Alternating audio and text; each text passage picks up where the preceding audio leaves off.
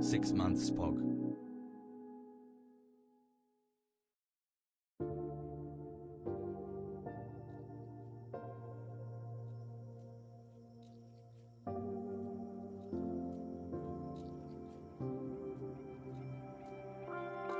PogU 13 months.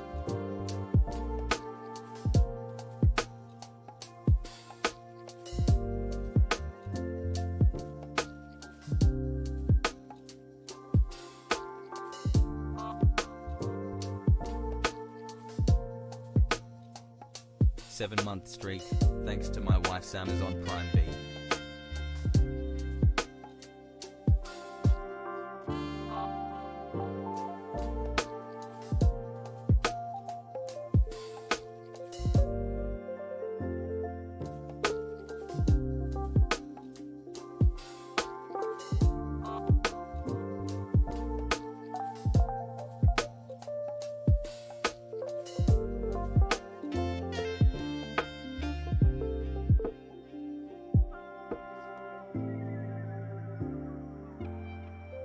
Oh, you've been getting me through the workdays. Thank you.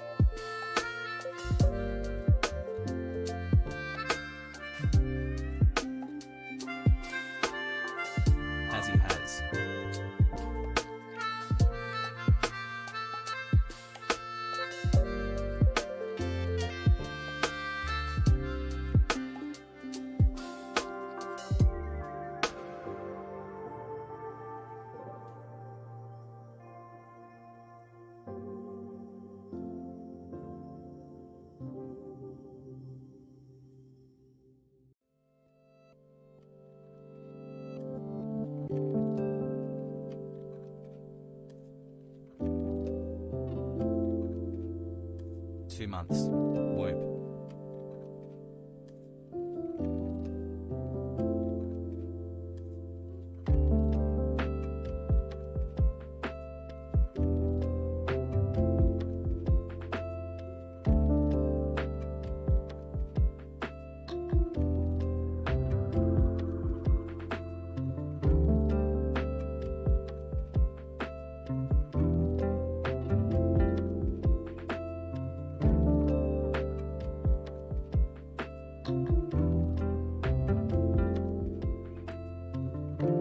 As drip.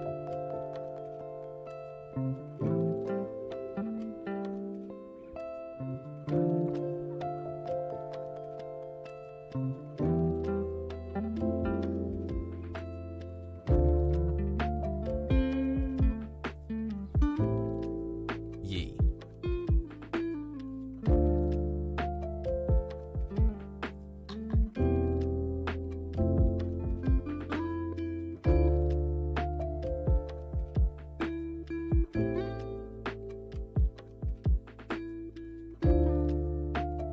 Me Earl now has drip.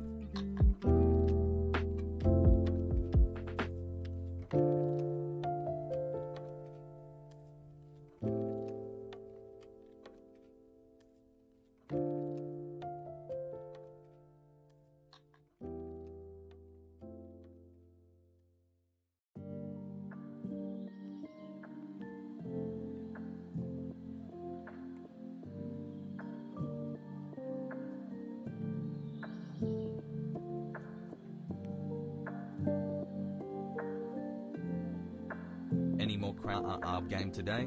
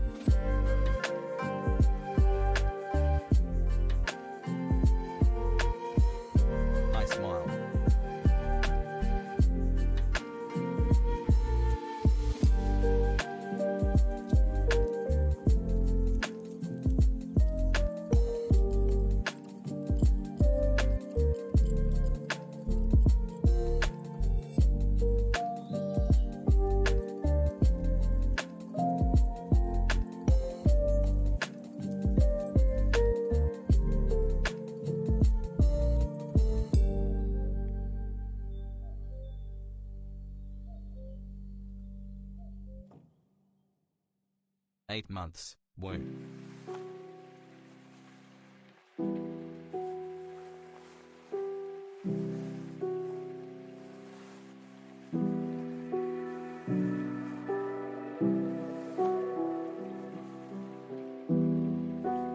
Sup peeps.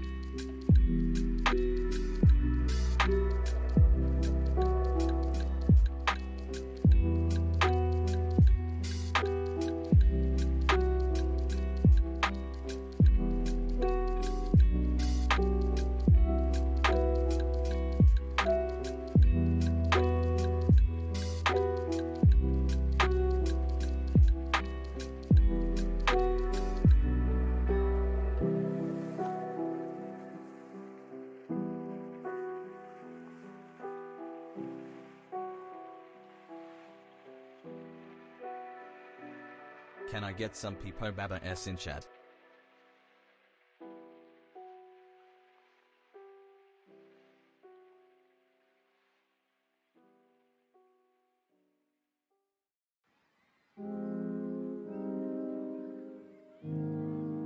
Love my streamer.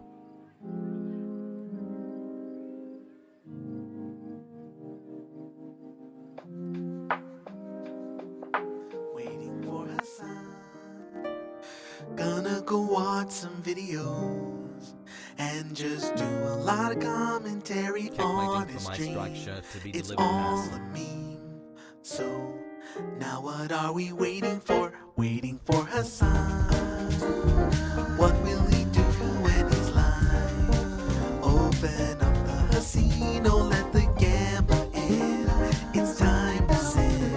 I bet we're gonna be sitting here waiting for Hasan. I used to come here for politics. Now I watch him game and yell at great names all day. God, how long have I been sitting here waiting for Hasan? Waiting for Hasan. Waiting for Hasan.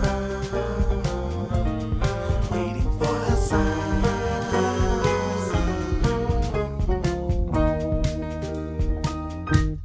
What's going on, everybody? Hope everyone's having a fantastic evening, a fantastic afternoon, a fantastic pre-noon, no matter where you are in the world. I'm Hasan Piker, and this HasanAbi broadcast coming to you live from sunny California, Los Angeles, folks. And we are live and alive once again on this beautiful 67-degree day in sunny California, Los Angeles. It's Wednesday, November 10th. 2021, and I'm actually right on time. It's 11:12.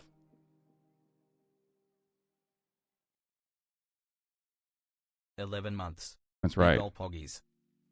And I hope everyone's having a great day today. I missed out on the hoodie, man. Don't you worry about a thing, baby. Okay?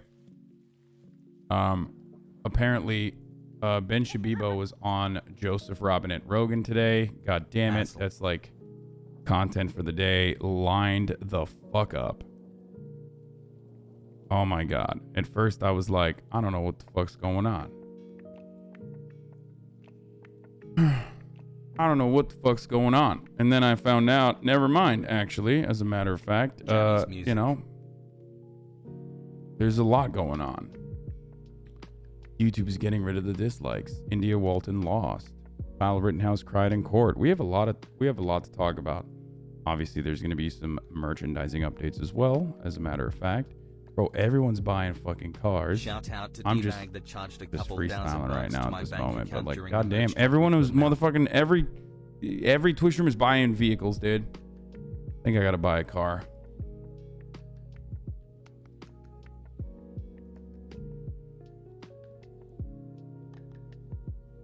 Cop the hoodie last night, thanks King Prince.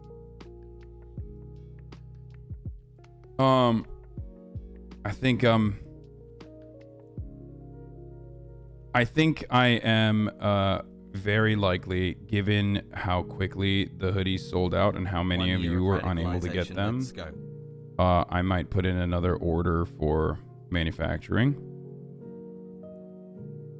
for the new and just like we wiped out their existing supply, so we might just make them manufacture more blanks just so that everyone can get some.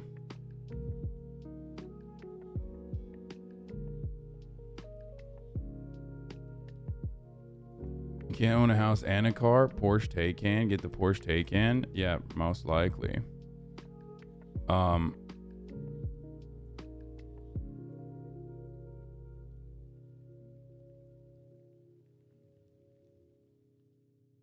I bought t-shirt. You watch clip. Good clip. URL scan will not reveal good inside. I bought t-shirt. What?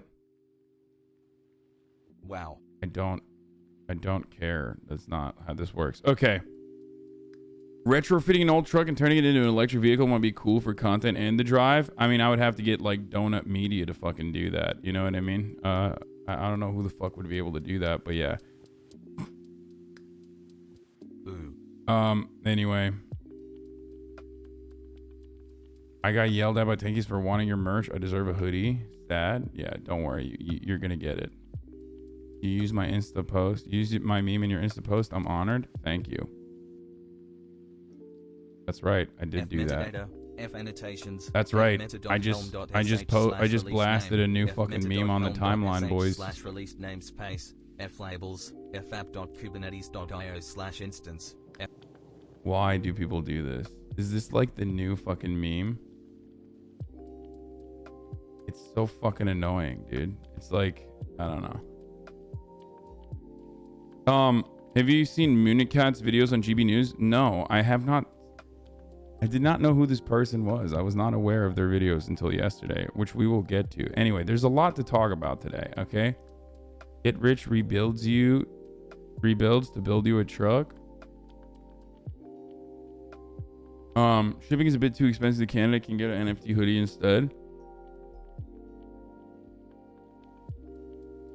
I saw a parked truck today at my local Costco selling Let's Go Brandon merch. It was glorious. I love that.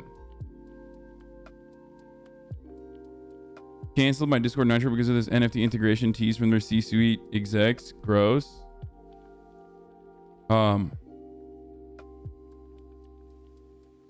you finish Elden Ring preview or at least watch network test? Dude, I was reading up. Oh my god, I'm fucking stoked for Elden Ring. I was reading up on Elden Ring, like, and what's going on. The hoodies are sold out. I know. I'm working on restocking them. Just calm down, okay? It's gonna happen. And the Thrill Can Kill shirts are not sold out, I don't think. I don't know why they're saying they are. Hold on. Dude, this is like a full-time fucking job.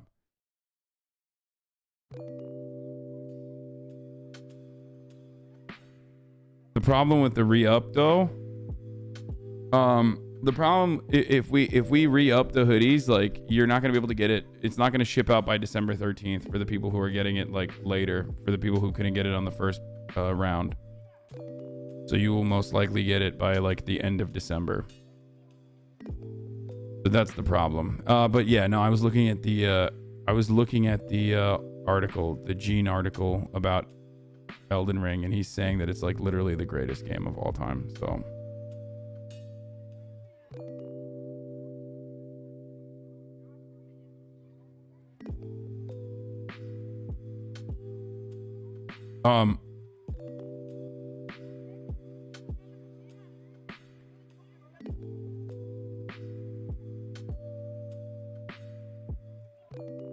Said the same thing about Cyberpunk?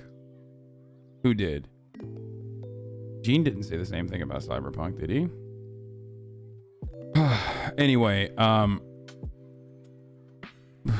fuck, dude.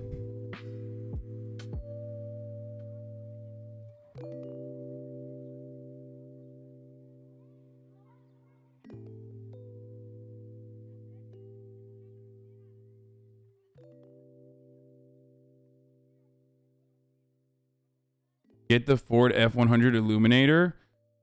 Yeah, I don't know what that is, but probably not. Okay, listen. This is part of the broadcast where I tell you a little bit about my personal news. I was obviously doing, as I always do, my podcast with Will today. We did an episode where we looked into like Gary Vee stuff.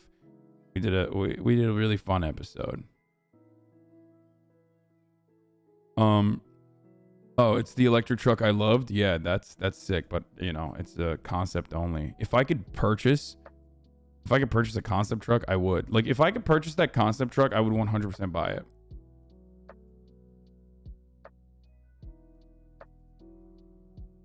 Is the podcast done in your house? No. The F-100 is the electric truck I like. Yeah, I want that. We should probably do a fucking thing for the hoodies. Like, I don't know. We should probably put like a notey for the hoodies, like that there will be restocked. It only seats 2 though. I don't give a fuck, dude. Are you hang drying your merch? No, I am not. I've been drying it.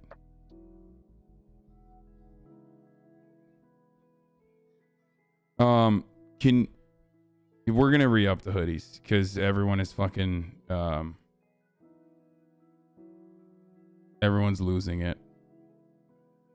It drives like a 2-door. It's like a 4-door that drives like a 2-door. Can you do a blue hoodie in the future? Well, we could technically release navy ones too. I don't know if you guys would fuck with the navy though. Like, if you want it immediately, you could get the navy. If you want the orange or the black or the charcoal, you can, and you haven't been able to get it in the first round, you can get like, it'll be a little bit later. It'll re-up a little bit later.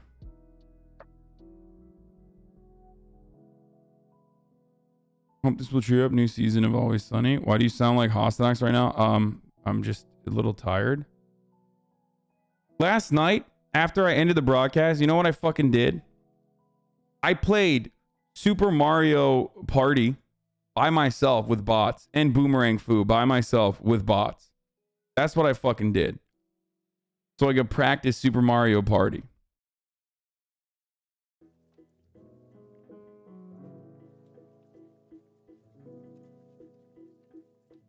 So that's what I did. That's what I was fucking working on. Can you do zip-up hoodies? No. That's not all I was doing. I've spent my entire life. I'm done now. I'm done with politics. It's official. I'm officially done with politics. I'm no longer a political streamer. I'm no longer a political commentator. I am full blown. That's why you didn't want to make the spreadsheet yourself? No, because it's fucking annoying to make the spreadsheet and I'm not very good and I miss shit. Anyway, the mods were like sending me info, like their information, and they couldn't like fucking all put it in one place because they didn't want to dox each other. So like they had to individually send me their details, and I was like, fucking Jesus Christ. Anyway, but I'm like I said, I'm no longer a political streamer. In my CRT law class, we talked about your union supply chain issue. Yeah. That's dope. Anyway, what I was gonna say is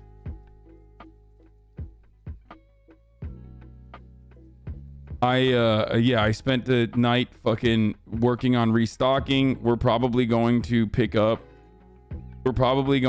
just re-up. Yeah, I mean, not probably. We're gonna re-up with Bayside, make them fucking pump out more like blanks, make them create more blanks so that we can actually get everybody hoodies that couldn't get it, especially people that are working. So don't worry, we're gonna re-up the same 3 hoodies as well.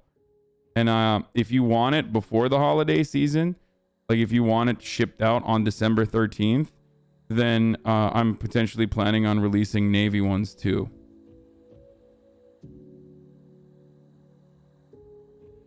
And I'll keep you guys posted on when we restock. Okay?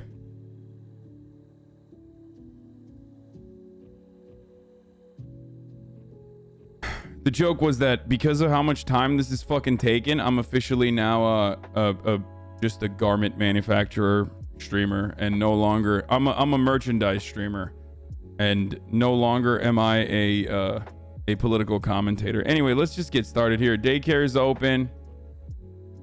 Kyle Rittenhouse cries on trial.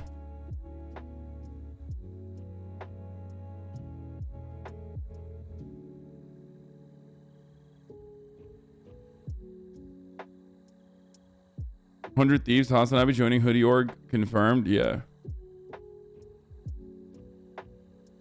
I'm a small business tyrant now, for sure.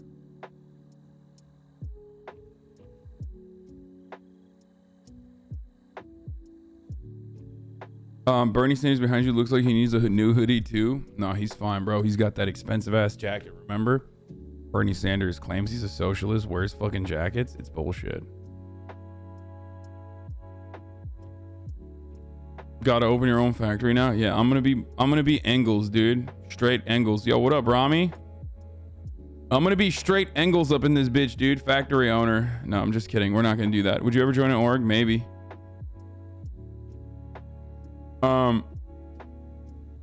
Any shot to play Forza Horizon 5 now that it's out on that good cussy? Potentially.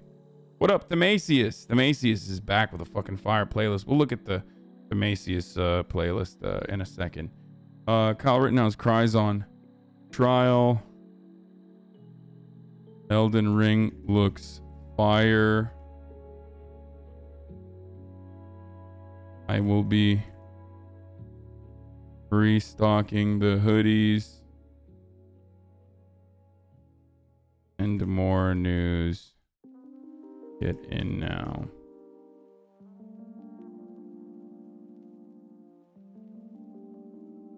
Okay. The teas are all still available, by the way. YouTube removed the dislike bar. Not that that fucking matters. I don't really care about that one.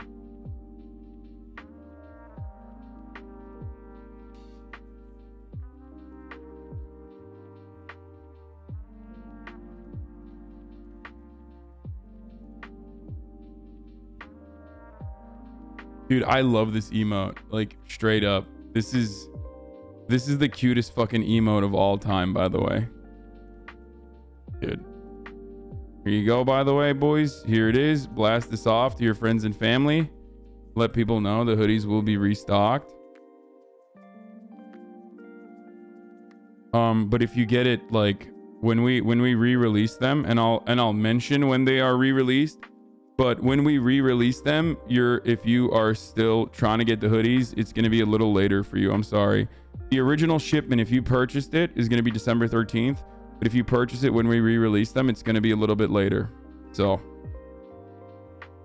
who made this? Made by PFC Blue Balls.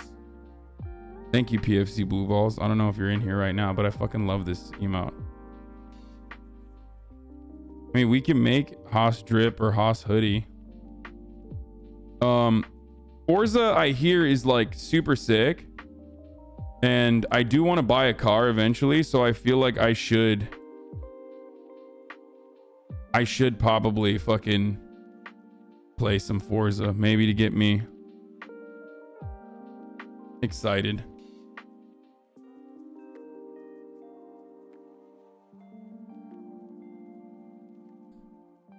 What is this?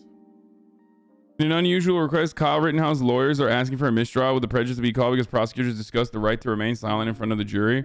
If the jury approves, Rittenhouse could not be retried for the crimes. Wait, what the fuck?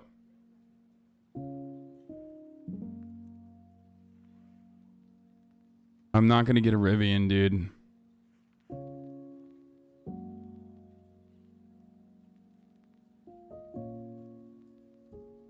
I forgot to mention Ben Shapiro's on Joe Rogan. Fuck. God damn it. I can't believe I forgot that. That's like the main fucking thing.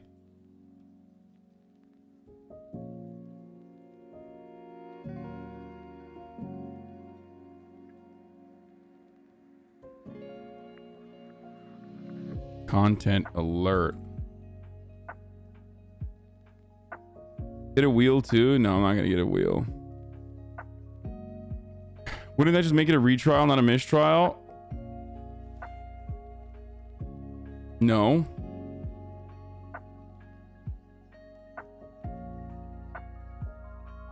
Forza Horizon 5 is on Game Pass. I don't know what the fuck that is, but it doesn't matter. I'll just buy it. It doesn't like. Pelosi just officiated an oil baron billionaire's wedding and they rented out the entirety of SF City Hall. What? The Getty wedding? Oh my god, of course she did, dude. Of course she fucking did. Nancy girl boss Pelosi. Of course she did that. I mean, are you kidding me? What, are you not gonna fucking do that? Are you not gonna do that, dude? Are you just, you know, if you're a girl boss and you're a gatekeeper and you're a girl queen and you're a slay queen, are you just not gonna officiate a fucking Getty wedding? Like, I don't understand. Let's take a look at this. Let's get started with this one. This is why Democrats will lose the election, the next 4 election cycles, says critic. Okay, that's fucking stupid. Absolutely zero motherfuckers are gonna. It is entirely dependent on how much. It is entirely dependent on like how much the news covers it. Ivy Getty's lavish wedding at Tobias Engel may have broken family curse. Oil heiress Ivy Getty wed tech entrepreneur Tobias Engel in a lavish 3-day wedding bash in San Francisco, in a beginning for the poor little rich girl who had a chaotic upbringing and lost her father to a drug overdose. I don't know anything about the Getty family and I do not care.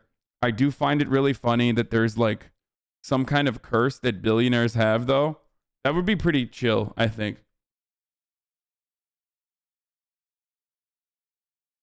Steam Deck got delayed.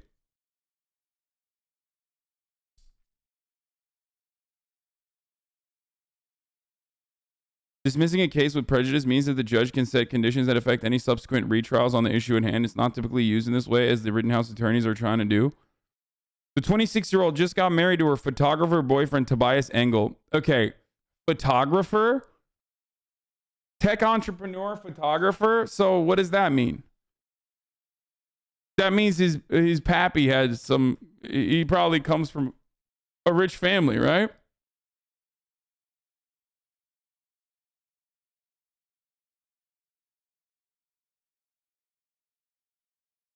Every rich person is a photographer, okay?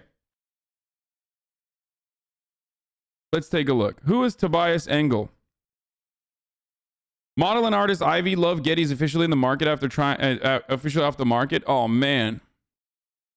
If you're an heiress from a billionaire family, then your wedding is going to be nothing less than extravagant. Ivy Love Getty is a great-granddaughter of oil tycoon J. Paul Getty. She married photographer Tobias Engel in San Francisco City Hall wearing an exquisite John Galliano. I don't care. Give me some fucking deets on this dude who literally looks, and I shit you not, this Tobias Engel dude straight up looks like a villain. Like, doesn't he just look like he looks like, you know, Macaulay Culkin's brother on Succession. Like, he just looks so wiry and wormy. Sizes medium through XXL be ready to. Sizes small will be ready to ship by February 1st.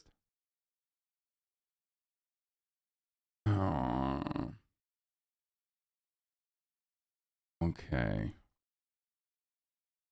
Okay. We're gonna... He's giving me Timothy Chalamet vibes a little bit.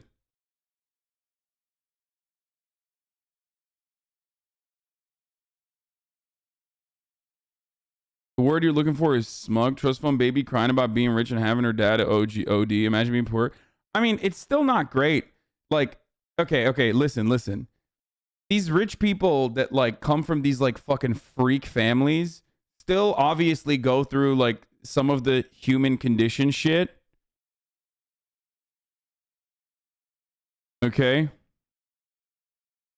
They obviously still go through it. Like, they go through, like, you know, I mean, having your dad fucking overdose on drugs and die is not great. You know what I mean?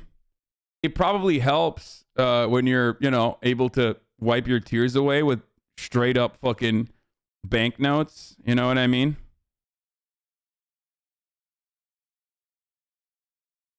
But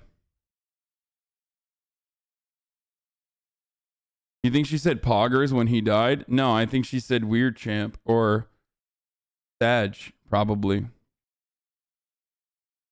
You are a loser, Ms. Kids. We hate you and you stink, Ms. Kids. We hate you and you are an L nerd, Ms. Kids. I mean, you're literally a child and you are calling yourself a child. Fuck you, Hasan, Ms. Kid. So I don't know what to do about that. He looks like a villainous spoiled kid. Yeah, I agree. Engel's great grandfather owned a factory and wrote a book with some guy named Carl. Wait, he's not related to, no, that's not. American flag banner. Not a real miskid, not a real miskid. Yeah. You'd think, but that dude is probably 35. Yeah, most likely. In a lot of instances, I always assume that like people who are posting like really fucking dumb things on the timeline are, you know, people who are posting dumb things on the timeline are like young kids. And then I am shocked to find out always that they're like not young kids, but actually straight up fucking, you know, like 30 years old.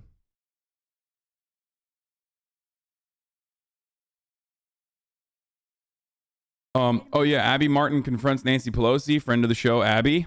We'll look at that too. I am banning you. I have a huge crush on you, person. I feel like you're creeping me out, so you're permanently banned now. Please deal with that on your own. You have been consistently asking to date me in the chat for the past couple of days.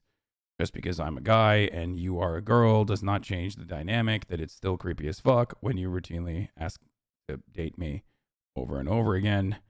Please re-examine that immediately. Okay? How many people have you banned? Thousands. Okay. Hi, Hasan. Going through a real hard time lately. Happy to watch you live again. Oh, sorry to hear that, man. So, okay. There are ways of asking me normal questions that won't get you banned. It's just like, if you fucking consistently ask to date me over the course of like 3 days, regularly admitting that you are parasocial and you want to date me, then, you know, that's different.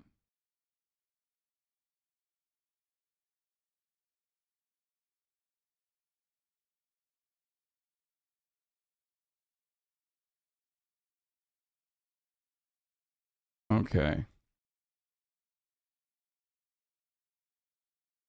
All right, let's do it.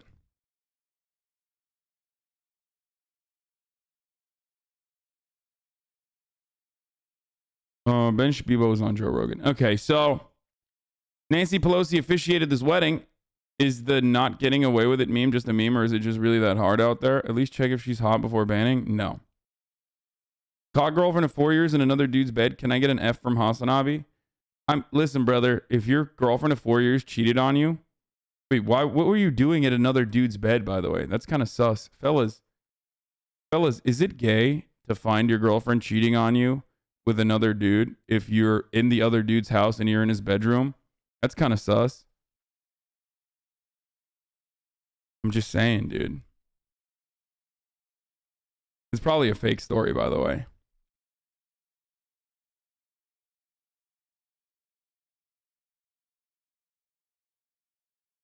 Do you have plans for hats, caps, and the merch store? Yes. Last night I was talking to my merch people. Okay, sorry, garment or apparel people, and we were having a conversation about like what some of the products are that I want to put out, and we were talking about hats, and they literally were like, "We are talking to the only singular one, okay, 1E1. Numero uno. Domestic manufacturer of hats that also is unionized. There's one. There isn't two. There isn't three. There's just one. Only one of these motherfuckers make hats that are unionized in the work and do domestic manufacturing. And like, the fucking problem is like, a lot of those places are much smaller, so they can't even handle it. Like, they can't even handle the demand. You guys fucking wipe this shit out.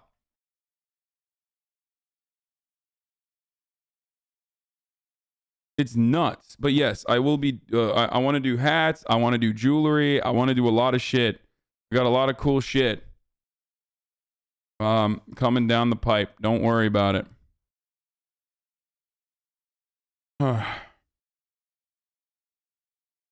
Heiress Ivy Getty's wedding was fit for a modern princess with maid of honor and Anna Taylor-Joy. What the fuck? Dude, this is nuts, dude. This is some wild shit. I'm just looking to see if there's any cute ladies in the fucking crowd. You know what I mean? Nope. What the fuck? Okay, what?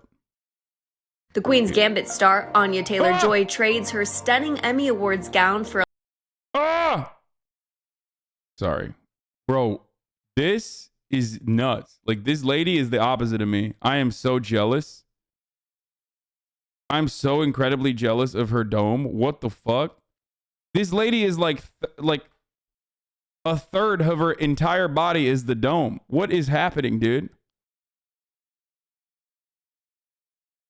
That's awesome. I'm not being rude. I'm jealous of the fucking... I am in awe of her dome. That's Alice. She's a PC music artist. Alice Longyu Gao or something. Finding out Anna Taylor-Joy and Cara Delevingne are like royalty. Is Anna Taylor-Joy royalty too? That wouldn't surprise me because she is Argentinian.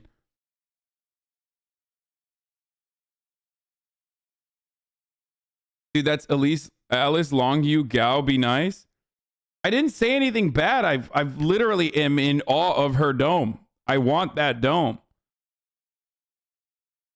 It's a dome fitting my body.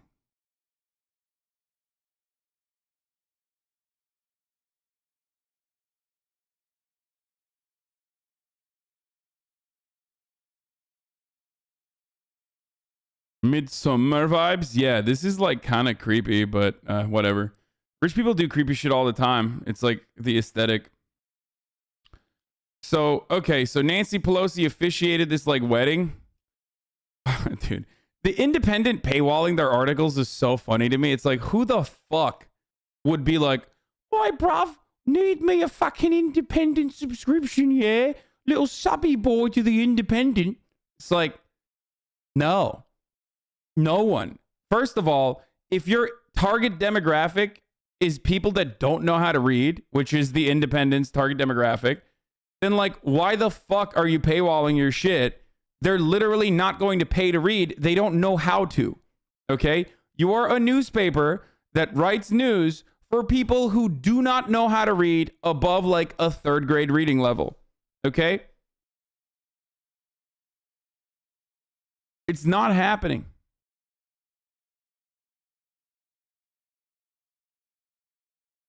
Oh, you got a license for that news reading, governor. You got a tele license. You got a news reading license for that. You'd like her songs, CVS store? Yo, fuck her. Now that I've gotten your attention, please do your Twitch Prime on HasanAbi so he can increase his wealth. Thanks. Yeah, please do that. If you would like. Have you covered Evergrande at all? No. Okay, let's get started with Kyle Rittenhouse fucking crying. All right.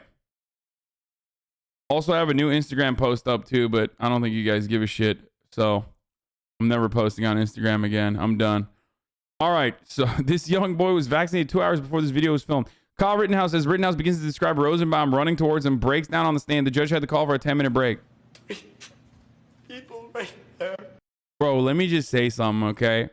First of all, this kid's a fucking demon. Straight up. One, I said this last year when this event took place. Obviously, he's like a piece of shit. I mean, he's a gigantic piece of shit. He's a murderer.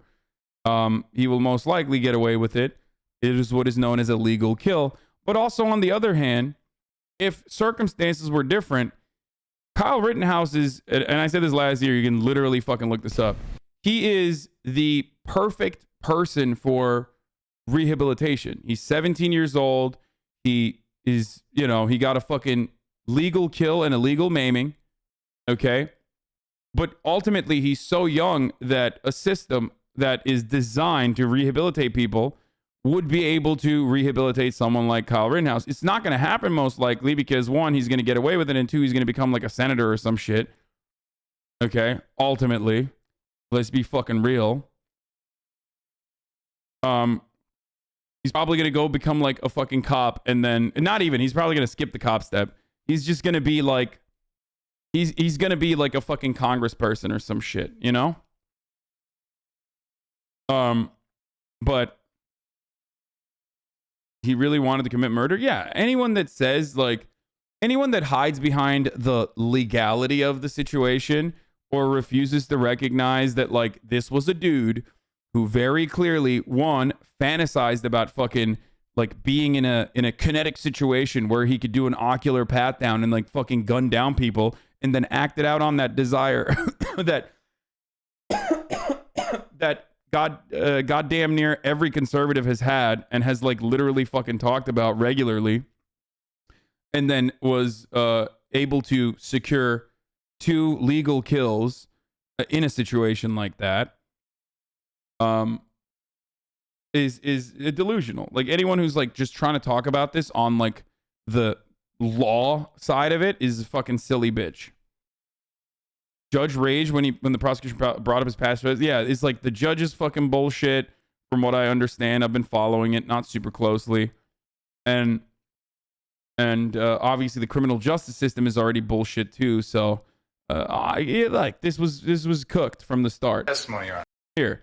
He tells, and from what I understand, the prosecutors weren't even that fucking good, ultimately. But let's watch Kyle Rittenhouse fucking cry on the stand, talking about how he, murdered people and like acted out on his fucking desires, which was to get legal kills. And I was cornered from in front of me with Mr. Zeminski, and there were. Hold on. There is nothing there. Like that doesn't show the actual fucking kill, but I just want to make sure that it's not.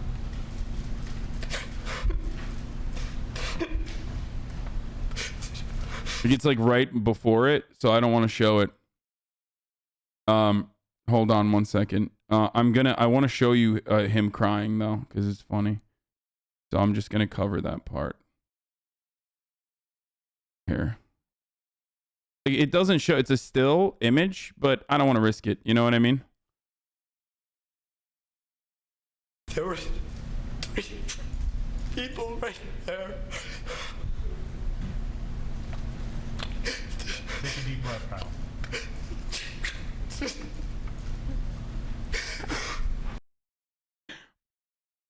He really looks like a pig. I mean, he's a pig. Like,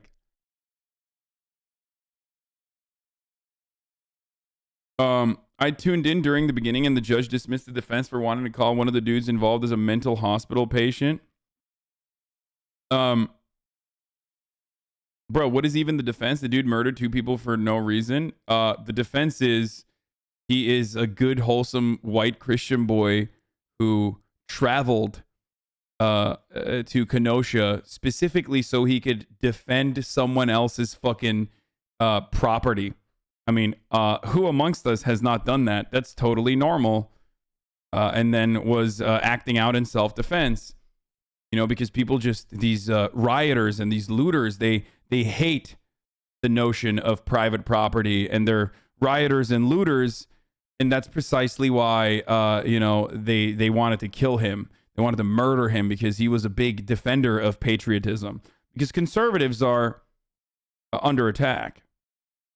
A lot of fucked up shit happened. He was also walking around lying about being a medic. No, I think he did actually. I mean, some people do that. They do bring like medical supplies with them. That doesn't change the reality that like, here's what you do when you want to fucking bring medical supplies to an active situation where shit could pop off. Not your fucking AR-15 that you're brandishing, and just the medical supplies. That's what you do. The medic was the guy he didn't kill but was shot. Yeah, like...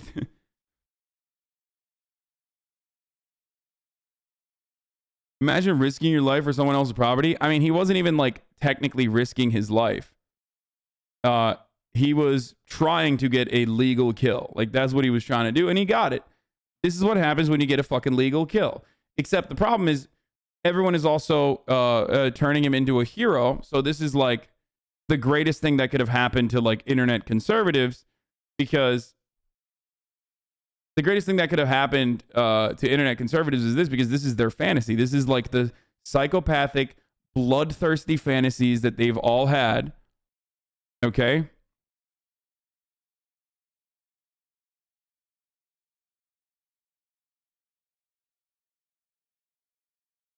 Reddit was going off the shelf, off on the self-defense shit, lol. He's crying without getting tears, is fake fuck. It doesn't even matter, dude. Like, it doesn't matter. It's like, this was a performance for the jury towards the end of his breakdown. Just before the break, he should have been most distraught. Check it out. He glances over. This was a performance for the jury towards the end of his breakdown, just before the break, when Rittenhouse should have been the most distraught. He was glancing over to the jury with very calm eyes. Prosecutor literally started by blaming video games and then threats of mistrial. Yeah, I mean, it was dog shit from top to bottom. And if any of you motherfuckers think that, like, in a situation where, like, a black nationalist, you know what I mean? Like a Pan-African black nationalist, like one of the not fucking around coalition guys, shot two fucking white people and traveled across state lines with a gun that he wasn't supposed to have on him and shot two white people. If you think that, like, the self-defense aspect would work, you are literally delusional. Like, you're insane. First of all, he wouldn't have been able to walk away. They would have killed him immediately. So, you know, cops would not be like, hey, here's some water bottles for you, sir. Thanks for all your good, sir. Thanks for your service, kind sir. They would just literally fucking murder him on the spot. Here's the clip of him looking at the jury. It's 100 times better.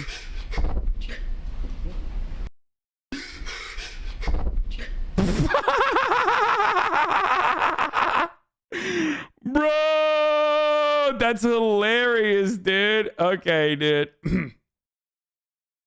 Like, this motherfucker is not a victim, and this motherfucker is not, like, distraught. He literally did exactly what conservatives openly fucking fantasize about on the internet, which is go to a fucking riot situation, okay, with your weapon and shoot. That's why Chris Kyle openly lied about killing looters during Katrina off the top of the Superdome. Like, these are, if you've been following hogs like I have for a very long time, you immediately knew what the fuck was going on, okay? You immediately knew what the fuck was going on. This is a guy who acted on the desires that so many fucking conservatives have.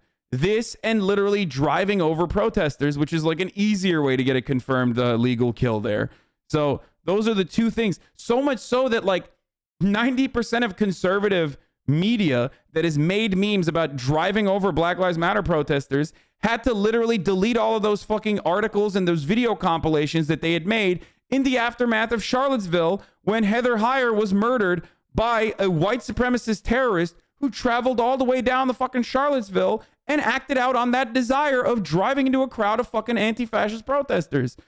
So that's it. That's the reality. That's how it works.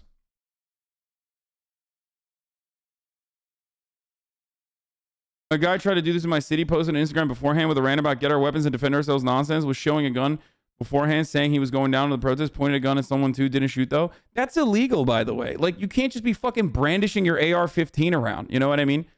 Just like you can't fucking bring someone else's AR-15 over state lines. I don't give a fuck if it's 20 minutes, you know, if it's just a 20-minute drive. Like, it doesn't matter. You're literally fucking violating multiple laws. So you can reduce it to the fucking self-defense argument till the cows come home, but ultimately, the reality does not change. It's unchanging. Where's the friend he called right after he killed a man to brag about it? If the Rittenhouse don't fit in house, you must acquit in house. What the fuck? Yeah. Motherfuckers be like, actually, technically, it was, you know, 23 minutes and 30 seconds of drive time, which all of a sudden it completely fucking, you know, destroys the argument that it's across state boundaries. Like, I mean, there's different laws in different states, and there are federal laws like the ones that Kyle Rittenhouse violated in an effort to get a fucking legal kill. And he did. Okay? Hold this L. Dude admitted to aiming his gun first. Wait, what? Hold this L. What L, dude?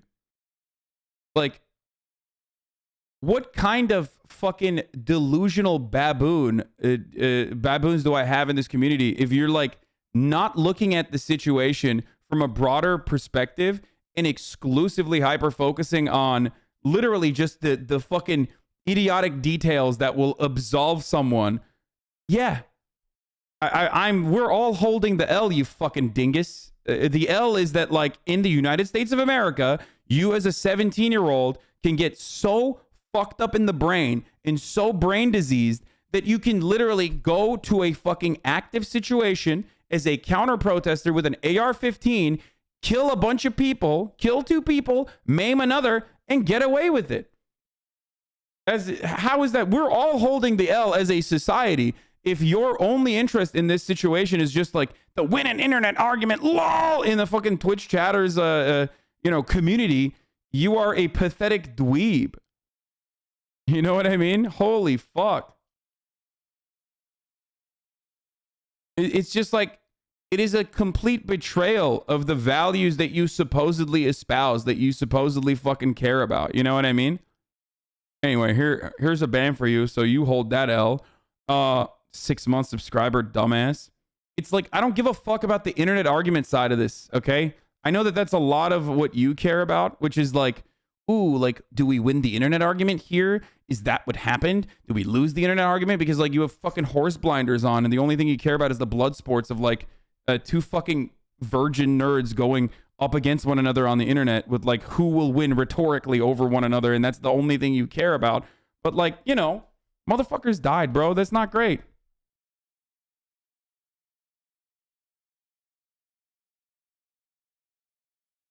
You're on Twitter all day. Look at yourself. I mean, yeah, I also, this is my job. Like, I don't know if you know that. Kind of like how I run the top of the hour ad break at the top of the hour at 12. Okay. And then I tell you that you can avoid those ads if you no longer want to see those ads. And if you want an ad-free broadcasting experience, that all you need to do is subscribe. You can subscribe for $5 or you can subscribe for free if you want to save your $5, because the hoodies are about to drop at 12 p.m. Pacific. That's right, I said it. We are restocking the hoodies. Then all you need to do is use your Twitch Prime. Yeah.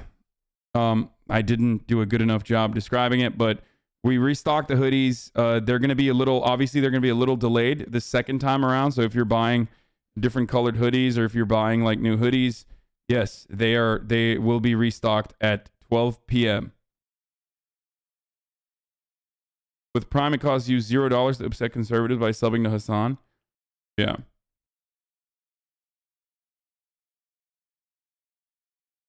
Yes, the hoodies are going to be restocking in 3 minutes, but the ad break comes right now. Okay, first of the day. By the way, this is how I know no one reads the fucking, no one, and I mean no one reads the titles. Because I changed my title secretly. I changed my title earlier, like half an hour earlier. I said, Ben Shapiro and Joe Rogan, hoodies are restocking at 12 p.m. Pacific at ideology.shop. and no one saw it. Not a single fucking person read that. Not a single person saw it. Here. We'll do one big blast so that people don't fucking miss out on it.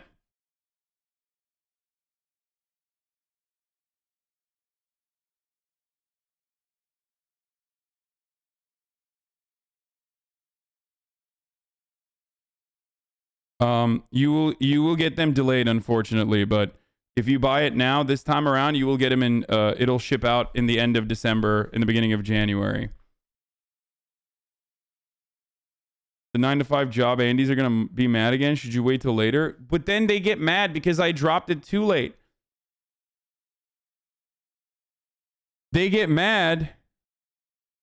Wait, this is a lie, right? There's no shot. Okay, you made this up. It's not on fucking StockX for $1,300.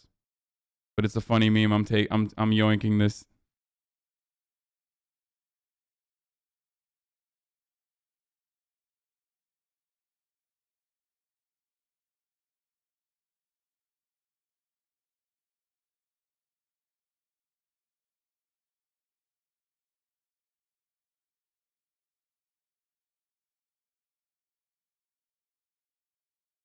I did it last night after people. I mean, first of all, they dropped it without asking me. Kind of the last time around, I would have like changed it a little bit. I would have changed the timing of it, but then you can never time the drop perfectly, and people are going to complain either way. Thanks for all your hard work getting the merch up. Yeah.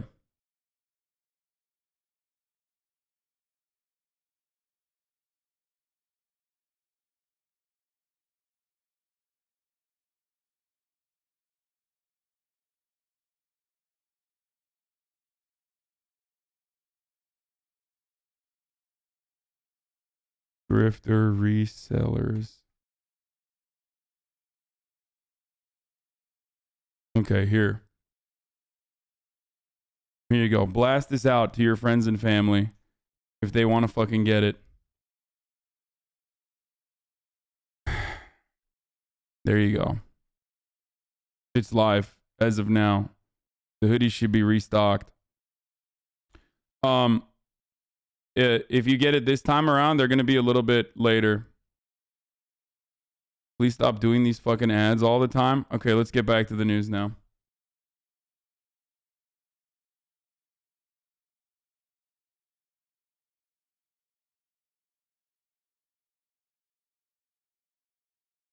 This is how you know the trial is cooked. Coming back from lunch, Kyle Rittenhouse's defense team argues that the prosecution is purposely aiming for a mistrial. Meanwhile, the judge's phone rings. The ringtone is Lee Greenwood's patriotic anthem, God Bless the USA. Oh, of course, dude. They're like, what? I have no opinion on this one way or the other. Fuck it, dude. Like, I don't know.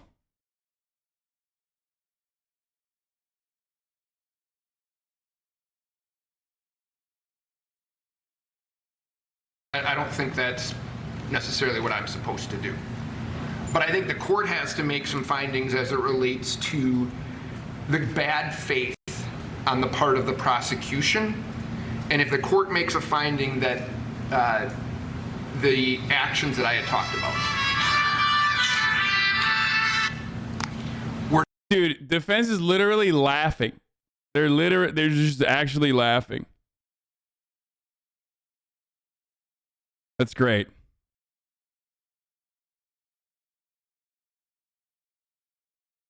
Were done in bad faith. He smiled. He's like, it's such a wrap, dude. This is such a layup. He's like, I cannot believe how much of a fucking layup this is.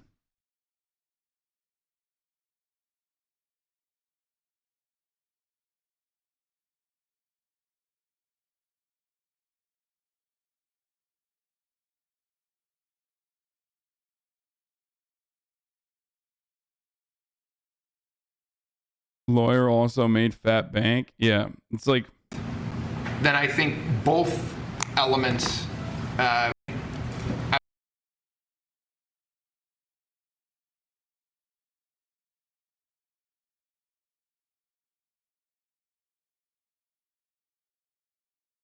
surprised the defense hasn't called up Joe Rogan on his expert opinion on this. They can argue self-defense or whatever, but what about his illegal gun? It literally doesn't matter. It does not matter.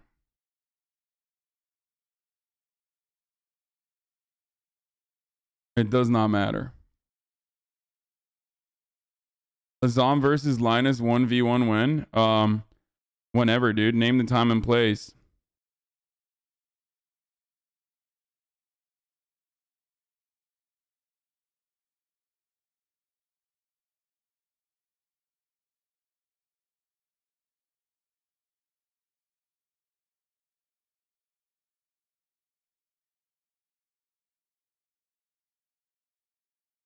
Why would they want a mistrial if they can get innocent?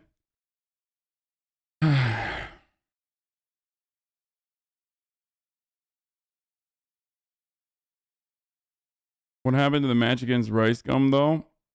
I used to be a LARPing ass Red Guard. What up, dude? What? Even if he's guilty of the gun charge, I bet the judge will just fine him. I mean, dude, it doesn't matter. It's just like, none of it matters. They're gonna fucking, he's gonna get away with it.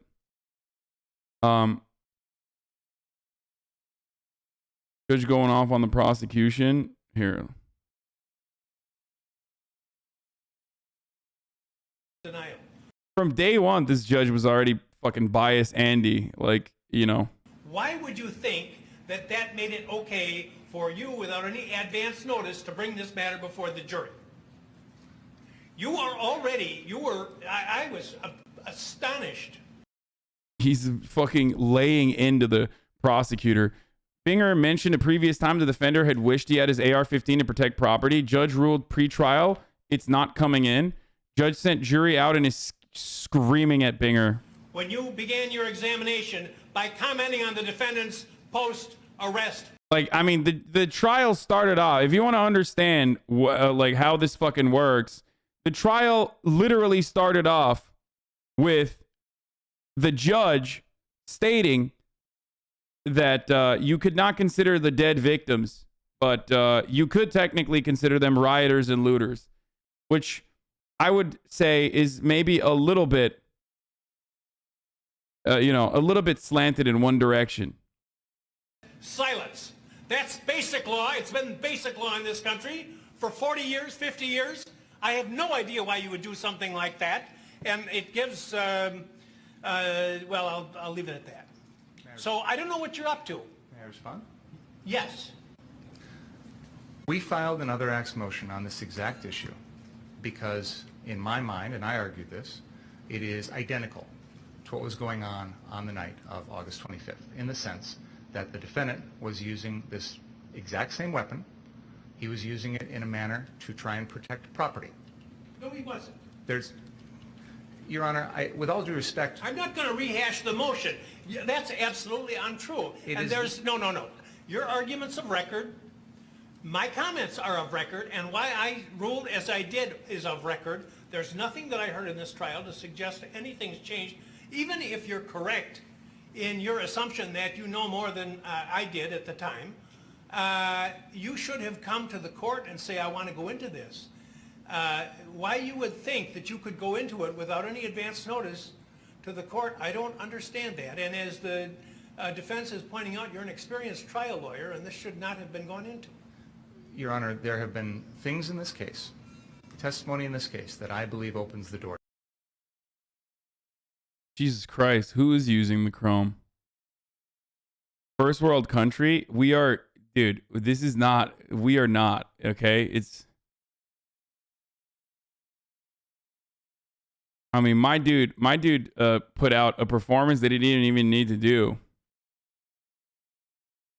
Pardon me? That was before the defense testimony. Don't get brazen with me. Don't get brazen with me, don't ya know?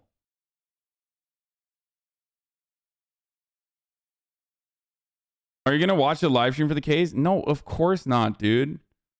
Of course the fuck not. Obviously, I'm not. And the reason for why I'm not going to fucking go through it is because I don't want to get banned. There's like a lot of fucking TOS shit in courtrooms. You know that already. I didn't do the George Floyd court case either, if you remember. I did it like briefly. We looked at it for like 3.5 minutes, and then I was like, I can't do this. You knew very well. You know very well that an attorney can't go into these types of areas when the judge has already ruled without asking outside the presence of the jury to do so. So don't give me that. That's number one. Number two, this is propensity evidence.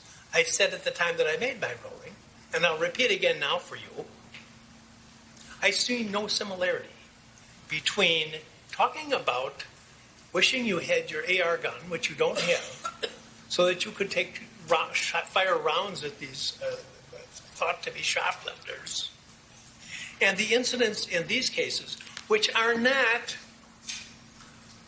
there's nothing in your case that suggests the defendant was lying in wait to shoot at somebody or reflecting upon the shooting for a vast amount of time. Every one of the incidents involved. Hasan made a limited supply of the orange hoodie, so I buy the black hoodie and then the orange hoodie once it's been restocked. Capitalist, without a doubt. Yeah, totally. No, I love that. Instead of like just having enough readily available at the time in a timely manner so that everyone could be happy and buy whatever the fuck they want to buy. I did this on purpose, dude.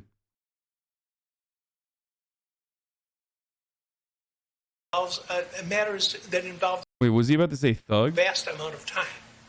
Every one of the incidents involves matters that involve seconds in time. So I commented at the time, I don't see the similarity, and I don't see the similarity now. If it's not similar, that's the whole rule.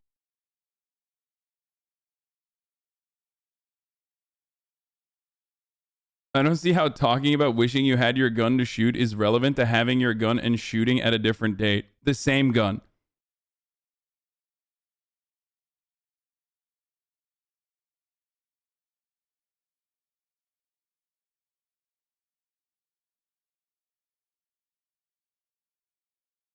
I can't access the site on mobile. Is that normal? Dude, I am not the fucking...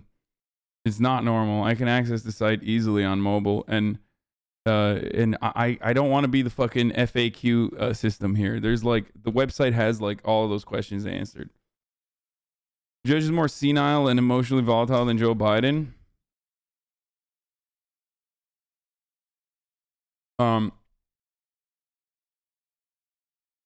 Go ask the contact us, all the questions you have, just reach out to the contact us portion and they will help you, okay?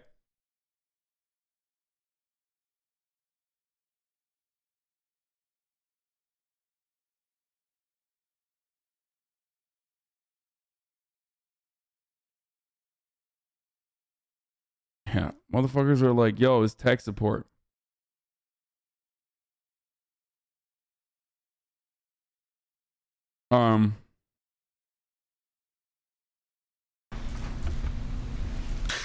That's what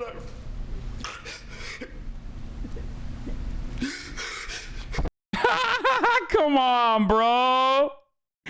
Come on, bro. That's what I run. We're gonna just take it. Time for our break anyway. Oh, you poor kid, don't you know? Let's see how the fucking Rittenhouse judge behaves when they're talking to the defense, though. Hold on, I'm gonna do a quick pre-scroll here, see if there's any blood or anything like that. Okay, no. Like, from what I saw, the prosecution was kind of doo-doo, but also the judge was, you know, it was heavily slanted in a certain side from the jump, I think. It's just, Well, yeah, I had made a ruling that the evidence wasn't coming in, and you decided that it was. If I could just respond to that briefly, Your Honor, I was about to say, I did not interpret your ruling as an absolute. We've had 3 state motions in the line. There was one in which we asked the court to introduce evidence that the defendant was at Pudgy's bar with Proud Boys, and you were clear that is not coming in. There was, You know, don't get into other subjects. Come on, what you're telling me, you're an experienced trial attorney, and you're telling me that when the judge says, I'm excluding this, you just to take it upon yourself to put it in because you think that you've found a way around it? Come on. if I may finish, Your Honor, I was about to say your ruling on our 3 motions and other acts motions was, there were some gradations there. You were clear The judge is trying to deny the prosecution from contextualizing Kyle's intentions while at the same time allowing statements from police about how cars were burning and buildings being destroyed. Good shit. I mean, what you just described right there is the exact same energy as not being able to fucking frame the people that died as victims, but also being able to call them and giving an allowance to call them rioters and looters. So it's the exact same energy. It's just that, like,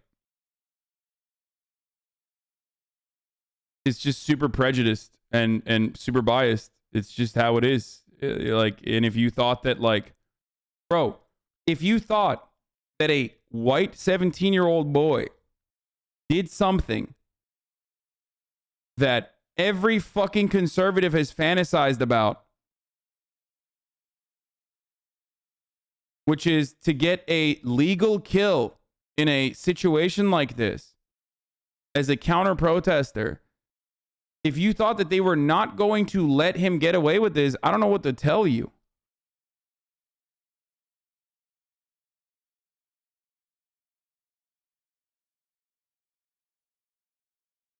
The judge legit looks like he wants to say, okay, fuck this. I just like the kid, okay? I like what he did. He walks. I mean,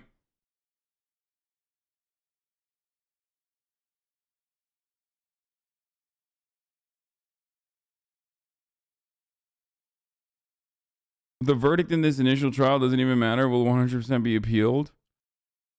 Bro, this kid is literally gonna fucking get away with it, okay? He's 17. They did a very good job of, like, hiding all of the prior things that you could use to, you know, build actively a character, like, that you could portray his character and his intentions, because ultimately the part of, like, the self-defense, that sticks. That's gonna stick. If you can't talk about the prior convictions that this person had, not like legally, I'm saying the reason why he was there, you're never going to be able to fucking do anything with that case. Like, his goal was to put himself in a situation like this so he could fucking go and shoot people, and he did. It is a very common conservative trope. It's a very common conservative fantasy. It's a very common conservative desire, and he acted out those desires perfectly. Now, not only that, but the really scary part about this is that this is a super fucking common threat. So now you have other people who are going to behave in a similar capacity, okay? You're going to have other people behave in a similar capacity, knowing full well that they will be hailed as heroes in the end, and can get like a fucking a book deal out of it instead of criminal punishment. I can't wait until you give me a reason to shoot tactic. Yeah, exactly.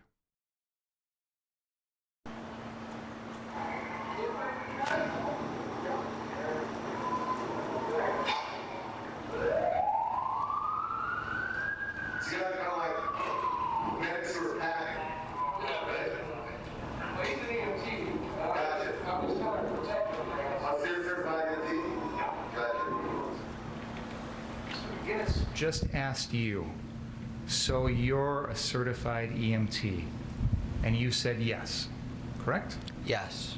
That was a lie, correct? I'm not an EMT. You're not a certified EMT. You're not an EMT of any kind. You weren't on that night, correct?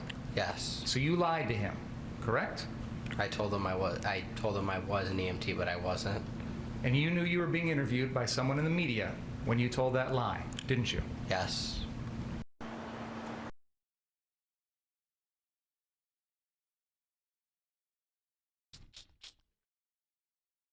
That was the judge's ringtone? I thought that was someone in the jury's ringtone. God bless the USA.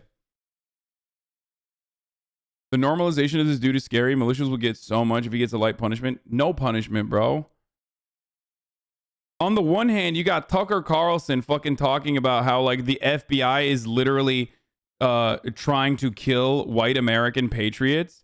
And then on the other hand, you have, you know, the actual criminal justice system allowing white conservative kids to just, like, go and fucking murk people as long as it's like as long as they can establish that they are unsafe. knowing full well that they're putting themselves in an unsafe environment, like personally, brandishing a weapon, and absolutely getting into a situation where like they are going to have conflict.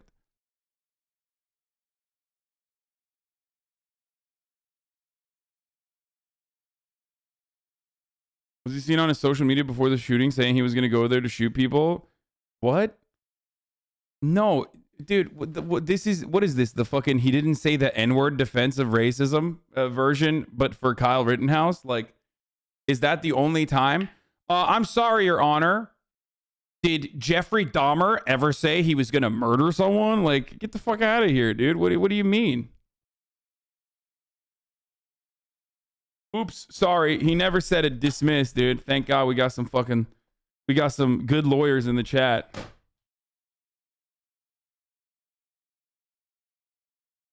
Epstein is innocent, dude. Yeah. Wait, what did Hell Dude say? The Hell Dude back with another correct legal analysis. I previously said he was going to walk, but I admit now this was wrong. The jury is also going to award him $5 million in damages.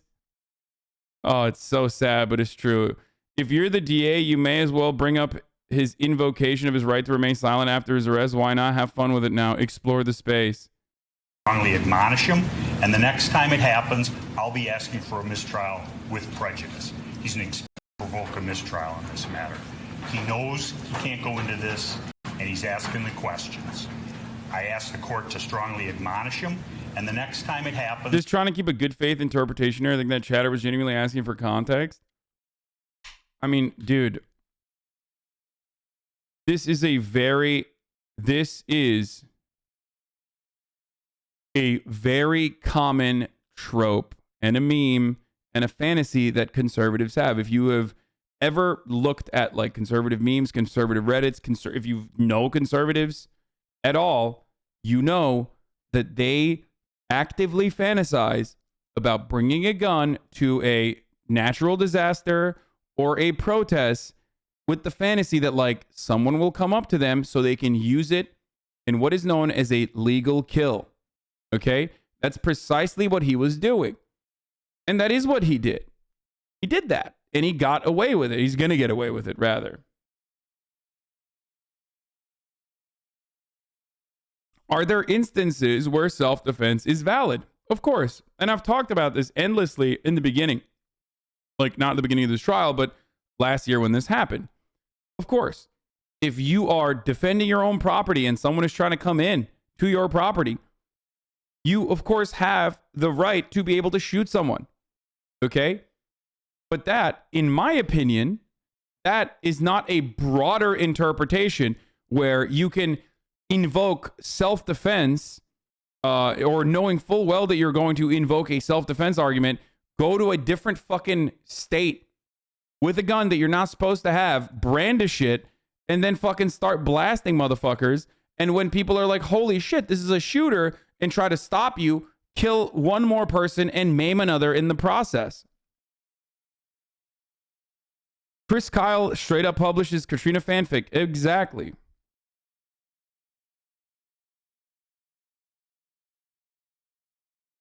The video not being allowed to be shown is literally Kyle the day before saying he would shoot protesters if he had his gun. Does anyone have that video? Has anyone seen that video? I would like to see that video. I didn't even know that there was a video like that.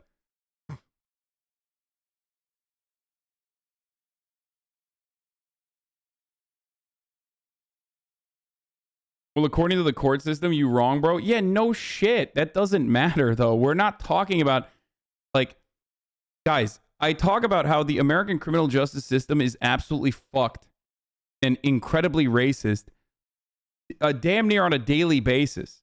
So if I'm doing that, like, why the fuck would you think that that opinion would magically change and all of a sudden it's infallible for like a brief moment? You know what I mean?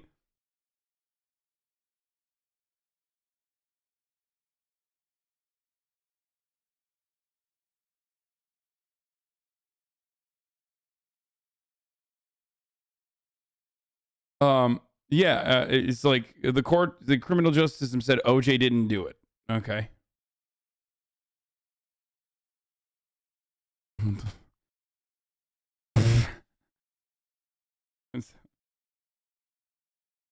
You scroll to the bottom of this Washington Post article. Oh my fucking god! I don't have a WAPO. Oh, I don't have. Hold on.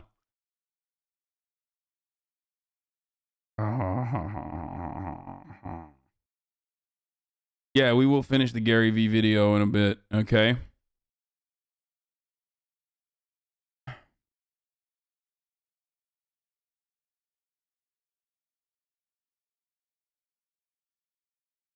Add a dot to the end of the URL. I don't think that's going to work. I feel like the websites know that trick now.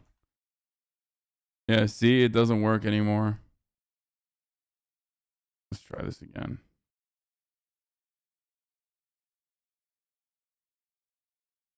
Oh, come on, Wapo. Oh, there it is.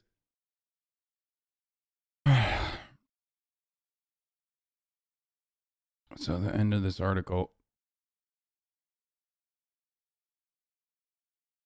While generally respected, Schroeder is not universally loved and has been accused of overstepping his authority. He once ordered a woman convicted of shoplifting as a part of her sentence to inform an employee of any retail store she entered that she was under supervision for theft. The Wisconsin Court of Appeals later avoided that element of her sentence.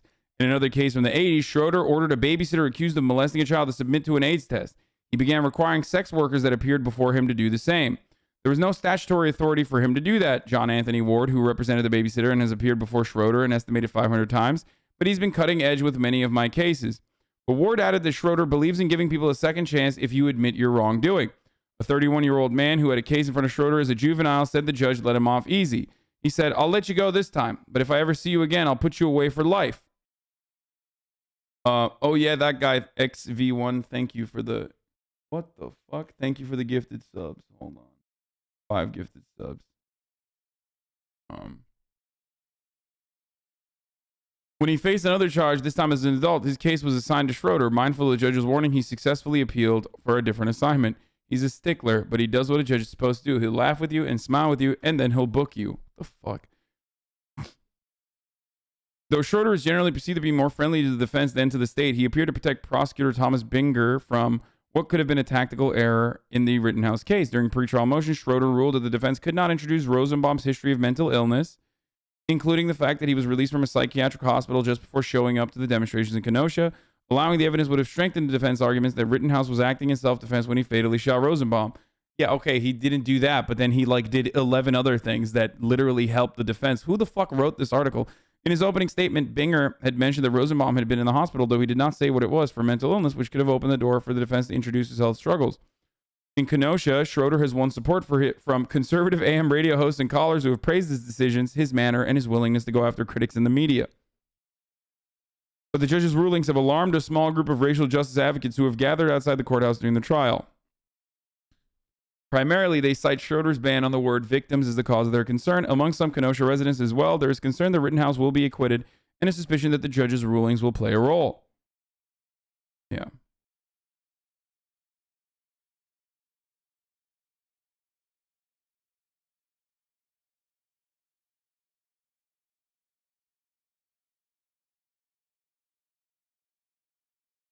Kyle Rittenhouse dreamed about shooting people days before the Kenosha video.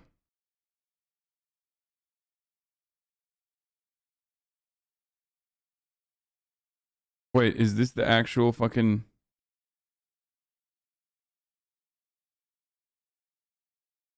Oh. It looks like one of them has a weapon. She hung up.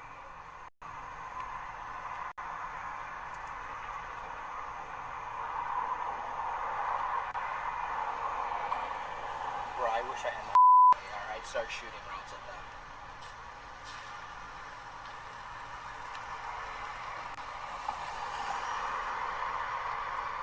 That's interesting.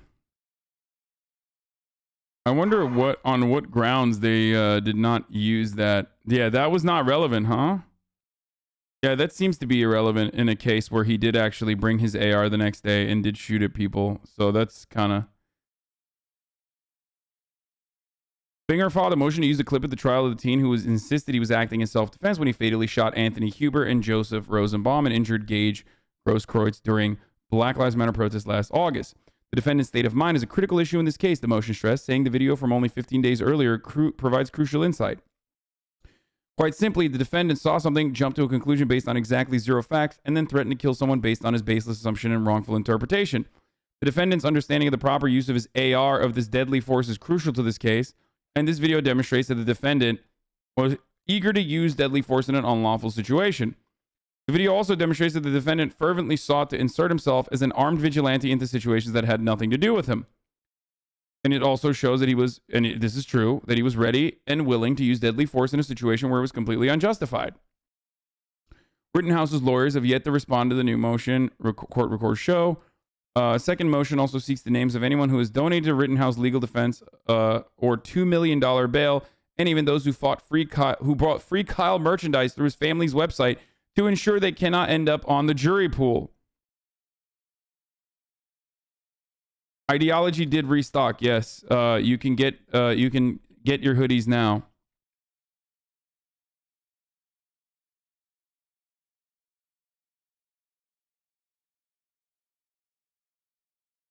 You will get them a little bit later than the people that were able to get them yesterday, though.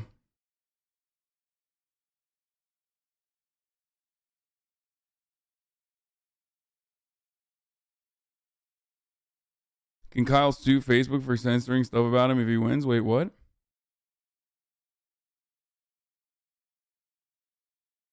Rittenhouse's murder case is now thrown into a jeopardy by mistrial bid. You made it sound like that's Kyle's merch. Free Kyle?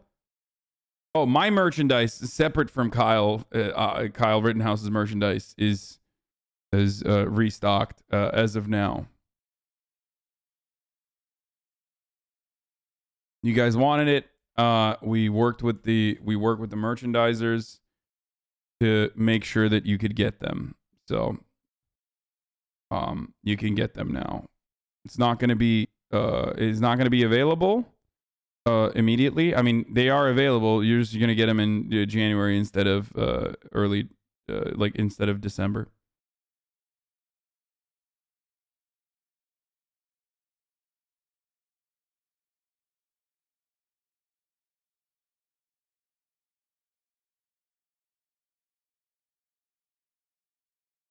Anyway.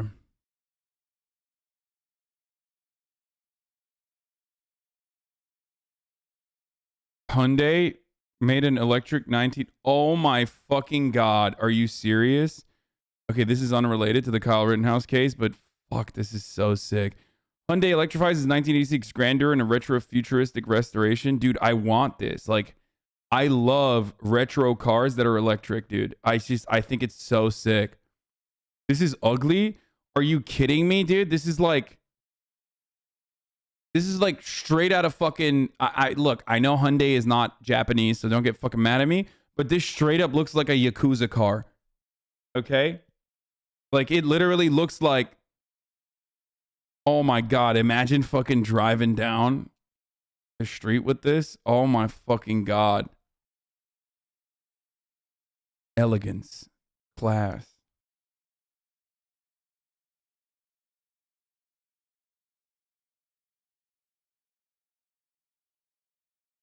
If I have this fucking car, I'm John Wick. Nobody can tell me I'm not. Yeah, literally. That's the no bitches car? Yeah, right. Just like the fucking merchandise is the no bitches merchandise, right? Hyundai isn't Japanese. No way, dude. Dude driving that's an IRS agent that gets in the bar fights after work. Yeah, this is like X-Files, dude.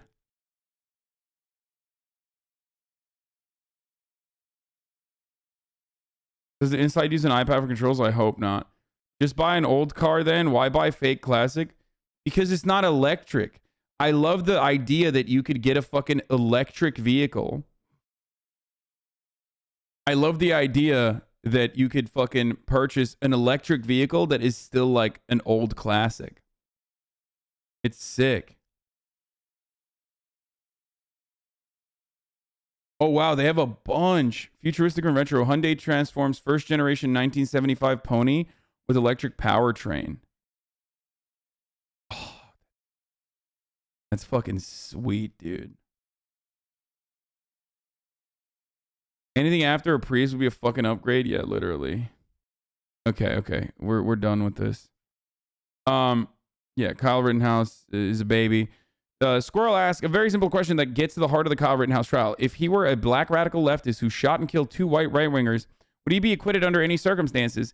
Anyone who answers yes to that question is knowingly lying. We literally have this, by the way. This is not a hypothetical. And it doesn't even have to be a black person. It can be a white anti-fascist who shot and killed a Proud Boy. Okay? A white supremacist Proud Boy who was fucking literally threatening other people with bear spray and like spraying people. He shot and killed a Proud Boy in Portland. Donald Trump literally had him assassinated. Okay? Donald Trump had him assassinated by the marshals and then flexed that he had him assassinated. Not allegedly, motherfucker. He literally said it. He's like, we're going to deal with him. We're sending the marshals, deal with him. And then they did. They dealt with him. They murdered him. And they lied about how he had a gun at the time when he was murdered. And it came out immediately that that was a lie. Like, do you not remember any of this shit? Michael Rennell, Portland. Motherfucker did a Vice interview. And then 2 days later, marshals fucking jumped him, basically. They came up and just unloaded into him.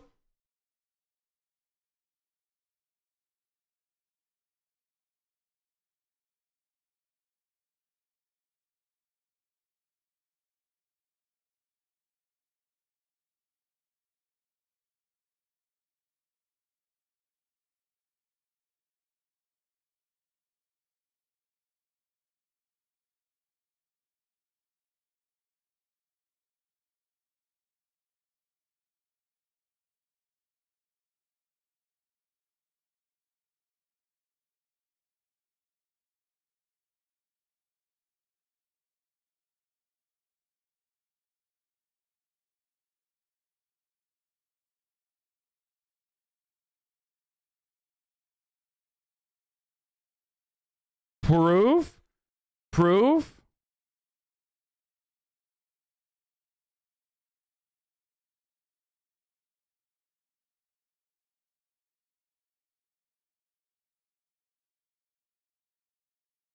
Even thinking about this would get the trial stage defies belief. He'd have been taken down by cops in record time, unlike Kyle. The person who shot and killed the right-winger doesn't have to be black. Oh, never mind. They already posted it. Look, yeah. Hey guys, remember when Donald Trump openly fucking admitted to this and flexed? 2.5 days went by, and I put out, when are you going to go get him? And the U.S. Marshals went in to get him. And in a short period of time, they ended in a gunfight. This guy was a violent criminal. A lot of them out there. And the U.S. Marshals killed him.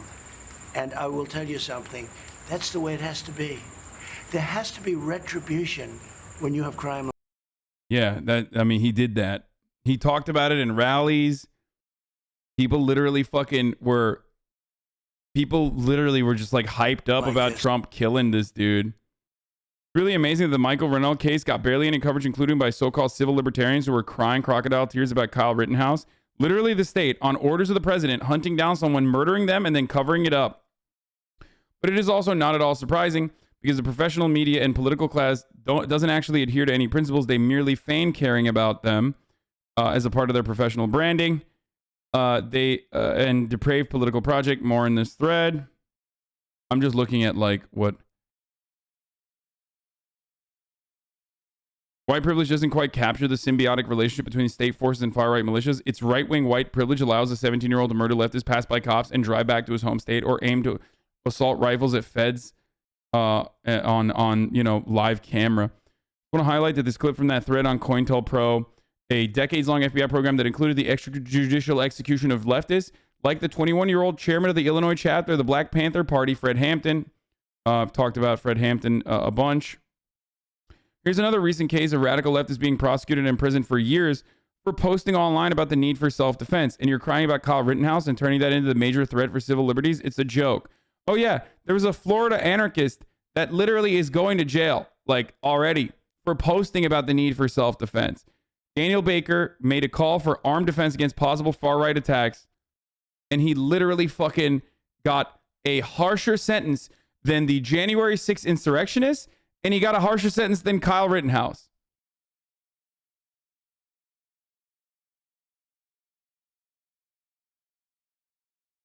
squirrel tweet thread without mentioning Chomsky. Impossible difficulty. Yep.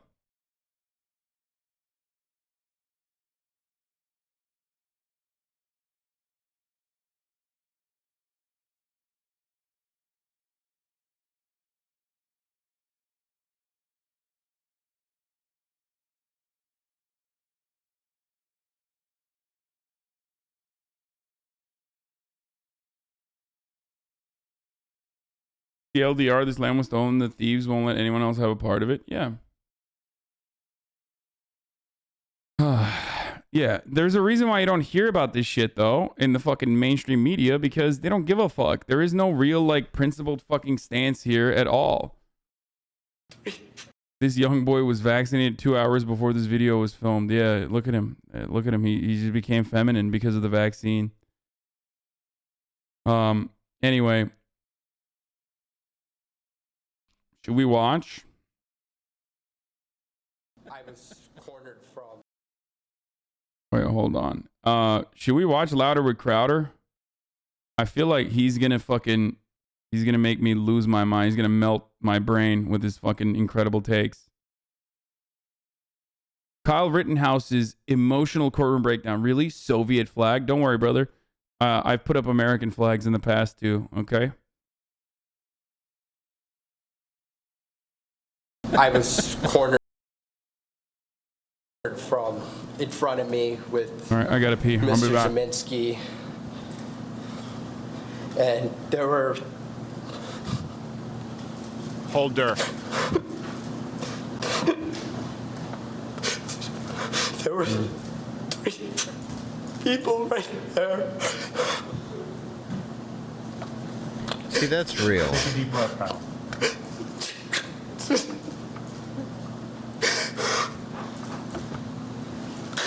That's what I.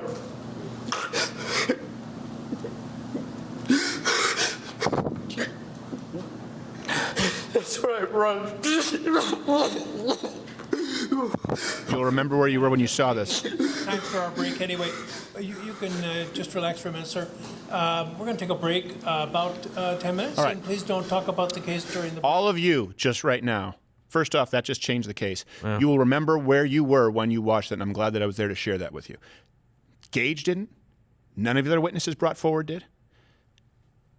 Look, the kid's not a professional actor, and I don't think that's an Academy Award performance if he is. That's a kid who was overcome with emotion. And again, you're talking about a kid who was there to put out fires, to provide medical assistance, who was there because he saw a town on fire. And genuinely feels bad that he hurt somebody who was trying to kill him. Yeah. Yeah. You know who doesn't feel that way? The ear gauge guy who didn't care at all, who sat there with dead eyes like it was no problem. Well, not only that, but you know who doesn't feel that way? The person who runs up and points a gun at somebody who was not violent toward them. The person who puts on a mask and runs out behind a car screaming, "F you and I'll kill you," when they weren't aggressive towards them and corners them. Or attacks people smaller and weaker that are turned around. Right.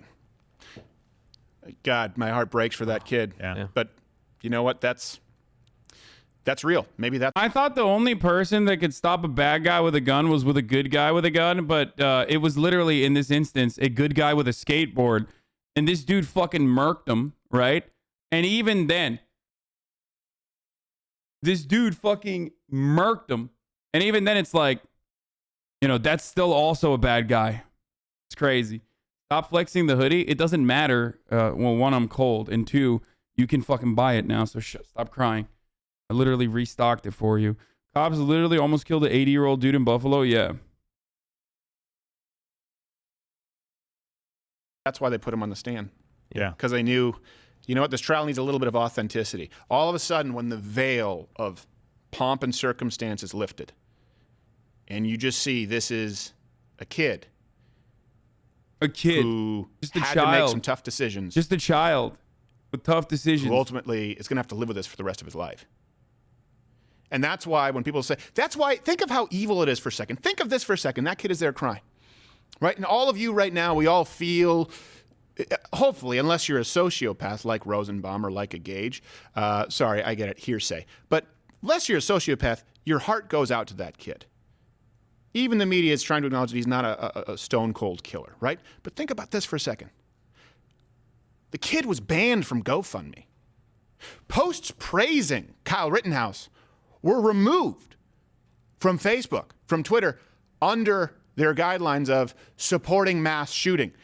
They were caught videotaping the jurors this week. They're trying to dox the jurors. Here, do we have that clip of them? Here you go. Here's the judge talking about they were caught trying to pressure the jurors, to try and slant the jury. And you wonder why people on the right say that the left hates the United States of America. What? They hate due process. They hate the right to self-defense. They hate the right to free speech. And in this case, with one simple act of trying to videotape the jurors and make it public, they're infringing on all of those. The First Amendment, the Second Amendment, not to mention due process and a fair trial. Here is the judge talking about it yesterday. This morning at the pickup, there was someone there and was video recording the jury, which the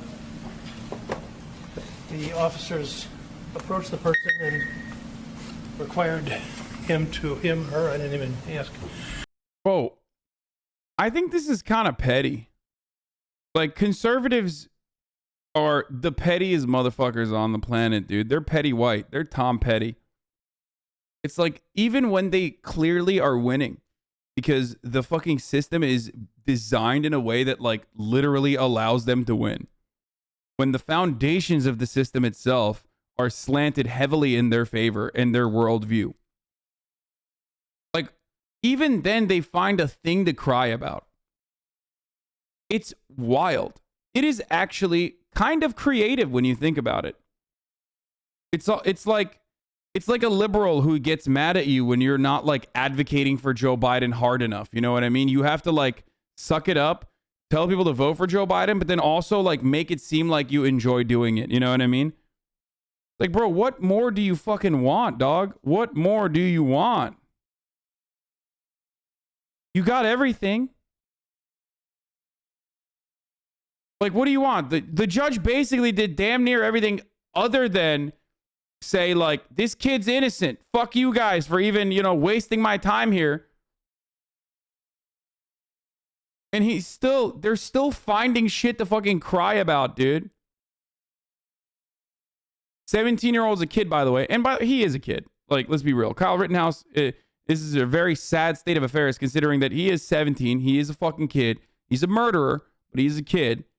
But that very same empathetic language is never extended to victims of police violence when they are black by conservatives. We know motherfuckers will literally, even in like the impartial or rather liberal mainstream media, when people talk about like 12-year-old victims, 13-year-old victims, 14-year-old victims, a 13-year-old man, 14-year-old man, 14-year-old black man. I've heard Sean Hannity literally say that.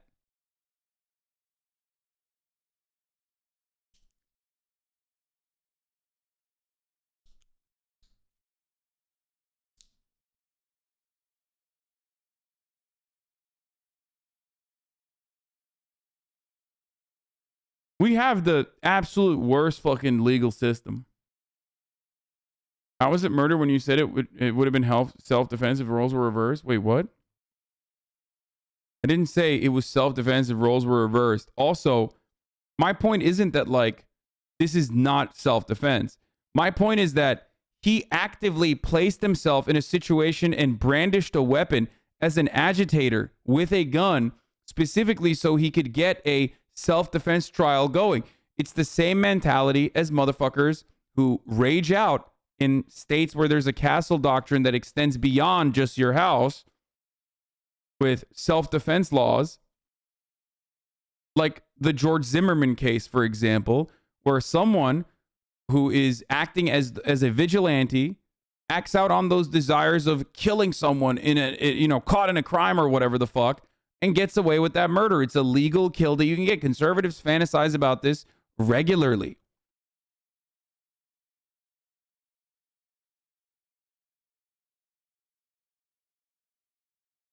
Tamir Rice literally brandished a weapon while an officer was pulling up. That's bullshit. Tamir Rice had a toy gun and was 12 fucking years old. How the fuck? And got shot from inside of the cop car. How are you gonna fucking act like that was a normal situation, dude? Tamir Rice was a 12-year-old child who had a toy gun. That's insane.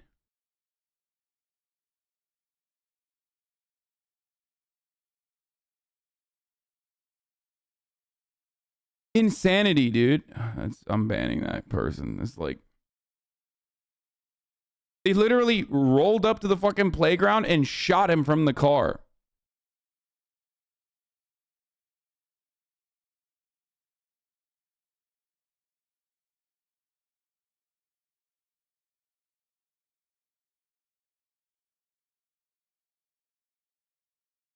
Some of you don't know any conservative people or are conservative if you're defending this, and it shows. Like, it's just obvious. Like, if you've never seen a conservative fantasize about murdering, like, rioters and looters, whether it be a natural disaster or a protest, you just don't know any fucking conservatives. It is the most common conservative trope, so much right there, right along with driving through a crowd of protesters. So much so that nearly every single conservative media outlet had to delete their compilations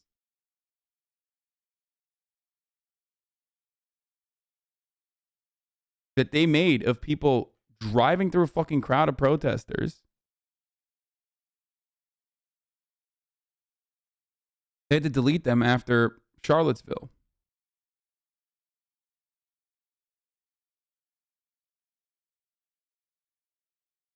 Prosecutor right now exposing that Rittenhouse's cover story doesn't add up. Second to last clip on the thread.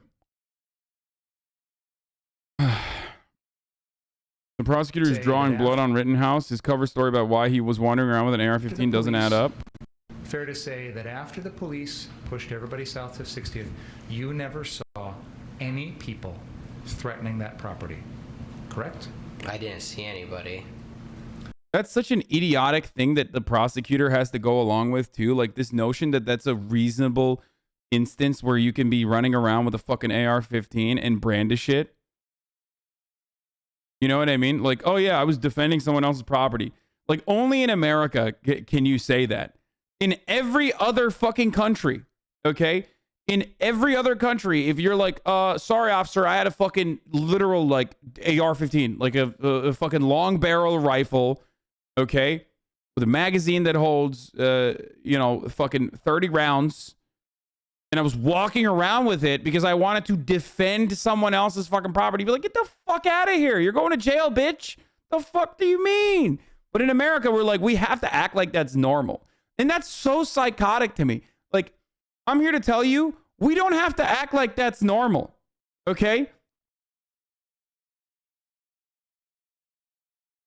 It's wild that, like, we have to play make-believe amongst ourselves to make it seem like someone could just be like, I'm a 17-year-old, I have an AR-15, I'm not supposed to have it, but that AR-15 that is, like, capable of fucking murking multiple people, okay, with ease, that gun I'm not even supposed to have, I can go over fucking boundaries, state lines, and protect someone else's property, and we have to go along with that. Like, that's a reasonable fucking thing to say.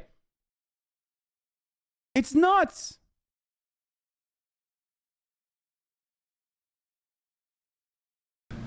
And your goal that night, you took it upon yourself to protect the 59th Street property, correct? The owners asked. Sure. But you were going to station yourself at that property to try and protect it from damage. Fair? Wait, the owners asked? Isn't that a lie? Didn't the owners literally say that they did not ask? Am I wrong? They fucking didn't, right? That's a lie, isn't it? They literally said that they didn't they? The car source locations, yes. And once the police had pushed everybody south of that, there was no more danger. At that car source location, yes. Okay. So Why not go home at that point?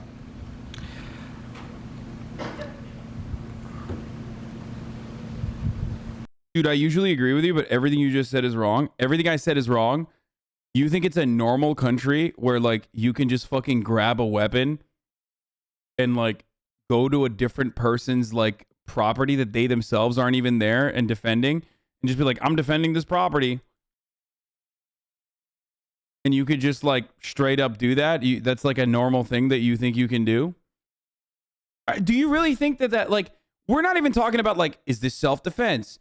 Is this not self-defense? Like, does Kyle Rittenhouse deserve to go to jail? I'm not even saying that. But the underlying premise that we have to abide by, that we have to be, we have to behave as though it's like normal, is the notion that a 17-year-old can get a fucking, an AR-15, drive across state borders, doesn't matter if it's 20 minutes away, and literally sit on someone else's property and be like, I'm defending it with my gun, and brandish it. You know what I mean? I'm just like, this is the fucking, this is normal. Like, that's insane to me, okay? It's fucking insane.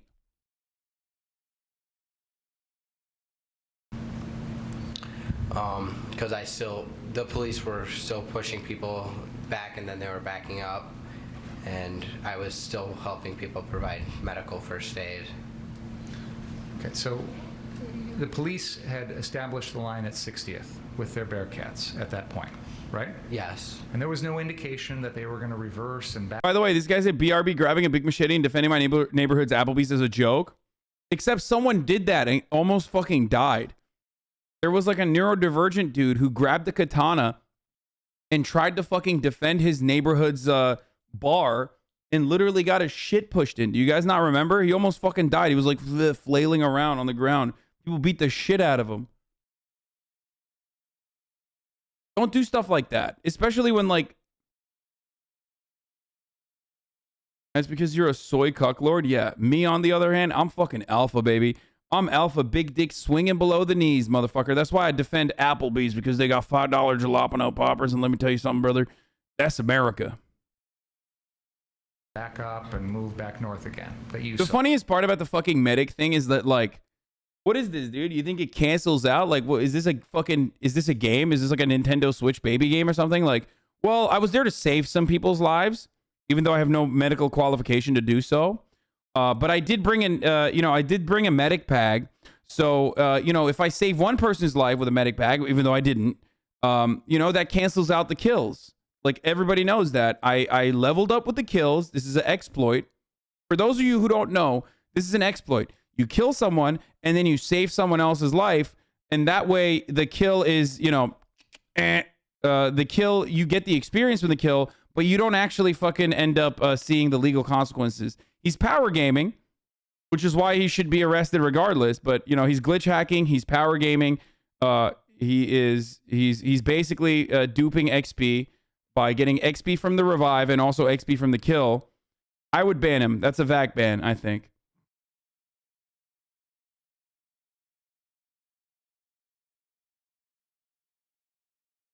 Yeah, that's why you have to be afraid of doctors. They have literally just the endless amount of confirmed kills.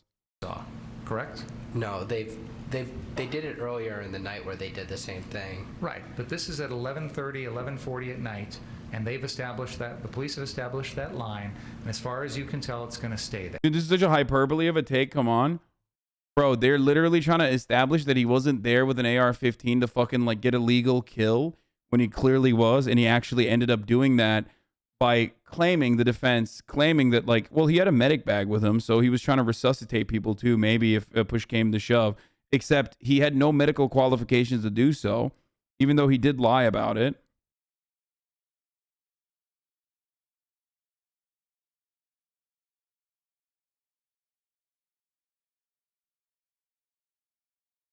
I usually agree with you, but what you're preaching would outlaw speedrunning? Okay, well, there's a reason why leftists love speedrunning.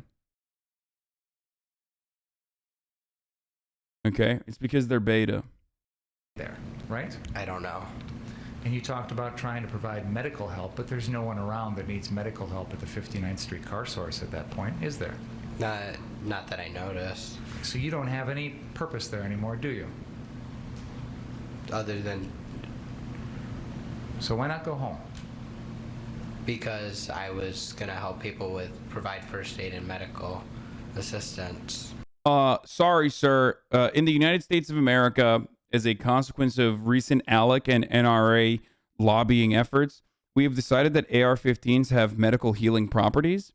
So you now are ordered by the judge to behave and suspend your belief that the AR-15 is a killing machine and instead is actually a healing machine, as is the law. Okay, we decided that you are now a mercy main. Okay, you have a fucking mercy gun. So when you shoot your AR-15, it doesn't actually shoot bullets. It shoots fucking patches. Okay, it shoots bandages. So, you know, that's what I was gonna do. That's what I was there to do, and that's what I was gonna do. That's Anna. Oh, fucking not. That's Antidote. Whatever. I don't play video games. Video games fucking cause violence, as is the case that the prosecutor really greatly made when talking about Kyle Rittenhouse. What a fucking incredible opening statement by the prosecutor, by the way. Like, just immediately disproven narratives. Holy fuck. That, like, video games cause violence. What is this, 1998, dude? What the fuck's going on?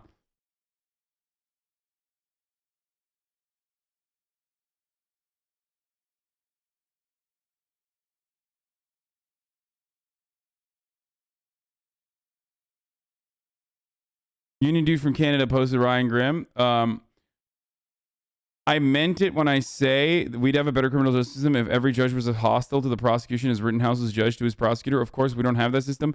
Meanwhile, the media did a real disservice to people who are going to be shocked at an acquittal and assume he was acquitted because of a biased judge, when really it's the videos that show him acting in those moments in self-defense under the law as it is. Yeah.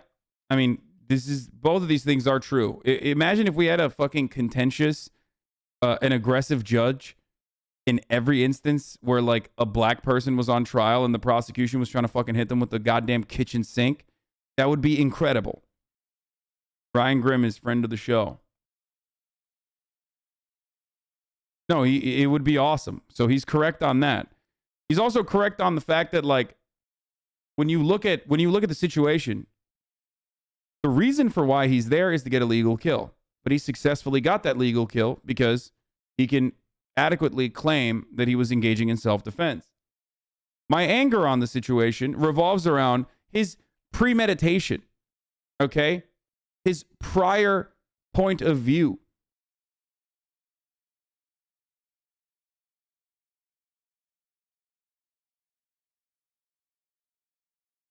The fact that, like, he knows if he stays there, and he knows that if he brings a gun to a protest, like he fantasized about 15 days prior, that he will be able to shoot at motherfuckers and get away with it.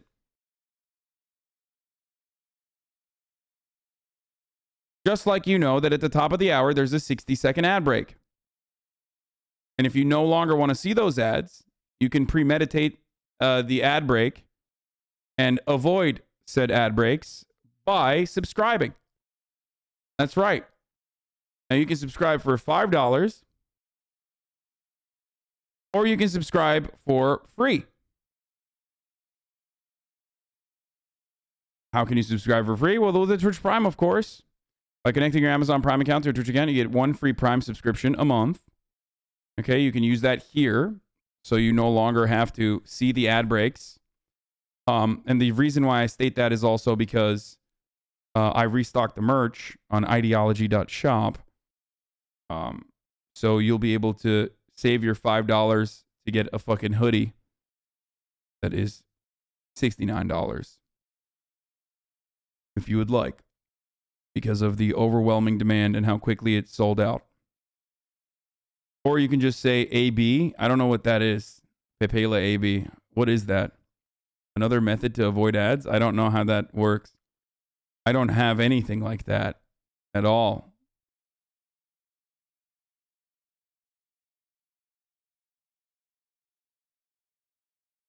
Here's the 1-minute ad break now.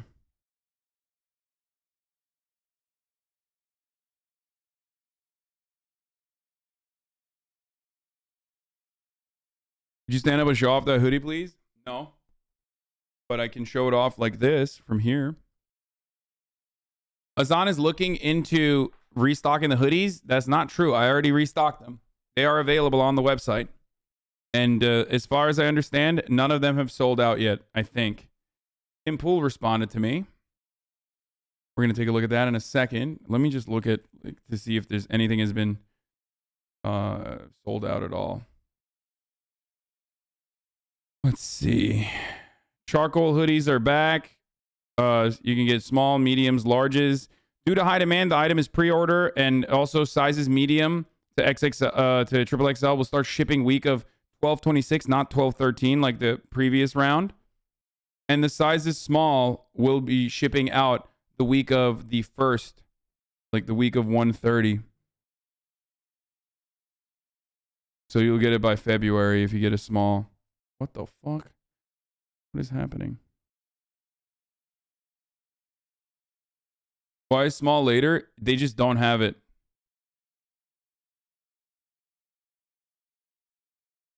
They don't have it. Like, they just have to make them.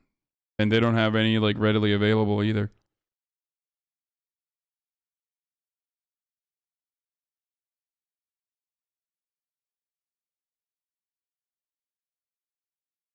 What were you welding? Just 2 pieces of metal.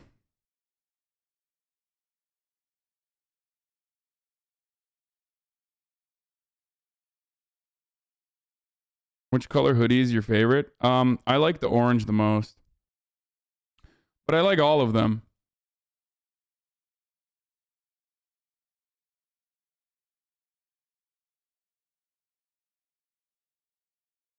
This is the back of it for those of you who haven't seen it. If you were like, how do I get a hoodie that literally has the Twin Towers and all the community memes on it? Well, Joker Boss Dane has you covered. Your welding gives me real Ben Shapiro going to Home Depot for a piece of wood vibes. Well, the difference between me and Ben Shapiro is that, like, one, that welder gets used regularly. You said you didn't like the gray before. I don't like it as much.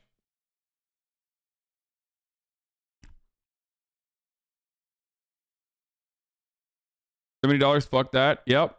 Unfortunately, boys, that's how it works when you get fucking good quality, union made, domestically manufactured products. It is the reality.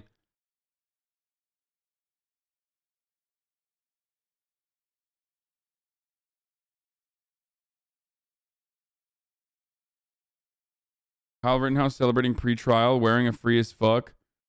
Yep, he was so scared. Oh wait, here he is celebrating wearing his special shirt. Throwing up the fucking white power sign too.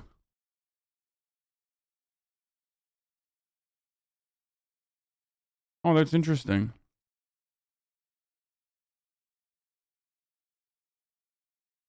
You agree with Ryan that Rittenhouse acted in self-defense? In a court of law, Kyle Rittenhouse behaved in a way where you can absolutely fucking make a self-defense case. I do not care about his self-defense. I care about the fact that he's using an exploit, okay? That's what I'm angry about. The fact that he is able to use an exploit. It is no different than someone who goes out and murders someone knowing full well that they can utilize the stand your ground laws. It's the same exact bullshit. It's a conservative MO. He put himself in a situation where he was brandishing a fucking assault rifle that he illegally brought over state lines, that he did not have that he wasn't allowed to have, so that he could get into a situation where he could get a fucking legal kill. He did do that. He did that.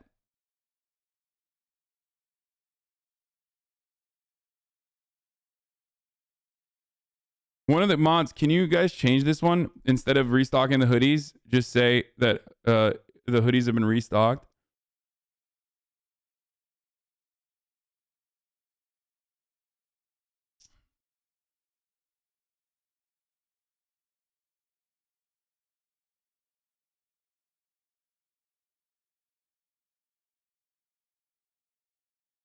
The judges argued about a Zoom feature. Yeah, who cares? How much money has been raised for union strikes? And also, do sweaters go to that too? No, they do not. Sweaters are not for the strike funds. I don't know what the latest tally is. I can get that though.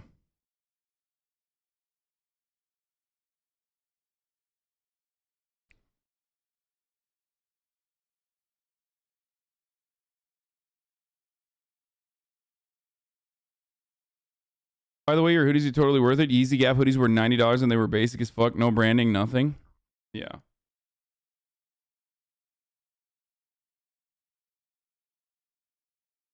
I think that the real reason why I believe that there should be at least some punishment here for Kyle Rittenhouse is because I worry that considering how fucking popular this attitude is among conservatives, being the hero for a moment, playing the hero for a moment, I worry that I don't like the design. Sorry. Okay. Fuck yourself. And also, who gives a fuck? The hoodies literally sold out like in 30 seconds last time. So we had to restock them. Like the overwhelming majority of this community has loved the fucking merchandise that I put out. And I love that. I worked really fucking hard on it to make sure that like it was shit that you guys would want. And I believe you guys wanted it, which is why I had to then turn around and do my very best to make sure that we had even more for the people who were crying in my DMs and in my chat about not being able to get it.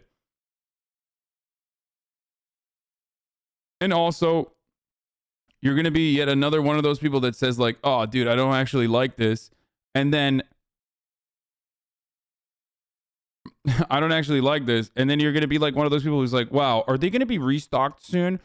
Are you ever planning on re-releasing them?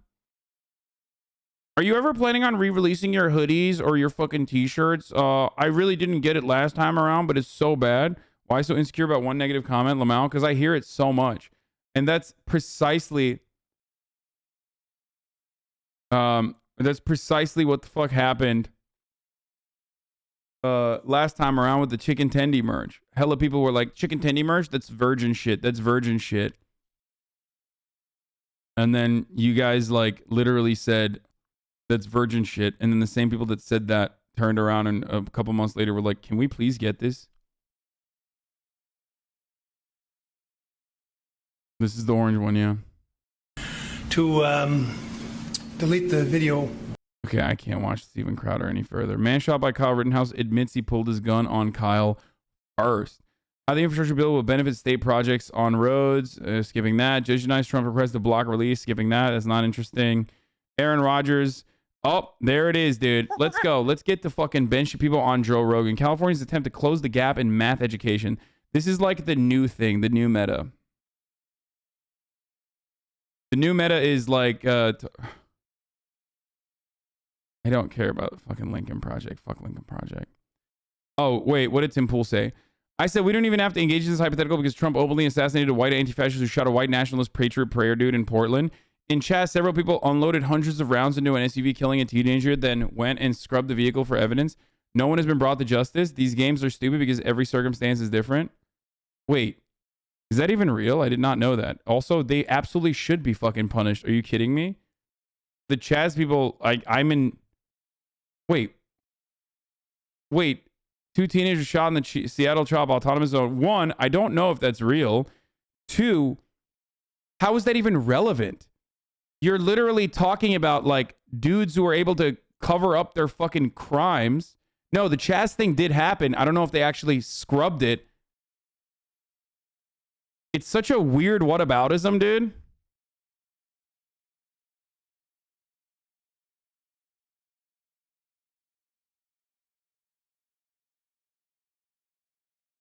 How are you going to compare criminal justice system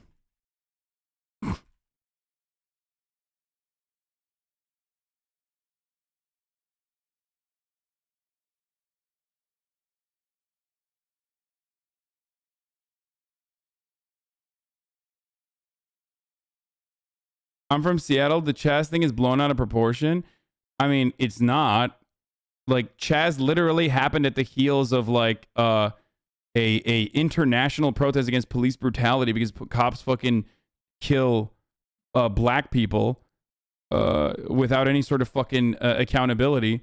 And then they literally ended up killing black teenagers inside of the Chaz. You can say that they were coming in to steal shit, or you can say that they had successfully stolen shit or harmed other people, but ultimately they literally killed someone.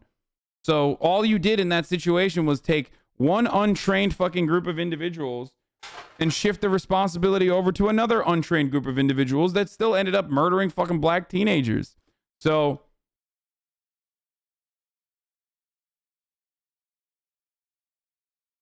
no, I'm talking about the murders, bro. I agree with Chaz.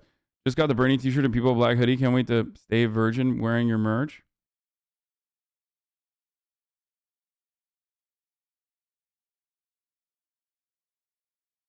Everybody down. What happened at the shooting that killed a teenager and led the chops shut down? How are you going to compare what I said about the criminal justice system to the random anarchist getting away with a crime? Was it the cops who scrubbed the evidence? If not,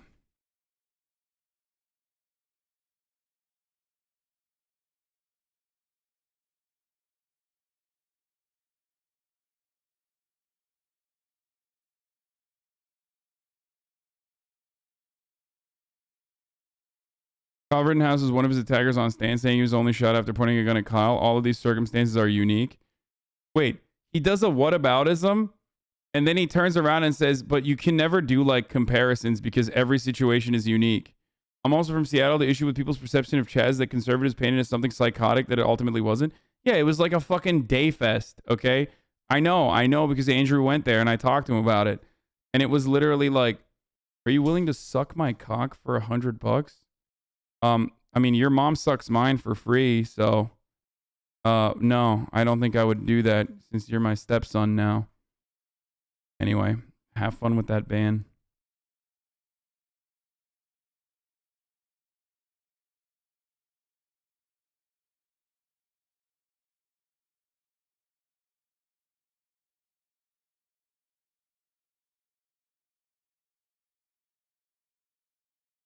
Exactly, bro. I went to Chaz and got free White Claws and white dudes kept handing me money because I'm black. Lol. Wait, really? That's fucking awesome. Yeah, I'm the fucking father that stepped up, dude. That's why I banned his ass, because he needs to get back to his schoolwork. Will there be any more hoodies left on Friday for the wages? I hope so. It seems like it. With the amount that like they ordered to manufacture, it seems like there will be. Chipotle? What the fuck is this? When you get food poisoning from the Chipotle bowl, we're concerned to hear this. Would you please share more here? Oh my God.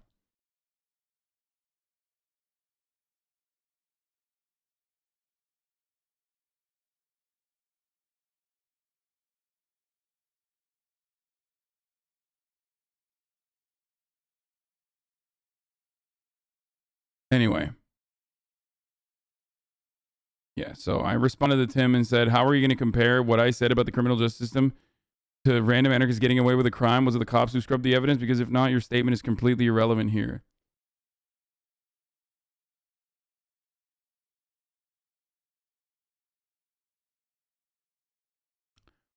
Who's going to have a bigger Twitch stream, HasanAbi or Kyle Rittenhouse? Bro, Kyle Rittenhouse would get banned from this platform in like literally 3.5 seconds. Are you kidding me? Those motherfuckers can't hold it in. They will never abide by the terms of service. You understand that? Yeah, it's a broadcaster spam. Go fucking ratio this fool. What are we doing here? We can't even ratio Tim Pool anymore? What the fuck is going on, dude? I fell off. I literally fell off. Plus, I'm white. Plus, not able to do a ratio.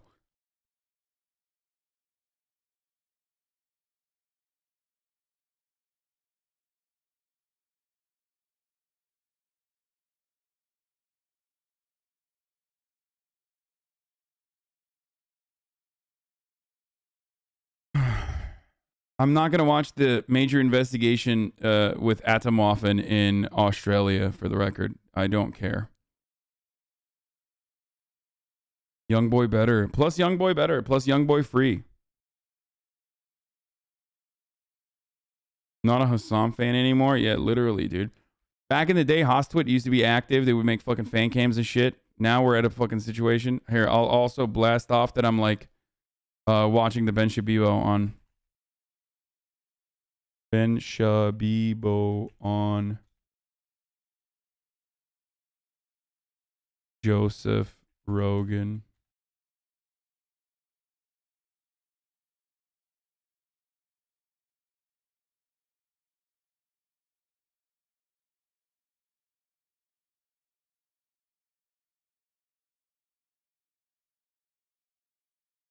Like the tweeter banned? Don't say that, Fizz. We're not banning people. All right. Is the ratio complete? Okay, good. Well, okay, ratio complete. I can fucking fall asleep now. L plus ratio L plus you fell off. Tim Pool owns you plus you're white plus free young boy plus young boy did your stream better plus high chat. Their school started. They're busy now.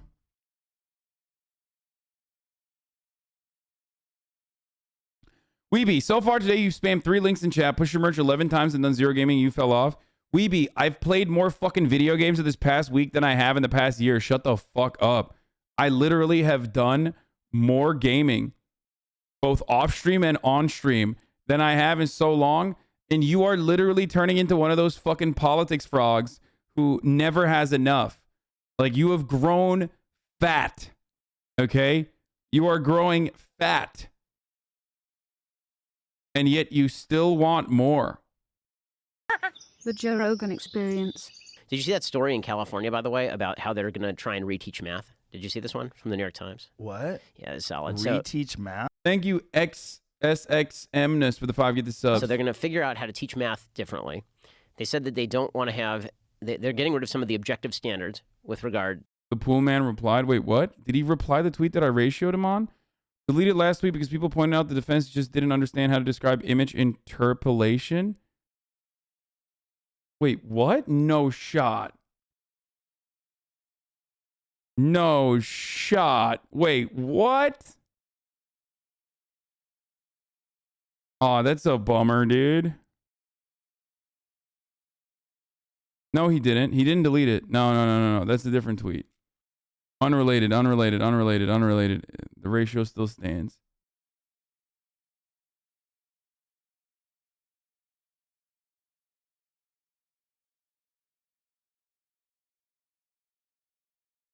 That was for something different. Okay. To math, because math... I gotta pee, I'll be back. They want to get rid of the idea that there are naturally gifted children. They said they're not allowed to say that they're naturally gifted children anymore. Isn't that the case with New York as well? Didn't they get rid of they're trying to get rid of the magnet schools over there, too. But gifted programs, right? Yes, the gifted programs, because there's too many Asian kids. America's white supremacist, so all the Asians are succeeding. I love that narrative. So, no, what are they trying to do with math? So it was this article in the New York Times, and I'm trying to remember all the details. They said you're not allowed to talk about naturally gifted kids. You're not supposed to reward right answers or punish wrong answers. So there's like a big kind of parents' revolt going on in California over this, because the idea was that there was too much racial disparity in math performance in California, and so changed the standards. Which, by the way, I can't think of anything more racist than that. No, that is so super racist. It's like not enough black kids are scoring well on the test. That means that black kids, I guess, are too dumb to do well on these tests. Get rid of the tests. Or alternatively, there's an explanation where kids need to study more. Well, you only find out if someone knows things if you test them. It's the only way you find out. How else do you find out? You have to say, show me how to do this problem, and then the kid tries, and you go, oh, that's not how you do it. By the way, I think this is I think the scam that is college is predicated on society trying to get around the basic truth that you just said, which is we can tell by test scores whether you know things and are good at. Dog, you went to Harvard Law, bro. Shut up. Like, Jesus fucking Christ. Motherfucker went to UCLA undergrad and then Harvard Law. He's like, college is a scam. It's like, yeah, it's a scam if you want to make sure that your fucking audience stays dumb. It's so annoying, dude. Fucking hate these people so much. Bro, I was in the gifted program and it literally doesn't do shit other than give you an inflated ego. I don't know. I was not a gifted kid and I'm not a gifted person in general. I'm a fucking idiot. Okay? But even as stupid as I am, I still recognize that, education is overall a good thing. Okay? It's a good thing. Not a bad thing. It's a fucking good thing. So shut the fuck up about how it's a bad thing. Oh my Lord, it pisses me off whenever motherfuckers say that. Colleges are a liberal breeding ground, which is why I went to Harvard and I'm a conservative dipshit. Well, first of all, Harvard is very conservative, and neoliberalism is what you learn when you go to college. The only difference is that you're put in a diverse environment. So, of course, like, you know, you're still hyper conservative when it comes to economics, but at the very least, you're like a little bit more understanding of social justice and social issues as a consequence of living in a rather diverse environment. And also because, like, they do teach you a little bit of social justice. They, like, you know, pump it into your brain a little bit. Now, only if you're a gigantic asshole would you ever consider that to be a bad thing. I can't believe we're teaching kids empathy. It's like, what the fuck is wrong with you? How is that a bad thing, you fucking asshole? But even then, it's too much. Things. Well, I mean, obviously there's some tests that favor people that have grown up in certain environments because you have more access to certain kinds of information. But once you teach people and then you test them, there's only one way to find out whether or not they know the information. They have to be tested. Like, So- the idea that you're going to eliminate tests and somehow make things more equitable or more even is kind of crazy. Actually, what you're going to do is you're going to make people more racist is what you're going to do. And the reason for that is because Thomas Sowell talks about this. He talks about different types of discrimination. And he says there's group discrimination where you base your perception of an individual on the group data that is available. And then there's like discrimination, which is you know that a person is smart and they're of a group you don't like, and so you just ignore the fact they're smart because they're from that group. So the two examples that he gives, right, is let's say that you're walking down the street at night and it's in an inner city neighborhood and there's a black guy walking down the street and he's wearing a hoodie and he's a young guy, 17 years old. Are you going to cross the street or not if the opposing example is an 80-year-old white woman? Right? And he says, well, you know, based on the group statistics, you're probably going to cross the street more often if it's the 17-year-old black kid than if it's the 80-year-old white woman. Now, let's say that 17-year-old white kid, that 17-year-old black kid, you know the kid. He's a nice kid. If you still cross the street, that's what makes you like a super giant racist. What? Dude, what the fuck is this? Like, so much of what Ben Shapiro says, what Ben Shapiro says is so fucking stupid, dude. Like, I don't even understand. Like, he's just like, he's literally doing self-reporting on the timeline while simultaneously, yeah, racism is when you don't know every black person personally. Or sorry, racism is only when you know a black person and you still are afraid of them. What the fuck? My man just described racial bias and then said it's not racist if you have racial bias.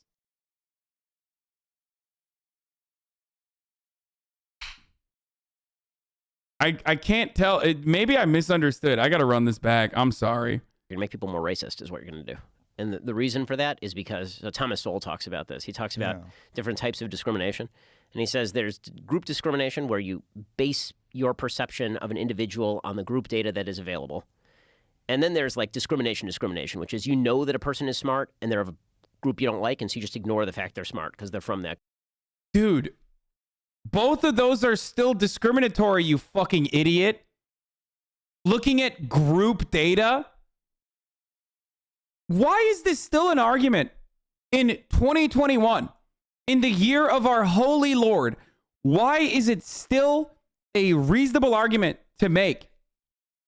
It's also one that you never make about the default position, a white man. White men are responsible for an overwhelming amount of pedophilia, okay? Does that mean that, like, you suspect every white man is a pedophile? No, that would be discriminatory against white men. It's also not something that people do. It's nuts. Like, the whole point is you're literally fucking biased against black people, and you're trying to ad hoc justify that by claiming, well, the data makes it reasonable for me to be biased against black people and be afraid of black people. Like, you don't think that, like, every white man is a fucking mass shooter and a pedophile? And I know people in the chat are going to meme like, oh, I do, though. I do. Yeah, I got it, bro. Really funny. Men are trash. Men are trash. And then they fucking turn around and go, statistics are racist. Statistics are racist. It's like, no, dude. Statistics are not racist. Your interpretation and what you extrapolate from the data is racist, you dumb bitch. Yeah, if you look at it and go, well, sorry, black men are more violent inherently, or not inherently. He won't say that, obviously. And that's that's what the data shows, without even looking at the data and what it actually says. And then also on top of that, jump to the conclusion that like every black person that you see, well, you know, you have a higher likelihood of being biased against them because you are operating in the underlying assumption that they're more violent because the data says so. Then yeah, you're doing racism with extra steps, okay? You have an inherent bias against black people, and you're using a couple extra steps to try to describe why that's a justifiable bias to have. It doesn't mean that you don't have a bias. You do have one. You are admitting that you have one, but then you're simultaneously trying to justify why you have it. So don't act like the conversation is about like whether you have a bias or not. The conversation now is why you have that bias, okay? It's such a weird fucking take to just like constantly say this over and over again. And like, this is a big chunk of what the Republican argument revolves around. And the greatest example of this is looking at arrest records and extrapolating that like black people are more violent as a consequence of that, and then using that to justify over-policing black communities, which is literally a cyclical problem. We know that when there are more cops, there are more arrests. We know that cops also tend to be very biased and prosecute and go after black people at higher rates. Looking at something as simple as marijuana use, for example, white people and black people, depending on where you look at, consume weed at a similar rate. And in some instances, actually, white people smoke more weed than black people do. But when you look to the actual data, black people are arrested way, way more frequently than white people do for crimes that revolve around marijuana, and also get longer sentences, even when you control the other factors at play. It's just the reality. So if you simply look at the fucking arrest records without recognizing any sort of like historical context,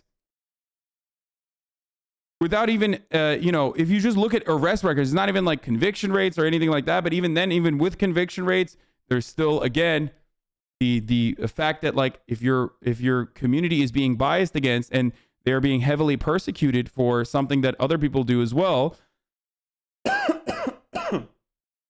all you're doing is basically trying to put together a patchwork reason for the biases that you believe in. All the discrepancies in stop and frisk laws, for example, exactly. And it exists in like nearly every fucking part of the criminal justice system. It's such a dishonest thing. It's so, like, Ben Shapiro is so dishonest that he refuses to, even mention any of this stuff. That group. So the two examples that he gives, right, is let's say that you're walking down the street at night and it's in an inner city neighborhood and there's a black guy walking down the street and he's wearing a hoodie and he's a young guy, 17 years old. Are you going to cross the street or not if the opposing example is an 80-year-old white woman? Right? And he says, well, based on the group statistics, you're probably going to cross the street more often if it's the 17-year-old black kid than if it's the 80-year-old white woman. Now, let's say that 17-year-old white kid, that 17-year-old black kid, you know the kid. He's a nice kid. If you still cross the street, that's what makes you like a super giant racist. Yeah, that's idiotic, dude. Yeah. Everybody knows that, the Nazis and what they did in the Holocaust was bad only because they personally knew all the Jews beforehand. Like, okay, dude, got it. Good. You can only be racist if you fucking know the person beforehand and you still act out on the biased desires. What a fucking insane, absolutely insane fucking take, dude. Yeah, discrimination and racism only exists if you know someone and you still decide that they are lesser than. Great take. In the former case, you're just using the group data available. The problem Comparing a dude walking down the street to a Nazi? No, I'm talking about the comparison there is not that these are similar levels of crimes. The comparison there is about the idiotic the idiotic premise that he has. Rather than looking at the consequence of one's actions, or rather looking at the person's actions instead, you try to fucking change the subject to, oh, you just know someone.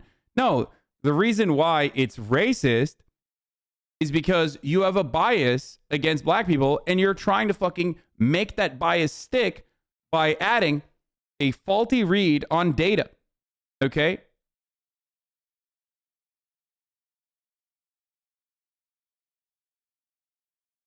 Problem is that using group data available very often is wrong, right? What if the 17-year-old kid is a nice kid, right? You shouldn't be doing that either. You need specific data. Test data is specific data. So let's say now that you are an administrator at a college and you're not allowed to use test data. All you know is that on average, black kids score lower than white kids, right? So who do you let in? How do you make that decision? Wouldn't it be better for black kids for you to have the test data because you know which black kids definitely deserve to get in as opposed to which ones don't deserve to get in? So you start using stupid generalizations. The whole point is more specific data is better. More specific data fights discrimination. And yet we have this whole weird idea that if we get rid of specific data, if we get rid of test data, objective data, this is going to end discrimination. Precisely the reverse will occur. People will start using stupid stereotypes. Okay, so I don't even know exactly what he's talking about, but I guess this is going to be the new the new conservative battleground. So I guess, crack our knuckles and learn about what this new thing that conservatives want to fucking cry about.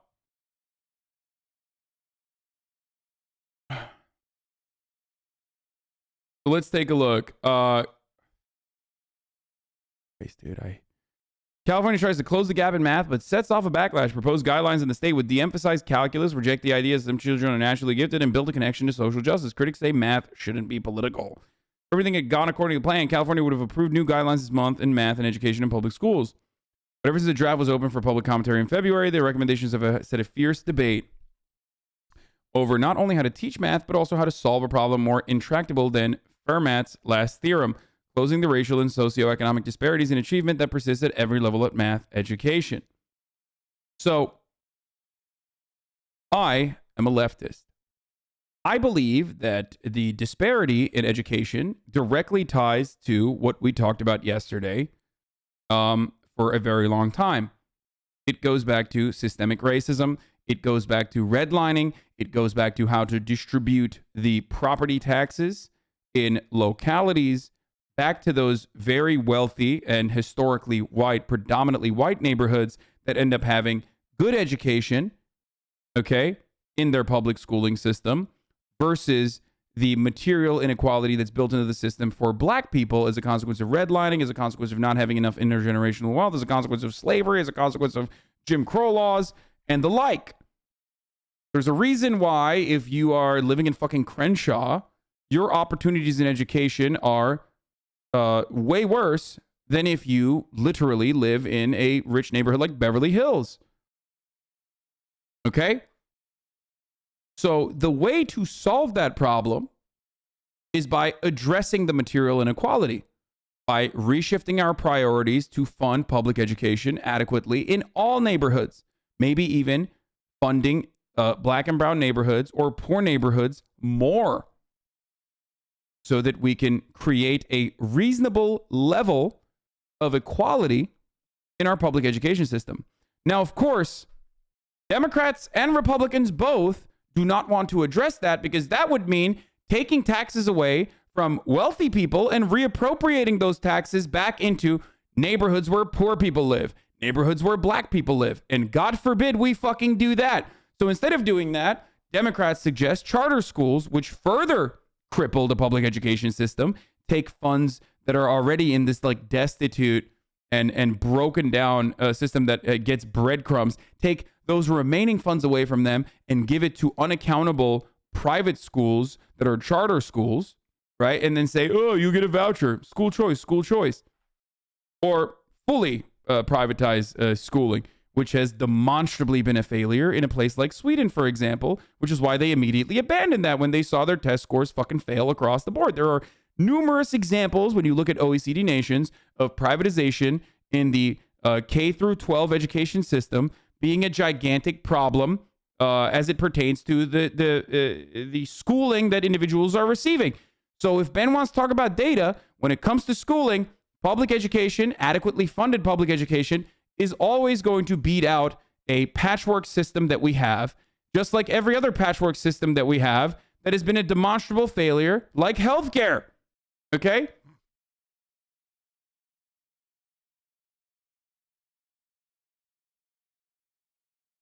Abandoned lol, it's still going on. Yeah, I mean, not entirely abandoned, but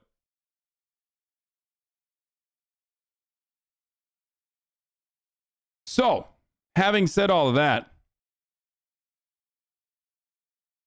what did the California libtards do?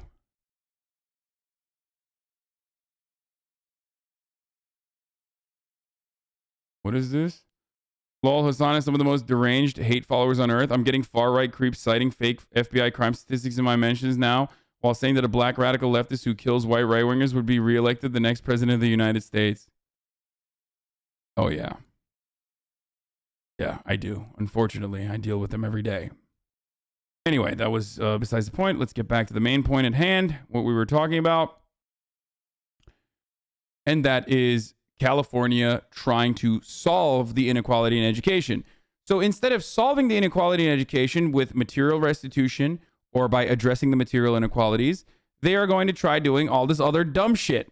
Okay? Yes, everything was restocked. The orange was restocked. All the hoodies are restocked. You can purchase them now.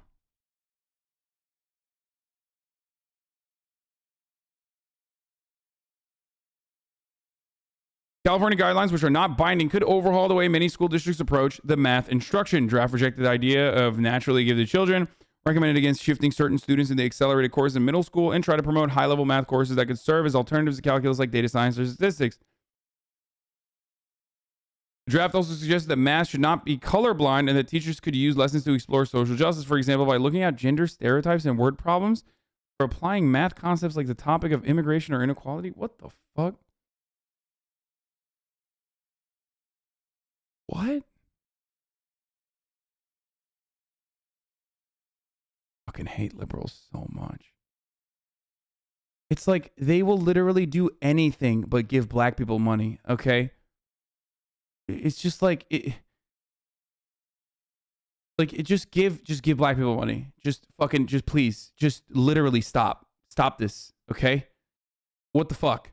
What the fuck is this? What are you doing? Like, they will literally do anything, okay? Like, how? How do you do this? How? Just fucking, oh my God. Like, what is this? Like, in a math class? Like, we're going to talk about we're going to talk about gender stereotypes and apply math concepts to topics like immigration or inequality. Like, what are you solving when you do that? Ultimately, this is like inconsequential, okay? It literally doesn't matter. Getting upset at this one way or the other is idiotic and pathetic, and that's precisely what, conservatives do. I'm mad at it because this does not address anything, okay? This doesn't address any of the fucking problems, and it just makes you feel good. Why is it always about, like, feel-good solutions to material inequality? Oh God, we can't tax people. We can't reappropriate funds to people that need it, but we'll make you feel better. We'll make ourselves feel better like we're doing something. It's like one big endless sequence of fucking patting yourself on the back for, I did something. Okay?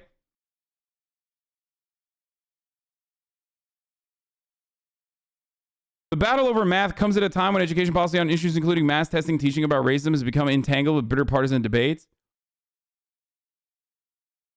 Even in heavily Democratic California, a state with 6 million public school students and outsized influence on textbook publishing nationwide, the draft guidelines encounter scathing criticism with charges that the framework would inject woke politics into a subject that's supposed to be practical and precise.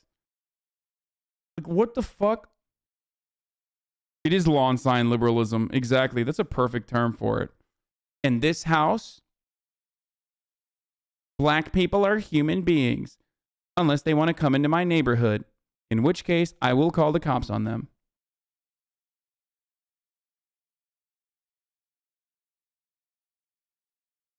Here's an example from my textbook. Tupac has 6 handguns in his baggy pants. I think he has 4 guns in his oversized hoodie. How many handguns do these thugs have together?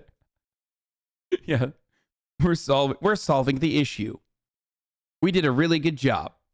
Like some fucking racist person. It's like racist liberalism. As a person who loves math, this would have made me hate math. I mean, like, it's just so stupid. Like, who are you helping with this? It's a super minor point in the overall plan that is an aesthetic bombshell for the right. Absolutely. All right, liberals don't see the problem as a material inequality. They see a ghost in the machine of institutions which do enforce racism, but mainly through classism, which overtly affects black people and other minorities.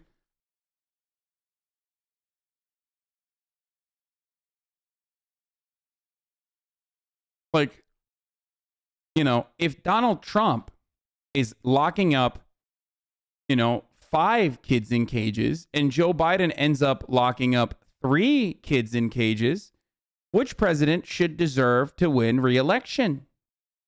Like, that's your immigration baked into fucking math, dude. Come on, we're learning. We're learning algebra today, kids.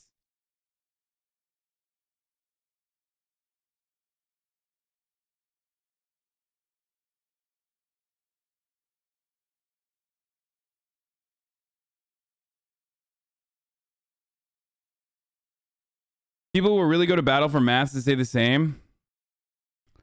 Like, none of these motherfuckers know about math, like math, literally don't want math to be taught if it were up to them. But when God forbid you add like you sprinkle a little bit of fucking wokeness on it, okay?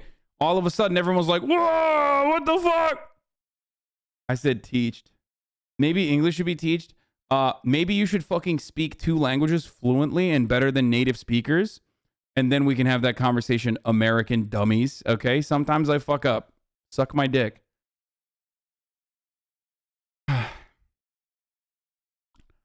Yes, we have a stated nation that hates math and is not doing well with it. Critics of the draft said authors would punish high achievers by limiting options for gifted programs. An open letter signed by hundreds of Californians working in science and technology described the draft as an endless river of new pedagogical fads that effectively distort and displace actual math. Williamson, senior fellow, I think it's really not right. Distrust over the draft made it to Fox News.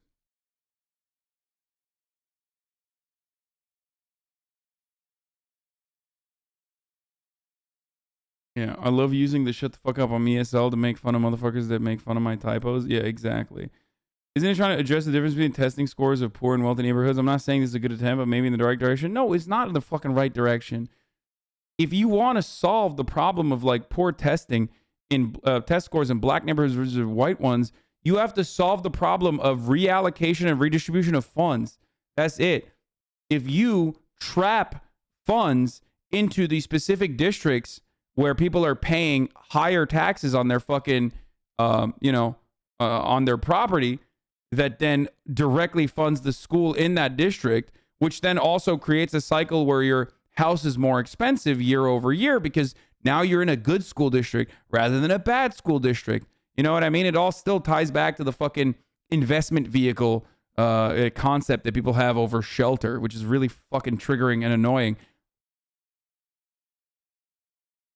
But that's how it works.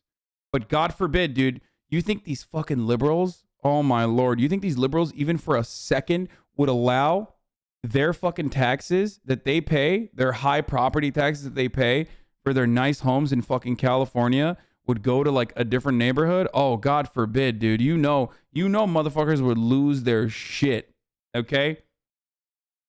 They would lose their shit.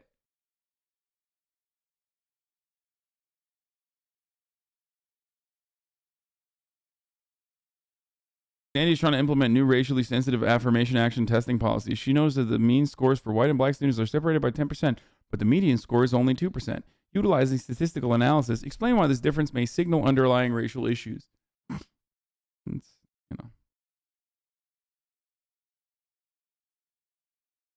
Anyway, it also promoted something called detracking, which keeps students together longer instead of separating high achievers in the advanced class before high school. I don't know if that's a bad thing. Is that a bad thing? Is there like data that shows that like putting kids in like a higher level, like immediately advancing certain kids is a bad thing? Or I mean, not bad thing, sorry. Like instead of keeping them in the same level with other people so they can help others as well. As a teacher, it's a good thing. Ben Shapiro's walking down the street. What is the possibility that he crosses the street?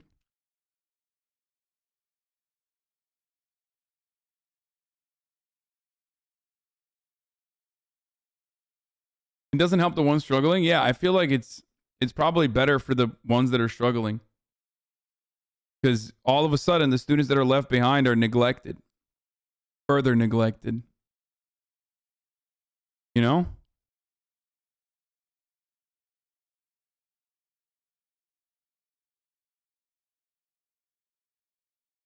But I don't know. There might be research that proves me wrong. And I genuinely don't know.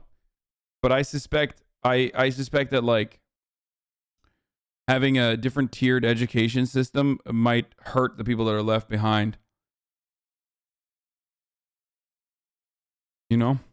The San Francisco Unified School District already does something similar. Their middle school math students are not split up, but rather take an integrated course, meaning to build our understanding year by year, though older high school students can still opt into high-level classes like calculus. Sophia Alema Yehu, 16, a high school junior in San Francisco, advanced along the integrated track, even though she did not always consider herself a gifted math student.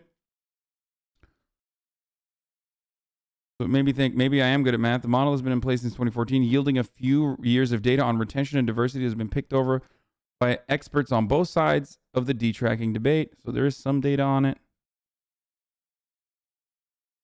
I ultimately don't know. But what I do know is this. And this has been proven time and time again. If you fund schools adequately, okay, instead of locking school funding into immediate districts where property values are higher and therefore property taxes are higher, you are going to be able to get better education results across the board. So more funding is necessary, not less. But unfortunately, both Democrats and Republicans advocate for less funding. Whether it's advocating for charter schools or straight up school voucher programs for private schools, both of those things take away funds from the public schooling system and redistribute those funds back to unaccountable private schools. Some of which who fail, by the way. But because they're unaccountable, it doesn't even fucking matter. They can even, in certain instances, charter schools can literally fail in the middle of the school year. So after this Ben Shapiro video, there's another one. We're going to move on to the Facebook's odd metaverse move.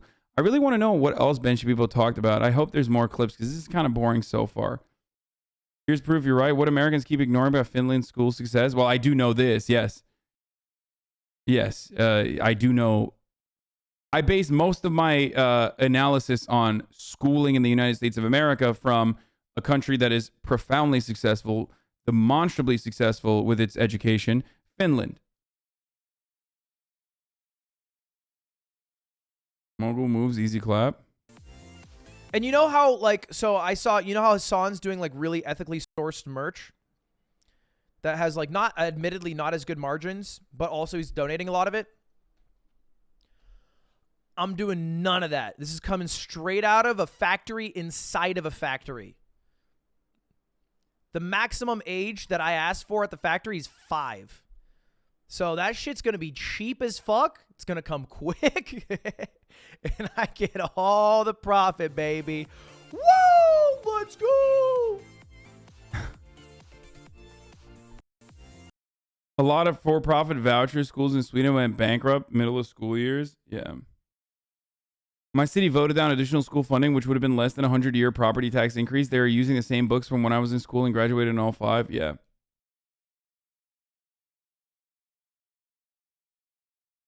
Your community of greedy and annoying trust fund kids who buy all the merch in the middle of the week with their mommy's card is such bullshit. It's a spit in the face of wages who get paid on Fridays. Unlike your top of the hour ad breaks that run every hour and don't have to worry about being paid on a certain day. Well, that's right.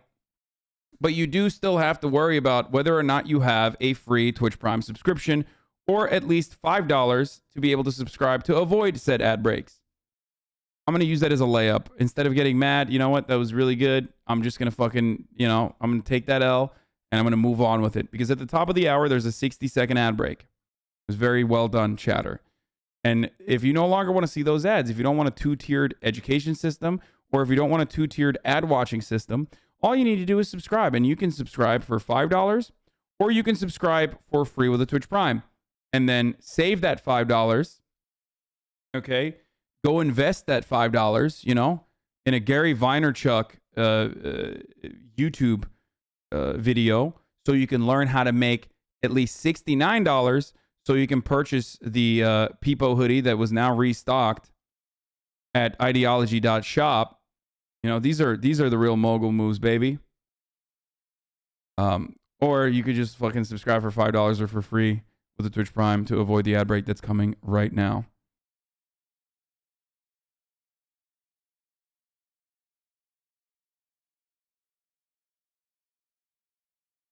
Every time I leave a meeting and unmute Hasan, I have to hear the ad break. Hey, Anorak Stack allowed 25 people to fucking avoid the ad breaks. Thank you, Anorak Stack. Gifting 25 subs. Literally bought my hoodie and Bernie shirt from the seat of my forklift. Damn, we got forklift certified boys in here.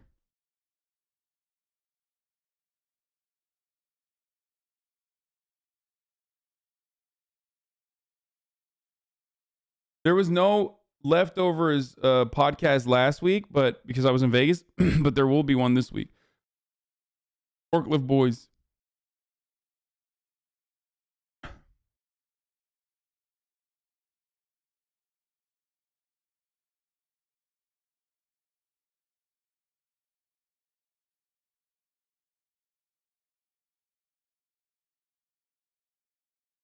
Yeah, speaking of forklifts, I did see the Terry Crews Amazon vid, and I will be watching the Terry Crews Amazon vid. Don't you worry about it, but later. I just said I haven't had sexual relations in months. I miss it now, so now I jog outside in flip-flops to remember the sound. Damn, dude, you're having some fucking wet lays, bro. Flip, flip, flip, flip, flip. Don't worry, if you get the fucking hoodie, you will literally continue your streak of not having sex. Let's be real. These are Virgin-approved merchandise. I wonder if anyone's ever picked up someone wearing my merch and exclusively because it was a conversation starter that ended up having... The Joe Rogan experience. I'm sure it must have happened. I see sometimes people send me like fucking people wearing the merch on their like dating app profiles and shit. Good way to fucking eliminate me in Vancouver. Wait, really? So many people. What the fuck? Okay, I think people are lying. There's no shot.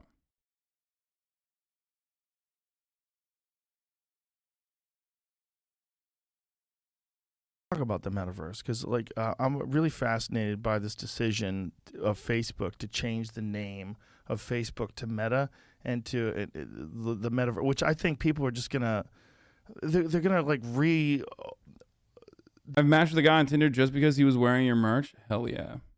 They're gonna realize that this is a crazy idea, that you're gonna give your life to some sort of augmented or virtual reality world that's created by a guy who's involved in this company whose algorithms are sowing the seeds of distrust and hate all through. But now we're gonna fucking let him take over what you see and feel because you're gonna have a new company, and this new company. By the way, when people say, like, when Joe Rogan says like you're sowing the seeds, the algorithm is sowing the seeds of hatred or whatever the fuck, he doesn't literally mean the algorithms are, actually creating people to believe in vaccine misinformation or are responsible for like a genocide in Myanmar or are, actively fucking creating a situation where like basically there's adult onset schizophrenia that like 90% of conservatives are brought upon themselves, where they like literally think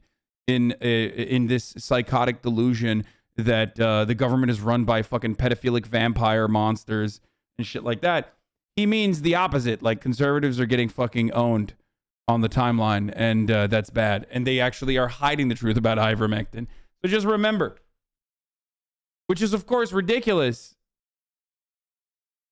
Is going to be virtually reality based, where he's literally he reenacted a scene from Black Mirror. Yeah. Well, which is unironically. I know. And you know what makes me a little... Yeah, like imagine sitting across from Ben motherfucking Shabibo. Ben, Facebook is my primary platform, Shabibo. And criticizing the Facebook algorithm, which, of course, Ben has like made a living shitting on the Facebook algorithm, crying to fucking legislators, crying to people that actually have lobbying power to lobby Facebook to change its algorithm in an effort that favors him, who is literally one of the most successful broadcasters on the platform, who he will still, of course, cry about, oh man, conservatives are getting owned on Facebook. Sad. I think that it's going to happen. You think it's going to happen? Yeah, I think that you and I are of a different generation, dude. I think there are a lot of kids who are growing up in Fortnite world and spend a lot, and I think the pandemic really accelerated this. There are a lot of people who lived online for the entire pandemic. And so for people like me and for people like my parents, not seeing other humans for a long time was actually quite painful and terrible. Like, we actually did want to get out and be with the community and see friends and do that sort of stuff. What if you spend your entire life, from the time you're a little kid, interacting with screens? What if those screens are getting increasingly sophisticated so that they are... What if those screens actually have someone like, I don't know, socialist Twitch streamer, this HasanAbi guy, okay, HasanAbi. He's out here talking about socialism this, socialism that. Why doesn't he socialize some bitches? Are interacting with you in ways that humans would. What if you get to be whatever... Like, we're a society, we were just talking about this, where you get to be whatever you want to be. What if there's a world where you actually can be and everybody sees you the way you want to be seen? Would you rather live there where you're like rich and good looking and everybody likes you? Or would you rather live in the real world where you're disconnected from all of that and you end up with like Ready Player One world? I think it's going to happen. It's as long as it... Did he say tall? Oh, no, I missed it. I got to run that again. I think it's going to happen. Real world. What if you get to be whatever... What if you get to... We're a society where... What if you get to live in a world where you can please your wife and she no longer has to sleep in a separate bed, in a separate room, away from you? What if you live in a world where your wife actually does have a wet-ass P-word rather than a dry-ass P-word? We were just talking about its entire life, from the time you're a little kid, interacting with screens. What if those screens are getting increasingly sophisticated so that they are interacting with you in ways that humans would? What if you get to be whatever... Like, we're a society, we were just talking about this, where you get to be whatever you want to be. What if there's a world where you actually can be and everybody sees you the way you want to be seen? Would you rather live there where you're like rich and good looking and everybody likes you? Or would you rather live in the real world where... Oh, man. He didn't say tall. I got you baited into thinking he actually said tall. That would have been fucking sick. That would have been funny as fuck, dude. If you're like tall and play basketball and you're actually good... where you're disconnected from all of that and you end up with like Ready Player One world. I think it's going to happen. It's as long as it can become indistinguishable from reality, which it will be able to be. It's going to take time, whether it's 5 years or 10 years. If you go back and look at Pong, which was the first game that I ever saw when I was a child, it's freaking boomer, dude. I mean, this guy plays Quake. Ridiculous. It's like a white ball that bounces across and you have a straight two line. paddles, yep. That's a paddle. And it's the dumbest game that you could never convince a child to play today. They'd be like, get the fuck out of here with that stupid game. I can go play. That's actually not even true, though. Like, I don't even think that that's true. I think people still play like versions of that game regularly. Another example is Snake, right? So I had a Nokia phone back in the day, indestructible, by the way. They literally had to stop them because you could never destroy them. So the company went bankrupt because it was just the most powerful thing on the planet. Survives like nuclear winter. Tetris is another game. It's like one of the earliest games developed. Snake is another game. There are versions of those games that people still play. So that's not even true. They're just like brilliant fucking games that people still absolutely play that. A fucking Halo, right? But back then, when I was a child, that was a big deal. If you go in the future from now, what they have available now with these insane video graphics, the Unreal Engine, and then move yourself 20 years in the future, it's going to be indistinguishable. And the AI is getting better and better in terms of being able to imitate human behavior, in terms of being able to innovate on its own. And haptic feedbacks. Oh, remember when everybody yelled at me about the cop thing, and I was like, cops routinely lie about fentanyl-related things, so that's an immediate red flag. Houston police chief said they located the security guard who they initially heard was pricked in the neck, and he says no one injected him. He says he was punched, not injected. It was bad info, the chief says. Crazy. Dude, cops literally, anytime you hear a cop, what did I say? Anytime you hear a cop talk about how like he was being discriminated against in a fast food restaurant, or anytime you hear about a cop saying, wait, hold on, I want to fucking do this again. I want to actually, wait, oops. Anytime you hear a cop fucking say, I'm going to tweet that out.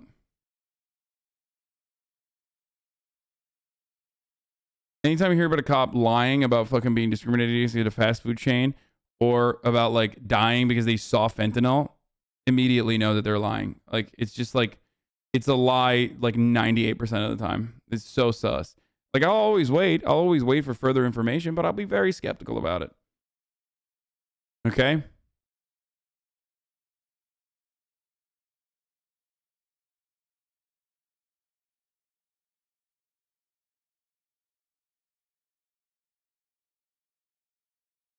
Case involving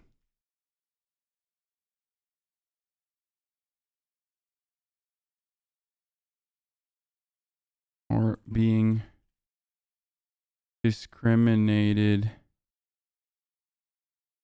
I'm going to say HasanAbi rule.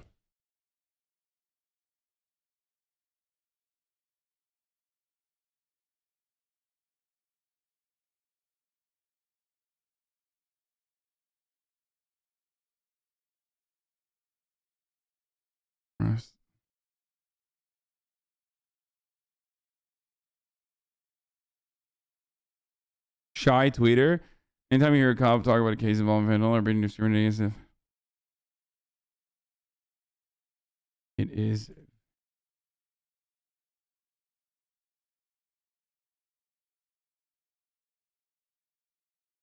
don't do that HasanAbi rule. No, I'm doing that now.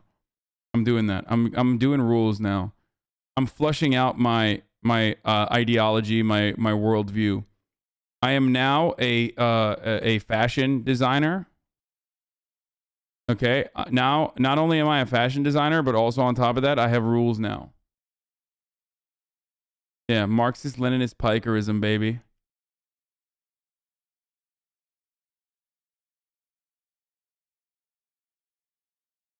I don't tolerate racism towards cops. I mean, it is true. Cops do have a very specific skull density that makes them cops. Facebook algo is censoring us. The top 10 performing link posts by U.S. Facebook pages in the last 24 hours are from Ben Shapiro, Dan Bongino, All K-Pop, NPR, Dan Bongino, Newsmax, twice, Ben Shapiro, MSN Latam. I guess MSN Latin America? Suits and all these different things and all these video games that they have that emulate sports. They're getting so close. When you watch these basketball games and the UFC has a game, when you watch these the players, the fighters move around, like, God, it's so close. It's not quite there, but they're getting better and better with each iteration, and it's just a matter of time. And what I wonder is if we are innovating ourselves, and when it comes to this stuff, if we're innovating ourselves out of existence as a civilization. But don't you think that's probably where this goes, no matter what? No, I think then the barbarians come to the gate. I think that's what happens. Really? Because the real world still exists. So if you innovate an entire generation of people, and let's just take this on the most baseline demographic level. None of them get married. None of them have babies. In 2 generations, this ain't going to matter. You're going to have a good time in the virtual reality, and then there are going to be no babies to carry this on. And the only people on Earth are going to be religious Jews, religious Catholics. What the fuck? Dude, this is like, I mean, this is just madness. Like this, every part of this take is just like insane, dude. I don't know how else to describe it other than just like, what a psychotic fucking take, dude. Catholics and religious Muslims, and that's it. The vulnerability lies in the power grid. Because the power My grid man said slippery slopes. I slide down them. Okay. I not only am the size of a child and have the brain of one, I also slide on slippery slopes like a child. Do you understand? So vulnerable that if someone just detonated the power grid, all this stuff stops, and then you have no life. Your life is completely, you've invested it completely in this augmented world, this virtual world. But this virtual world, all you have to do is pull the plug, and it's out. And it's out for millions of people. It's like the equivalent of dropping a nuclear bomb on a culture. Like if you really all live inside of a computer system, some sort of a VR, it's virtual reality. Yeah, no, that's right. And what I fear is that when you do that to a civilization, it's basically the equivalent of you bring in a wild animal and you put it in a cage for a long time, and now you can't release it back in the wild, right? It's going to get eaten. What happens to you as a civilization? Right? What happens if you've taken an entire generation of people, told them that their entire life exists online, they don't have to interact with other humans, they don't have to interact in human ways with other humans, and then there's like an entire other Earth out there that isn't doing any of this, right? By the way, China's not doing this, right? No. China's banned. This is like not true. It's literally not true. They take like one or two things from China that fits their narrative, and they're like, China's not doing this. They're actually doing the opposite. It's like, no, you read one article that was like immediately falsified like a day later, and you just think that that's what's going on in China. That's not even happening in China. Banning it. Yeah. China's banning it. China's saying you're not allowed to go online certain days of the week if you're a kid, right? We're going to ban the kind of stuff that you can see. So in the long run, which civilization is going to be more durable? The one that actually understands the vulnerabilities of human nature, or the one that says we're going to use those vulnerabilities to make you feel like China literally has talent farms for Twitch streamers, okay? Like it's so nuts to just act like the world's single-handedly largest consumer of like mobile games and single-handedly largest consumer of like fucking just everything electronic is actually simultaneously taking serious measures to stop people from engaging in the internet and in the online space. Motherfucker also only loves China when he suspects that they are, in a very authoritarian capacity, stopping people from doing what they want to do on the internet. Like, this is wild. Feel subjectively happier. I think I'm amazed. Like, China, terrible when it comes to building high-speed rail. Very bad. Not good at all. China, not good at, distributing the overwhelming amount of wealth that they've been able to fucking capture from greedy American capital owners by throwing their labor force at the problem, but still, trying to build certain parts of the economy in a very effective way and eradicating poverty through socialized programs. Very bad. China, very good when they stop you from playing video games, even though they're not, but I thought that they are because I read an article that said that they are. Amazed at the level of conditioning. Here's what killed me about the pandemic, honestly. What killed me? The level of conditioning that it took in order to rejigger how people think was so low. It shocked the hell out of me. It really shocked me. I was talking to my business partner, Jeremy Boring, about this, and early on in the pandemic, he was like, people aren't going to stand for this. Like, when they'd shut everything, and it's like, 3 months from now, people are going to be losing their minds. They're going to be out on the streets protesting to get... Wow, dude, how brilliant. You said that people were not going to like being trapped indoors during a pandemic. Get rid of the masks, and they're going to be out at ball games again. I was like, that's not right. I think it'll take a year. We're like a year and a half in, and half the country's still like, well, what if this just kind of continues? Like, all right, I guess. Like, the amount of dependency that was bred by people saying, just go back to your house, and people be like... Who the fuck? That's not even true, dude. What the fuck? First of all, humans are... The most profound capability of human beings is their capacity to adapt to circumstances, okay? Like, we make the most of the situation that we're forced into. So that's not really like a incredible fucking assessment. But even then, people absolutely fucking hated it. Like, this idea that human beings love being trapped indoors is so fucking categorically false. And you can see that with foot traffic. You can see that with the willingness that people had to move into the post-pandemic world. You can measure that with how much COVID spread.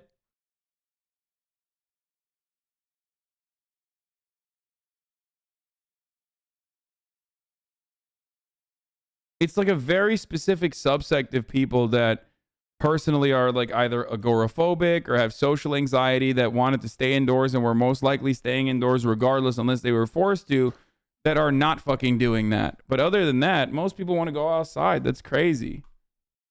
Human beings are really adaptable. And this is something that Brett Weinstein and Heather Heying talk about, right? That's our superpower. We're super duper adaptable. Yeah. So we're super adaptable. To our own detriment. Sometimes to our own detriment. So if we change our social circumstances radically in a way that's unhealthy for us, and we are now interacting with technologies that were built to take advantage of our lizard brain. You hate to see that. I'm gonna be honest with you. You fucking hate to see that. When you're in agreement with Brett Weinstein.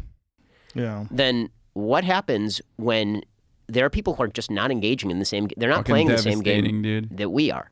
Right? We're essentially drugging ourselves.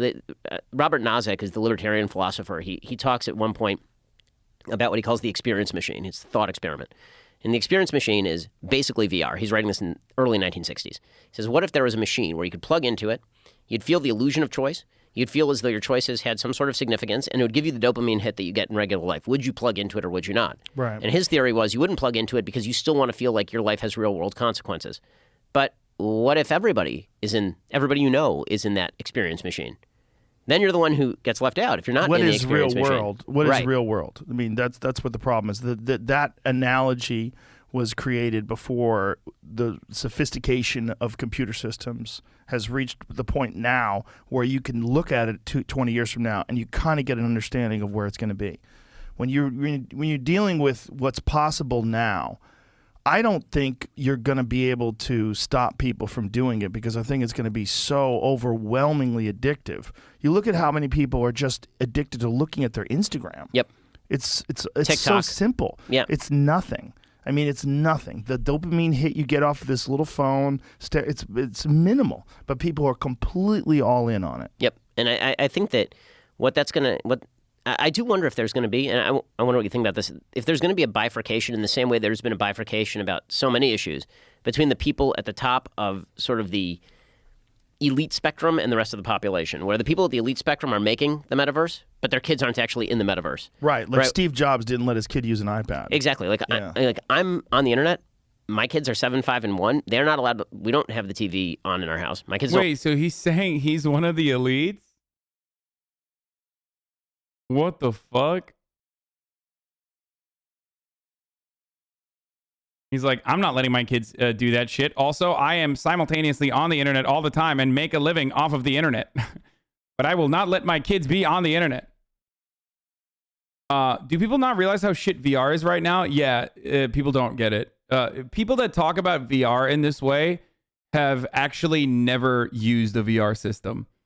Because it would take you about 15 minutes before you feel like you want to throw up if you ever fucking touched a VR system as it is currently, and how bulky it is, how expensive it is, and how, like, unfortunately, and I love the idea, I love the concept, but like VR is not great right now.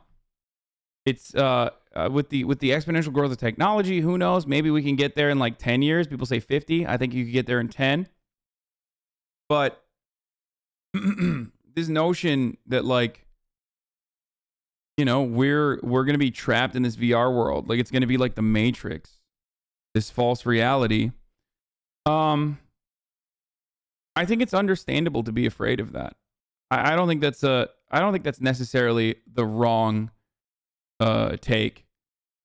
I do think that the internet has harmed us. It's been incredible, but it's also harmed us in like many different ways that we simply currently still do not understand. Okay?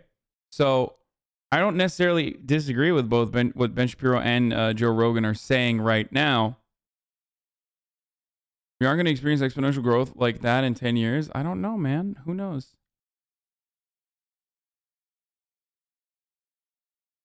So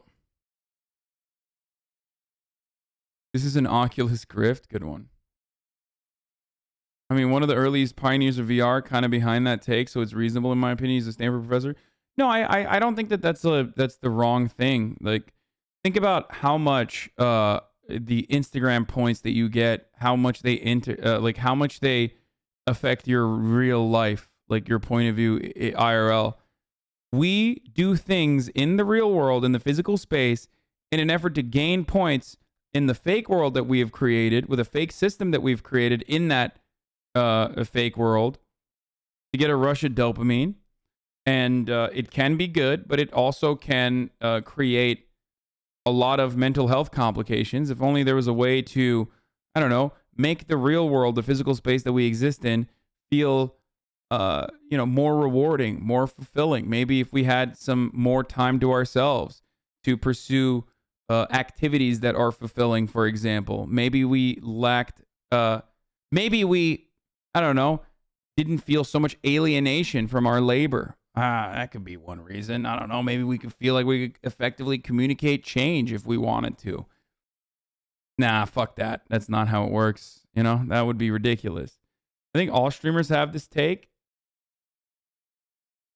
Yeah, I mean, look, the guy above this said you dig in your ass and smell it before licking it. Didn't know we had something in common. What? And then you have that, and I'm like, just what the fuck? Don't watch TV. My kids don't get internet access until they're like 18. Like, that is not a thing I want. 18? They can be out of my house and they can get internet. Rebel. They're going to do drugs. They're going to be in the street. The kids are going to turn tricks. Well, it's going to be a real problem. It's going to be a problem. Mom was literally dying IRL because of GTRP. Yeah, I mean, Grand Theft Auto roleplay was actively killing me. That is true. Like, you make merch for chat, but chat is fake? What do you mean?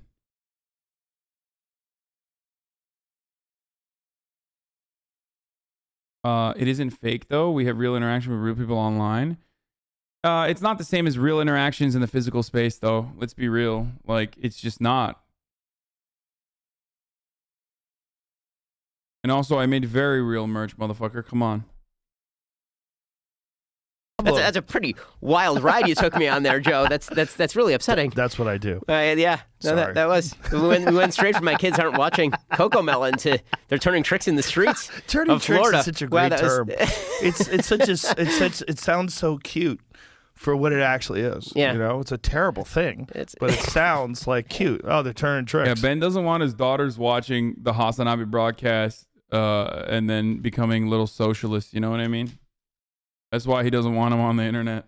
Like, if you didn't understand English, you'd be like, oh, they're magicians? Like, no. Of a sort. Yeah. But, yeah, no, I mean, we're going to limit, but I think that's one of the stories. If we're talking about the elite kind of versus everybody else gap. Maybe. Everything that gets created that is concerned about their children. But you say with everything, right? Yeah. I mean, like, people promulgating technologies and value systems they don't actually live in. Right. And then everybody who is watching is like, I will do that. Right. And then those people themselves don't do it. Watch the entire episode for free. His daughters are going to, what? Oh, jeez. Don't say that. Very young. Abbott wants criminal investigations for pornography, a.k.a. queer books in school libraries. Governor Greg Abbott calls for criminal investigation and availability of pornographic books in public schools. What? Why would there be pornographic books in schools?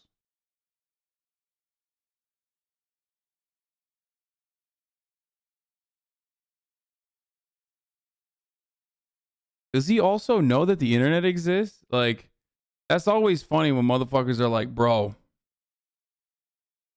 oh, you're worried about pornography in public libraries, dude, in schools?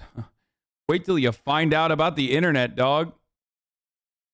Unless he means like, LGBT books are pornographic in nature or something.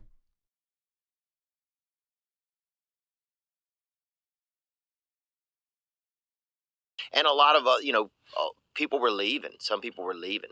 Bro, I hate to admit this, but like I wanted his stand-up special to be good. It was so bad, dude.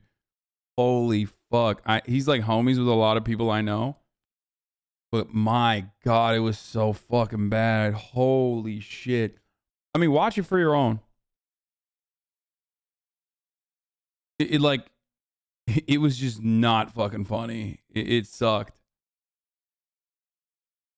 I tapped out after the mullet joke. He did like a 11-minute bit about how like having a mullet, he could be like, there was like it was a funny premise. Like he could be a woman or a man or whatever the fuck. And that was like kind of funny. I've seen some of his other bits about how like he lived in a poor white neighborhood along with like the poor black kids. and the black kids will be like, you guys oppressed us. And he was like, motherfucker, if I oppress you, why do I live next door? Like, that shit's funny. So I had high expectations going in. It's actually a pretty funny joke. The difference between like black and white kids living in the same poor neighborhood. It's like a legit funny fucking joke. So I thought that it was going to be really good. And Theo Vaughn, this is his like surprisingly bad considering how genuinely funny he is just by talking in podcast setups. Yeah, maybe. I've never listened to his podcast.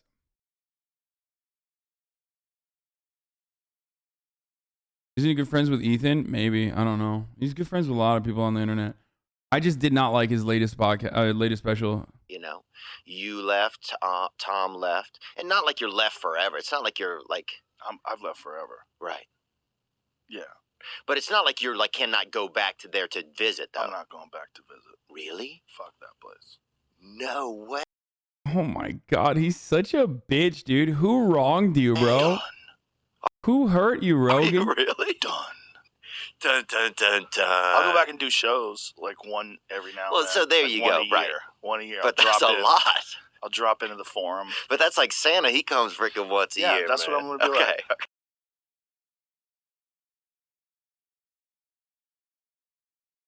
He has people like Tommy Lauren Jocko on. Dude, come on. They're podcasters.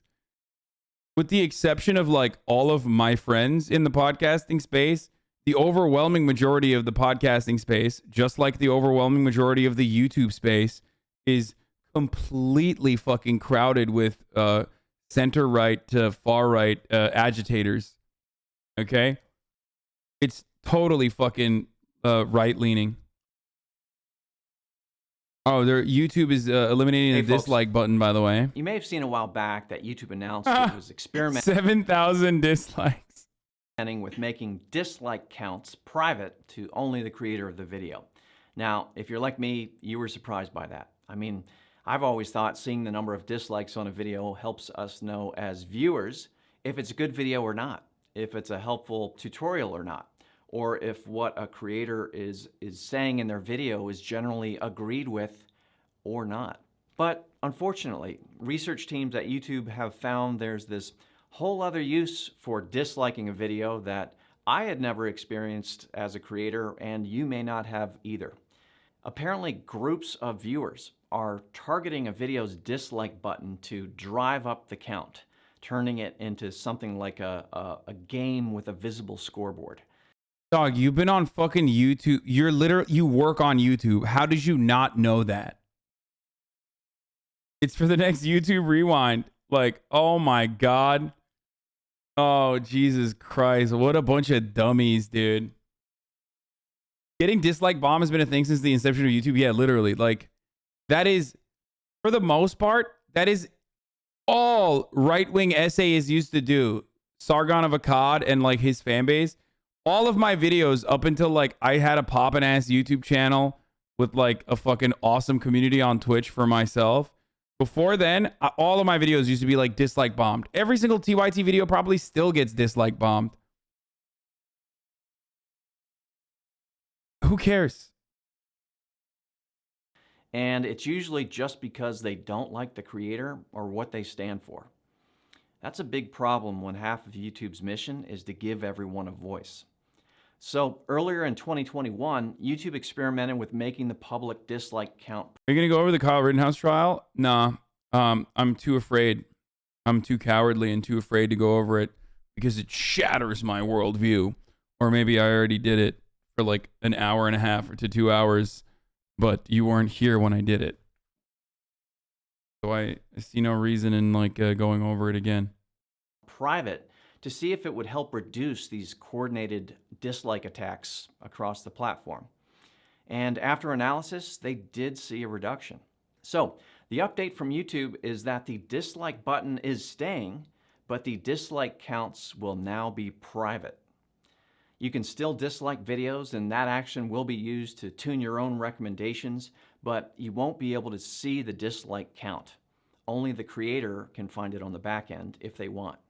Now, a few common questions we saw from the initial experiment. If a creator can still see their total dislikes on the dashboard, this change literally only is good for brands and corporations. Yeah, what the fuck? He's right. Connor with another fucking fire take, dude. My man's got some good ass takes. He's out there eating pants and just spreading some good takes on the timeline. First, without a public dislike count, how can viewers tell if a video is worth watching? Again, I kind of had this question too, but it turns out that while viewers might use the dislike count, I just don't care. Like, one way or the other. Like, who cares if the dislike button is gone or the dislike count is gone? I don't know why people fucking lose their shit over it, like as though this is like a giant thing, you know? All right, here's Abby Martin fucking cum-stirring Nancy Pelosi. Wait a minute, I want a woman. I want a woman. A woman. A woman. Yeah, that's what you get, dude. Yeah. Friend of the show, Abby Martin. Gender equality here. Maybe I don't. Let's see. Abby Martin with the Empire Files. Speaker Pelosi, you just presided over a large increase in the Pentagon budget. This Pentagon budget is already massive. The Pentagon is a larger polluter than 140 countries combined. How can we seriously talk about net zero if there is this bipartisan consensus to constantly expand this large contributor to climate change, which is exempt from these conferences? Military is exempt from climate talks. Oh my fucking lord. She's like, just kidding. I fucking hate women. Nancy Pelosi be like, women are whores. Please stop. Should not be in the fucking room with men, actually. I've decided. Well, I just want to use an example. Absolute friend of the show, Abby Martin, destroys Nancy Pelosi. If I can. You know the sea level rise. She's about to start posting like a fucking incel SJW anti-SJW YouTube essayist.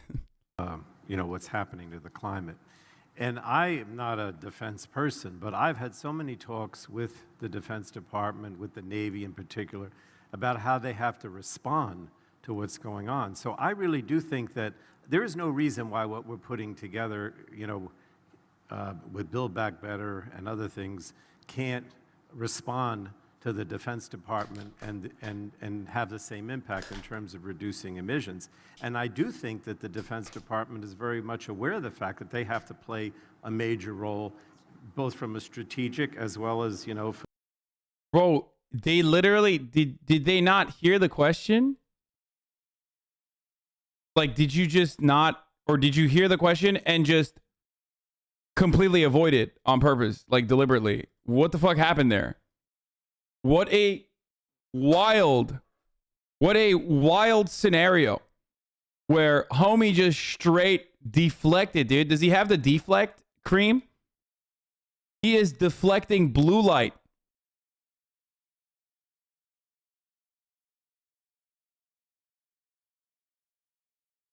For the good of the world. So I don't see what we're doing in any way, or, you know, increasing the defense budget as being something that's inconsistent with climate action. I really don't. And may I just add that the national security advisors all tell us that the climate crisis is a national security matter. It is, of course, a health matter for our children, the water they drink, the air. Like, the immediate answer to that is fucking Elizabeth Warren. You know what I mean? Like, the Elizabeth Warren style, we need to have a green military, not just in camouflage, but also in the carbon footprint. So when we're fucking eviscerating brown children in Pakistan from thousands of miles away with Hellfire missiles, you best believe that the carbon footprint is going to be reduced. Also, we're technically reducing the carbon footprint in the secondary capacity by killing people. Humans are major consumers. You guys know this already. Of course, we're not doing this in the developed world. We're doing this to people that literally, you know, their entire consumption is not even 1 day. Their entire yearly carbon footprint is not even like 1 day in a single American's fridge. But still, even then, you gotta make you gotta make fucking gains wherever you can, you know. they breathe, etc. It is a jobs issue between clean technologies being the future of our workforce and the training for all of that. It is a national security issue because of the all of the conditions that climate crisis produces. I won't go into all of them, but they are cause for migration, conflict over habitat and resources, and again, a security challenge. I've been saying this for fucking years, bro. I mean, it's gonna happen. It's already happening. Globally, and then the fourth, of course. Yes, Nancy Pelosi is saying climate change is a national security risk because of climate refugees, and they're gonna say it. They're gonna say it more. They're gonna say it louder and louder. By the way, and it's true. Like, it's not a national security risk, but it will be perceived as a national security risk, and it actually could become a fucking national security risk if we're being honest. If you have a bunch of understandably pissed off fucking people living in the developed world that are like, you guys fucked our country over, now open your goddamn doors because it is not even habitable back there, then you know, eco-fascism is upon us. The moral issue that we need to pass on this planet to future generations in a responsible way. Now, recognizing what you said, we recognize that as well. And a big user of fuel. There have been many initiatives over time, more successful with more technology, to convert from fossil fuel to other sources of fuel to run the military, because it would make the biggest difference. Transportation, defense, these are two of the biggest, that can make the biggest difference in all of that, and that is something we're very, very focused on. As I say, the Defense Department sees this systemically, that we have to stop it as a national security issue, and one way to do that is to stop our dependence on fossil fuels, which... Yeah, we're gonna make EV tanks, okay? We need to make tanks that are electric. That's why we are giving Tesla $7 gazillion so they can make electric tanks.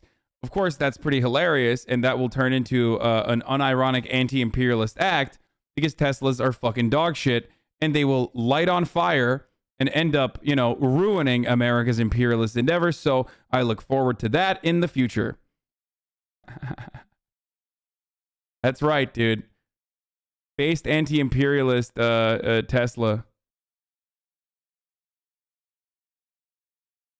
So it's okay when you want to buy retrofitted electric vintage cars, but not when the military wants to? Yes. Twitch clips. HasanAbi failed No Nut November first day. Okay, someone send me the fucking video that I was watching yesterday, the Münecat one. What is this? Fun opinion? Masterpiece of a video on Nick Foster, conservative TikTok guy?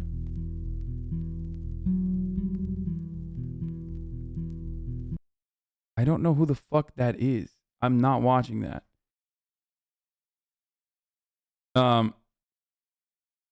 What do you think about the Rittenhouse trial so far? I don't know. Is it expected?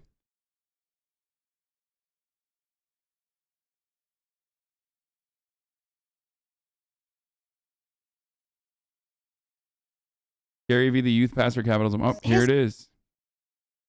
Here it is. And then we're going to watch the video from Nick too. So he comes back to the fucking, he leaves the dark side. His philosophy is he'd rather be happy and broke than rich and sad. But yesterday we were watching a Gary Vaynerchuk video, by the way, which we're going to continue now. I'll find a better spot to start it off in. Here he is complaining about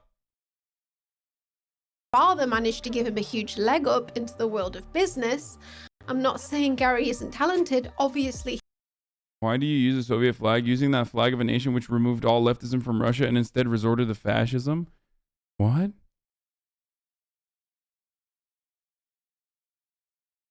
Bro, I get like, sometimes there's always like sometimes there's a fucking take, that even, you know, catches me off guard. That was one of that. That was like anarchist, right? I suspect.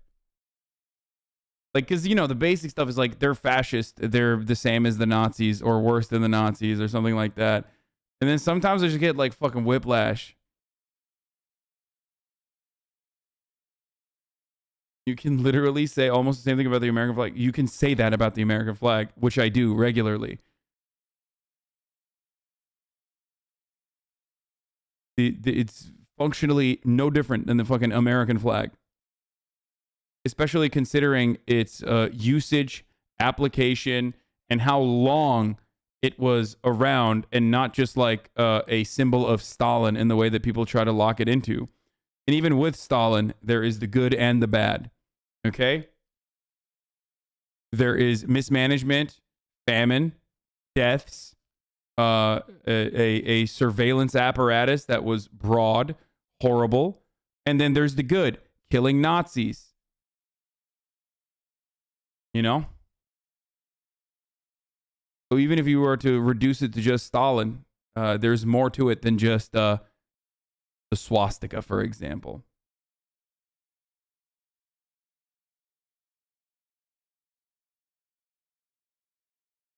The killing Nazi part was pretty poggers. Yes, it was. It was poggers as fuck.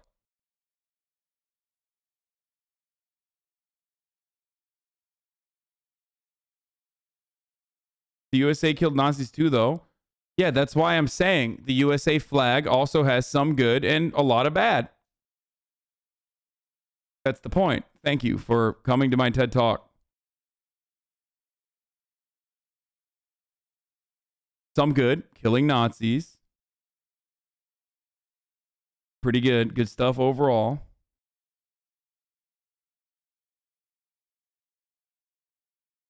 Of course, they weren't as good at killing Nazis as the USSR was, but hey, what are you going to do? Yes, we will watch the Elden Ring gameplay later today, okay? After this. I promise.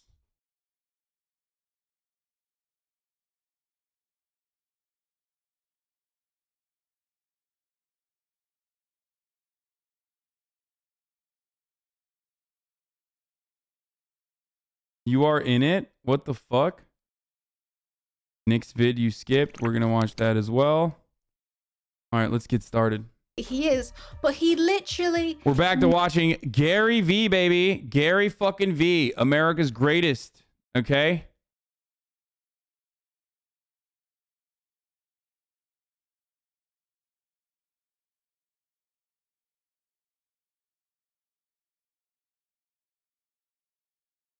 Okay, let's do it. Never, ever admits that his father gave him a massive leg up. You know what I think is a better advantage than being born into something? Being born into nothing. I'm on the record. Remember I said it. Can't wait to watch it in 20 years. The internet, the way it is today, I'd rather have 0 than 100 million. People that have 0 are like, this bullshit. Idiot. That's because you don't talk to trust fund babies. I do. I talk to trust fund babies. They DM me. I meet them in real life because of my business career. They're sad. Do you know what it's like to talk to a human being that looks at you at 22 years old and says, no matter what I do for the next 80 years, it will never be my own accomplishment. Everybody will always say I was handed it and I'm done. Do you know what kind of level of depression, cocaine, and partying until you die that leads to? A lot. That was bad.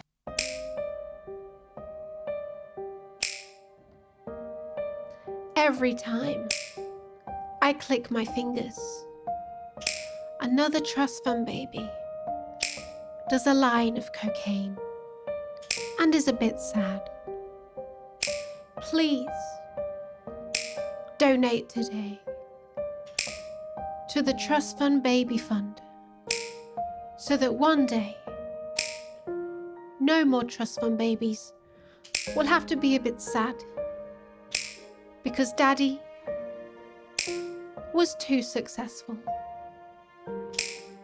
The Trust Fund Baby Fund, because there's nothing worse than Tarquin feeling a bit aimless. His philosophy is he'd rather be happy and broke than rich and sad, but he never admits that many problems come from financial problems, but he's never experienced that himself. He'll say that he had to start VaynerMedia out of somebody else's office. I love when people are like, well, don't listen to him. He was given $3 million or given us. I wasn't. I built a business from $3 to $60 million. Left at 34 years old, owning none of it.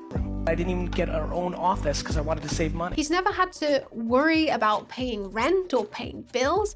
That's true adversity. But if this content gives people hope, is it a bad thing? And another key message is to have gratitude, even if that involves giving yourself disturbing, intrusive thoughts every day in the shower. My family. Good. Who in your family? Pick one. All of them. You're very politically correct. Cool. Every day, make like literally once a day, genuinely sit there for 5 minutes and make pretend one of them got shot in the face. I probably once a week to 4 times a week sit there truly in the shower and truly try to convince myself that I have lost one of the 5 most important people in my life.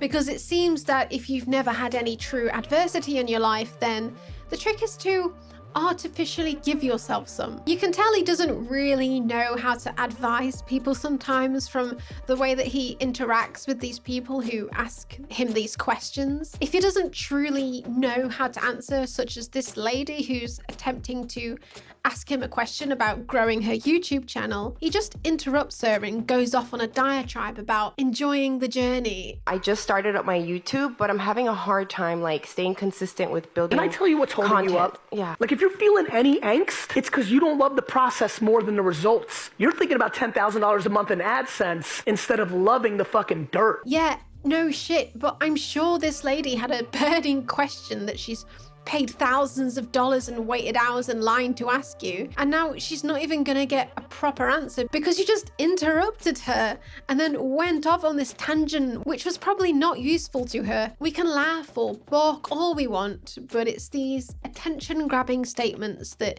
get Gary his clout in his keynote gigs. And his keynote gigs are one of the biggest, and I would say very likely his biggest source of income, bar his early successful investments, so he has to keep this clout going. One time he was invited to drop his motivational nuggets on the Hundum of the Beachbody MLM. And if you're new to the channel and you're not familiar with what an MLM is, they're basically the evil organizations that make all of the women who never moved out of your hometown start acting like this. Okay, I know she's your grandma and you're selling sex toys, but she might say yes. So I was waking up every morning feeling awfully sluggish, right? So I decided to do this thing called 30 Days to Healthy Living, right?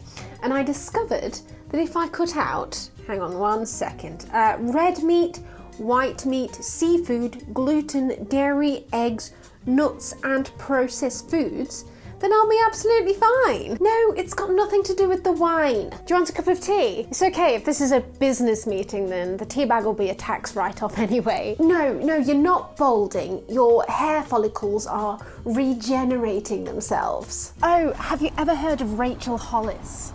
Yeah, she's great. So relatable. No, you're not going into debt. Your bank account is just regenerating itself. Yeah, and then we all wear white at the party in the evening. Have I heard of the film Midsommar? No?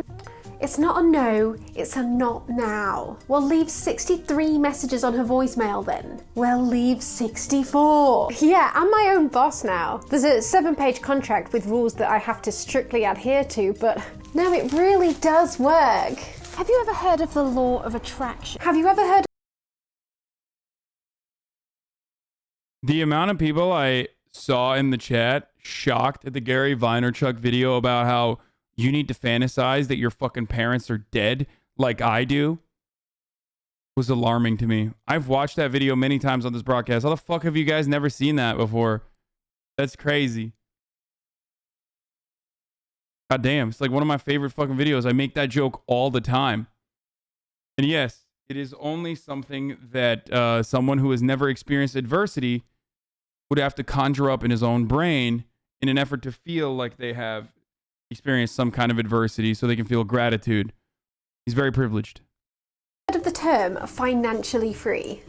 Am I financially free? Am I free of all finances? Yes. Yeah, I've got so much more time to spend with the kids now. Shut up! I'd say I'm only about 1 month away from the free car. I know I've been saying that for a while, but I'm a makeup artist now. So I'm going to draw you a diagram of everyone in my team and everyone in my downlines teams as well, okay? So there's me here, and then there's Stacy. No, corporations are pyramid schemes. Have you ever noticed how your boss earns more than you? Pyramid. 2 there and 1 there. So as you can see,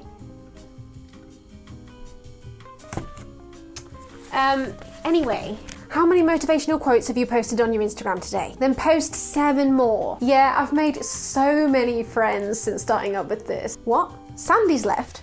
That fucking bitch. Delete her off Facebook right now. Oh yeah, the shakes are lovely. 99.7% of people who attempt MLMs end up losing money. That money gets siphoned directly up to the top 0.3%. Gary is probably very aware of this, being an astute businessman, and here he is being paid probably around $200,000 for an hour speech to tell them all to hustle and grind and stop complaining. So I've been doing some homework over the last 3 or 4 months, actually, following your social media presence. And the truth is, punchline is I think 95% of the people here are just not working hard enough. I think a lot of people like to cry about stuff. But instead of taking $1,000 of the $6,000 you've made doing this and buying Facebook ads with it and then making $12,000, you cried. You should have taken $1,000 of that $6,000 you've made and advertised with it and made $20,000, but instead you cried. If you'd really done your research on Beachbody, Gary, you'd know that only 3.5% of the people in that room have even made $6,000. In fact, only 1 in 5 people in that room have even made the $1,000 that you're saying that they should be spending on Facebook advertising. And let me just clarify this. Before expenses, 99.7% of them will end up in the red. And it's nothing to do with hustle, Gary. It's basic maths and market demand. Something they're being encouraged not to think about. Gary also makes hefty sums of money to speak at events organized by a company called Success Resources, a company that Tony Robbins also regularly speaks for. Basically, Gary and Tony and a few other big names in this business are used as bait to get naive young entrepreneurs to drop hundreds of dollars on these events, which turn out to be a trap because you have to sit there through 8 hours of pictures from get-rich-quick gurus trying to get you to drop $1,997 on a bullshit course before Gary or whoever the main act is even comes on stage. Apart from Russell Brand, Gary Vee, the rest was really actually quite sad to watch as people lined up to sign up to these courses to be millionaires. Like, no question, the worst event I've ever been to. We went to a Success Resource event actually. Yeah. You were one of the speakers there. Yeah. Before you turned up, people were like booing and also shouting the price out of what, because they all followed the same process. Oh, at 1997. People were shouting it out, crowd were booing. That woman in front of us got up and left. She hated it. You know what the greatest sadness for me every day is? When some people see my content and they think my high energy means I'm one of those people. Has it been cool for you guys to figure out the difference between me and them? I'm for free, not telling them what they want to hear. Yeah. They're for money, telling them what they want to hear. He believes his 30 minutes is so valuable, so pure, that somehow makes it all worthwhile. If Gary gave 1 iota of a shit about the well-being of his fans, he would not go anywhere near this company. Now, while some positivity is good, it also helps to be fucking realistic. An MLM telling a room full of hopefuls that they're all gonna make it one day is completely unrealistic. And telling someone in a typical capitalist society that anyone can make it if they just hustle hard enough is also not realistic. And one workplace which personifies this toxic hustle worker exploitation culture is fucking VaynerMedia. Yes, Gary's own company has some of the worst Glassdoor reviews I've ever seen. Backstabbing culture. You're just another number to them. If you're looking to be undervalued and overworked, well then VaynerMedia is the place for you. Impossible deadlines and unrealistic expectations. Long work days and late nights with no compensation. People are afraid to speak about their burnouts, days in the hospital, or if they take medication because of stress. I think it has a lot to do with many different things. First of all, anonymous websites. People that are willing to go to extremes when nobody can figure out who that person is. So anonymous leads to it. No shit, Gary. You're perpetually surrounded by yes men because everybody's jobs around you rely on you. So you should probably really take these anonymous reviews on board. But he doesn't care that much because people will keep applying to work there anyway because he's Gary fucking Vaynerchuk. People think that he will look good on their CV, so he can work them to the bone while they're there, and then as soon as they burn out, he can just move on to the next inexperienced kid who doesn't realize what a normal, respectful workplace should be like. So he's there like shouting, that email should have gone out yesterday, like shouting at his staff. They all look tired because they all work long hours. Yeah, they are burnt out there and they don't last long. But it's all of this and the fact that he takes the money to speak at success resources events and MLM events that solidify my belief in the fact that Gary Vee only really truly cares about one person, and that's Gary Vee. There's two ways to build the biggest building in town. You either just build the biggest building in town, or you spend all your time tearing everybody else's building down. Really? I hate Michael Jordan with my entire heart. And if there's anything on my last breath that I'm most proud of, is I'm out here just trying to build the biggest building. Fuck you if you bought Jordans. Would be the best if... Wait, why does he hate Michael Jordan? I didn't understand that. I mean, I get that he obviously only cares about himself, but like, why is he fucking...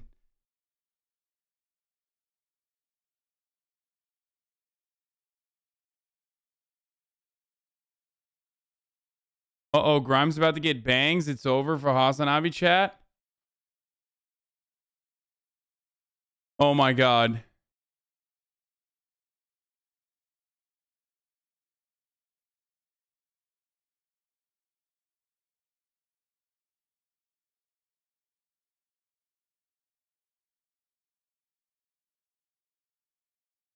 Ratio chat. Get to work. This is important. Please get to work. This is very important to me. Perhaps the most.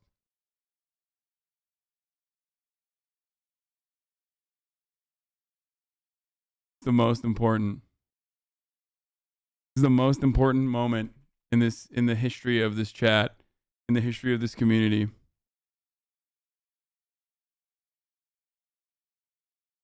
Also, Grimes still has not responded to my DMs. Makes me very sad.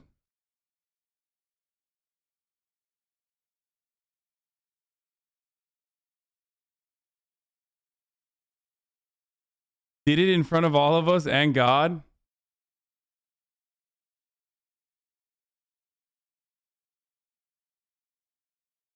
Any reason why you get mad at chat for being coomers and then you post a tweet reply like this? It's pure hypocrisy. It's strategic. Okay?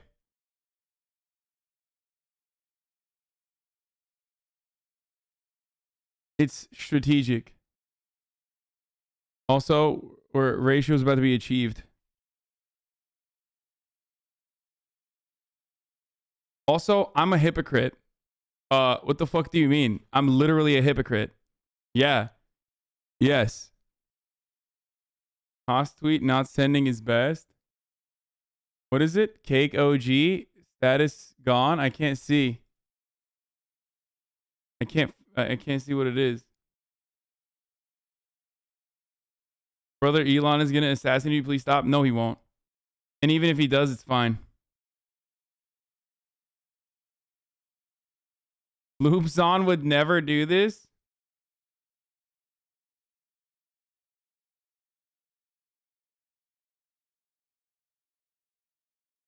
No, I read it correctly. Bangs are never a mistake.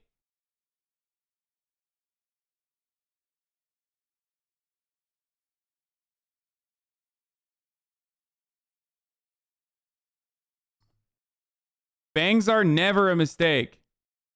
You know what is a mistake, though? Literally watching the ads at the top of the hour, okay? Because at the top of the hour, there's a 60-second ad break. And I got to run those ads. Contractual obligation.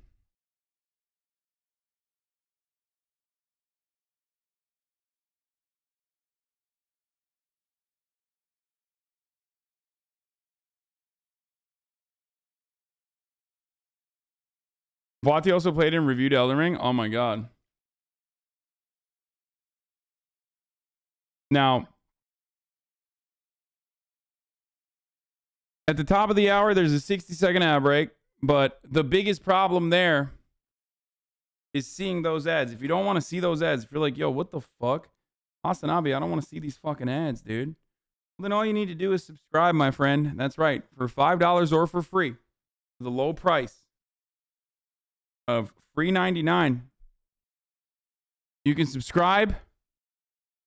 And that way you will no longer see the ads at the top of the hour. An ad-free broadcasting experience.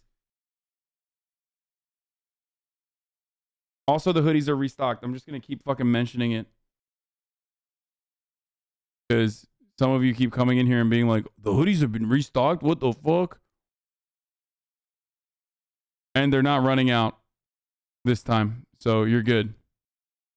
Hopefully they won't run out for a couple days.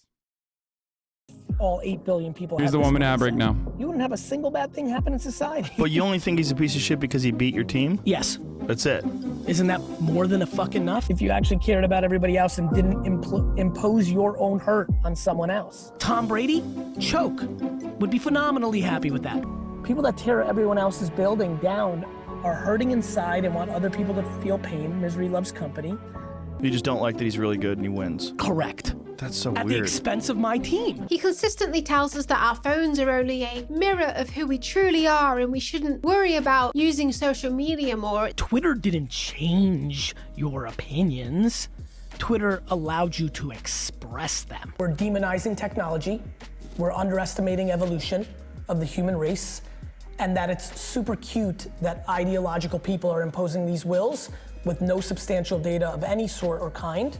Political divides are only widening due to companies like Facebook literally profiting off our anger. And I suppose Gary Vee is also profiting off that anger. Facebook has this little fucking knob that they just turn to reduce hate and lower profits, or increase hate and increase profits. And which way does he turn that knob, Gary? Which way does your friend Zucky boy turn the...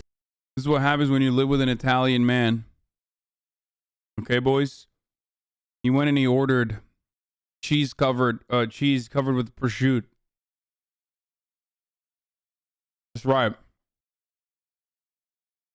fucking knob. But whose bottom line does it hurt if we all start using our phones and apps and social media less? Gary Vees.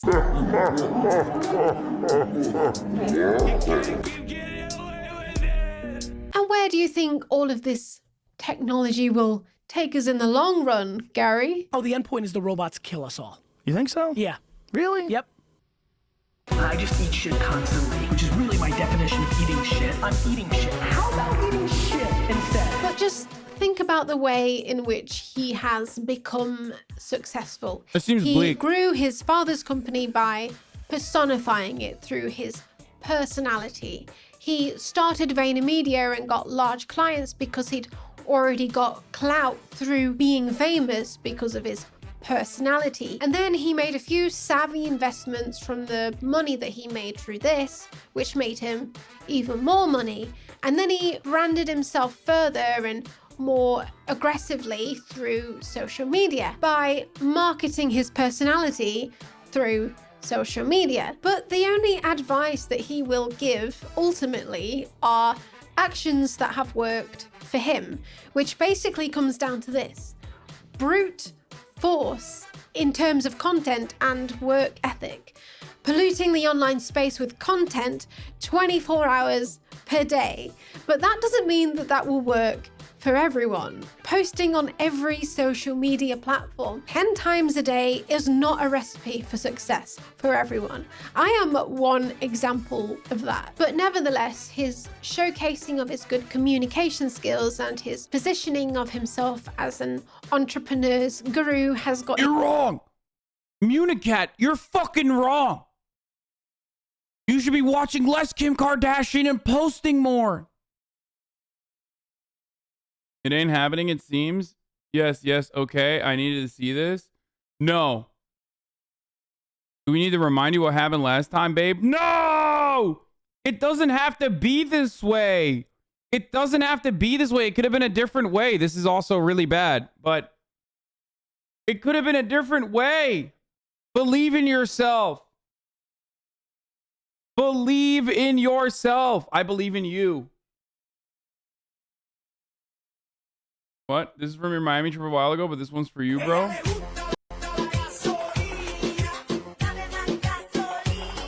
That Ludwig? What the fuck?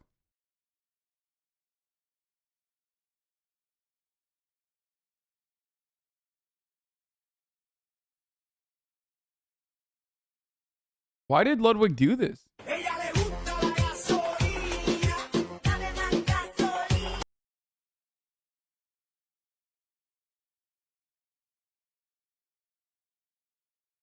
$134,000 likes. All white guys are Ludwig. Okay, dude, this white guy is Ludwig, so you're wrong.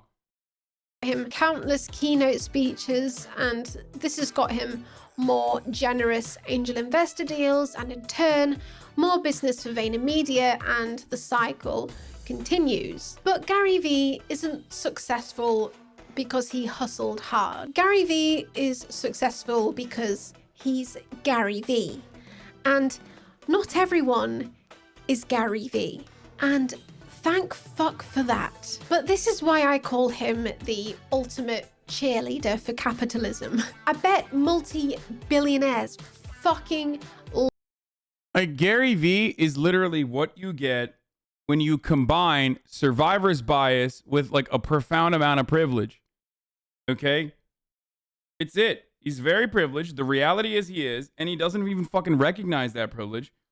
Something that Münecat very correctly pointed out, with his affluent beginnings playing a significant role, like not having to fucking worry about rent and shit. Something I've talked about as well. A lot of people routinely, conservatives specifically, routinely talk about intergenerational wealth in the form of being a beneficiary when your parents die. You know what I mean? Like being a beneficiary of someone's estate. You know? Like as though the way you transfer intergenerational wealth is by fucking having your parents die. That's not what happens, brother. Okay? And I'm a perfect example of this. My father and his father before him made so much money and then lost it all by the time my dad was in college. And by the time I was in college, my father lost all of his fucking money. All of it. Okay? And guess what? I still had an insane amount of upper hand, an insane advantage because of the affluent beginnings that he offered. Okay? So it doesn't matter. It doesn't matter because the affluent beginnings that he gave me played a significant fucking role. That compounds endlessly if they don't even lose their fucking wealth. It doesn't have to be about like him giving me money directly, okay?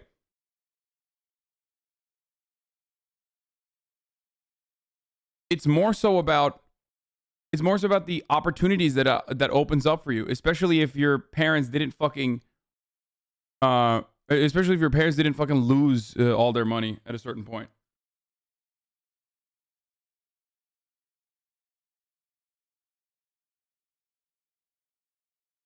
Love this guy. Not because they follow his advice for motivation, because I can assure you they don't. But why? Because when all you're doing is either working or sitting at home. And when you say insanely wealthy, you don't even make billions? No, of course not.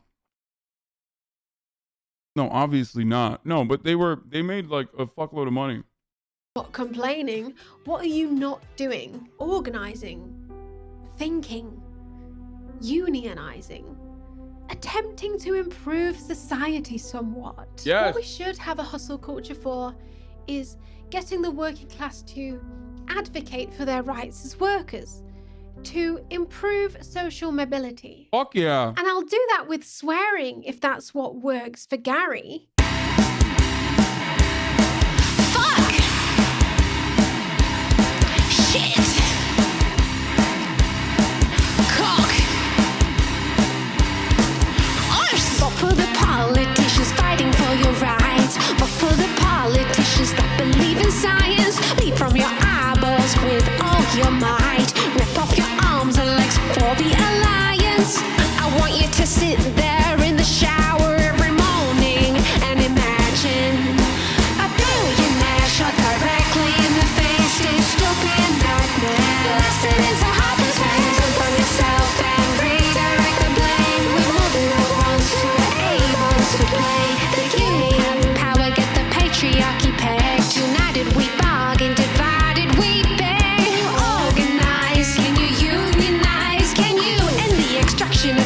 purpose, labor value. I want you to sit there in the shower every morning and imagine a billionaire shot directly in the face. Dystopian nightmare. Lesson into hypotheticals on yourself and redirect the blame. We're more than the ones who are able to play the game. He's dope.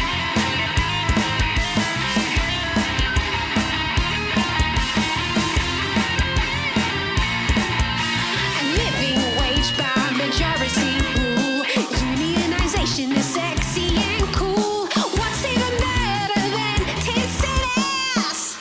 Uplifting material conditions for the working class.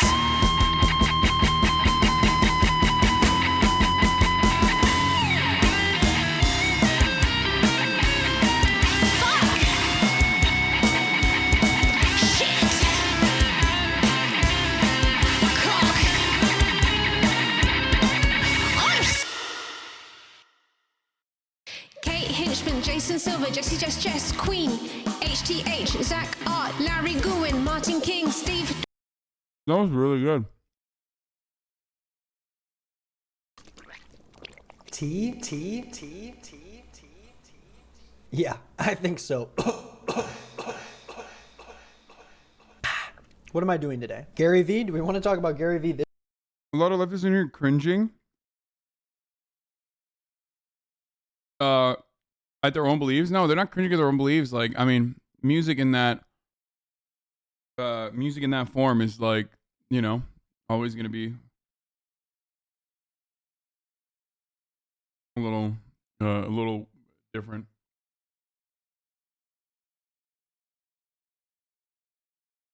Twitter to you? Yeah. Just hoping Hasan watches the end of my Gary Vee video. I think he would particularly enjoy the finale, especially with the recent merch drop. I did enjoy it. It was really good. Okay. This soon, after I just had my little rant the other day. Before you watch this video, go to the Greenisnotnick channel. Check if you've missed any of the recent uploads I've done. You know, I've uploaded a lot lately, and the past few videos, not performing great. I'll say it. But I'm going to go back to something that the algorithm likes, and that's Jeezy Veezy. Ah, the tea is good. I've recorded like 3 videos today. What's wrong with me? Gary Vee is he's an enigma. He's sort of like someone made a video about him and called him Münecat, who watched my Gary Vee video actually. They made a video called Gary Vee, the Youth Pastor of Capitalism. And I think that is just the perfect name for this crazy, crazy man. Go check out that video if you haven't yet. I'll put a link in the description. And today, I want to talk about his obsession with garage sales and much more. Let's just jump into it. Philly D. Yo, can we get Philly D on the channel? If you guys are watching this, tell Philly D to... Guys, I didn't invent united we bargain, divided we beg. And neither did she. It's a very old fucking labor union slogan.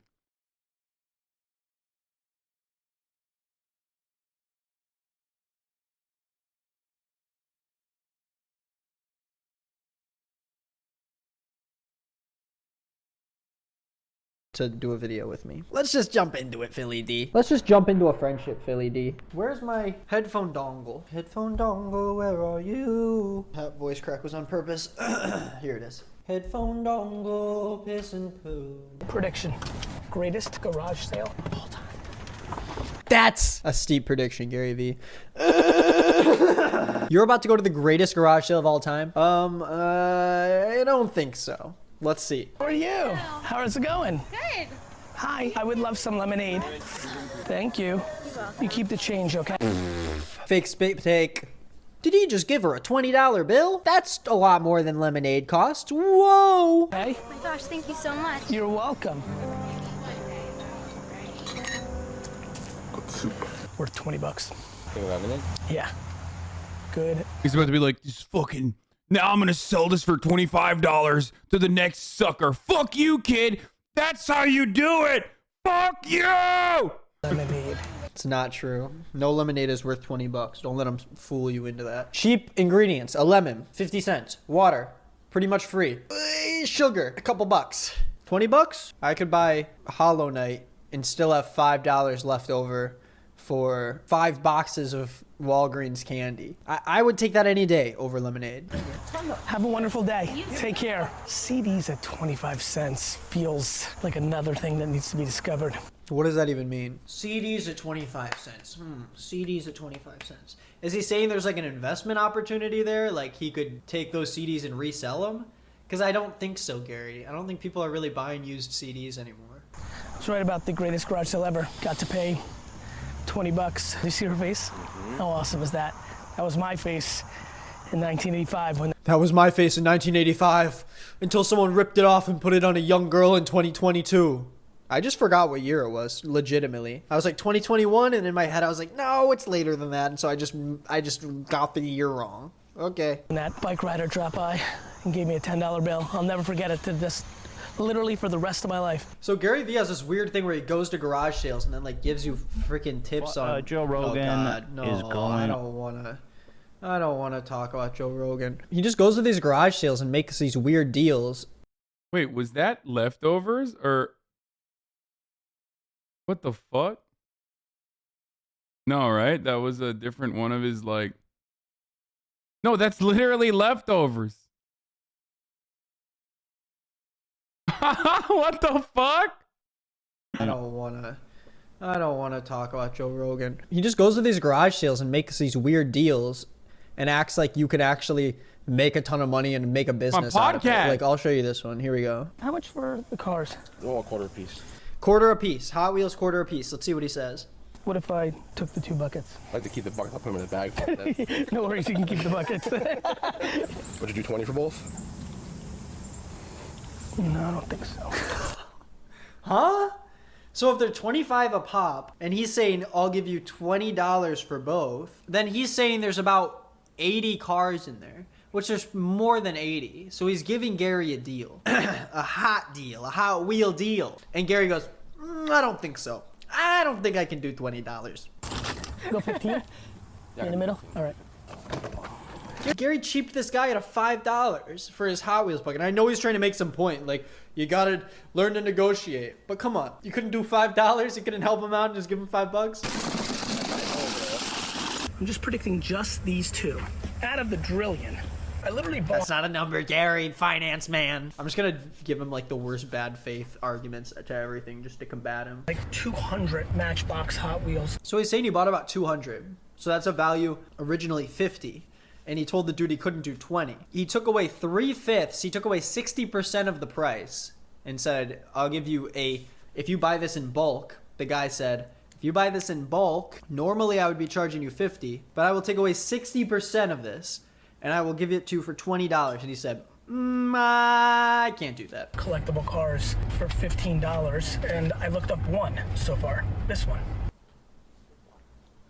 Oh shoot! And you can sell. It sells for $11.04. Great, you made $11 so far out of your 15. If you go through eBay's system, taxes, fees taken out of it, and then you have to ship it off in a little envelope and do that work after you just paid $15, and now you have a shit ton of Hot Wheels inside of your garage. Like, is that really what it's worth, dude? You almost broke even. But let's look at this Hot Wheels tattoo machine bus. But you have to look at the fact that this is just a pre-owned purchase. This just says he's selling it for $11. But you can literally go down, what Gary didn't show, is you can go down to a pre-packaged one that's literally still in the package. And this person's selling it for $8. And his is not even in a... My man did the research, dude. He literally went in and looked at the nitty and the gritty. By the way, but it's... I didn't even think about that, but... Yeah, it's all just... The goal is Gary, one, obviously loves scamming people. Like, he has to do it.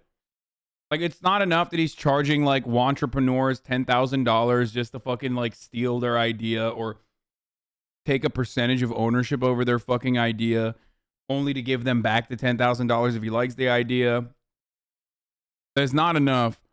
He has to, like, fuck over people at, like, people who are, you know, selling their trash. He has to get one on them. And, of course, he's not actually selling this shit. He's not going to make money off it. He probably dumps it in the trash afterwards, or probably like whips an intern or something to like actually go and sell it on eBay or whatever. But like, The point is, he makes a video out of it, and the video gets 1 million views because they're very compelling and very fun. Package, and neither of these have sold.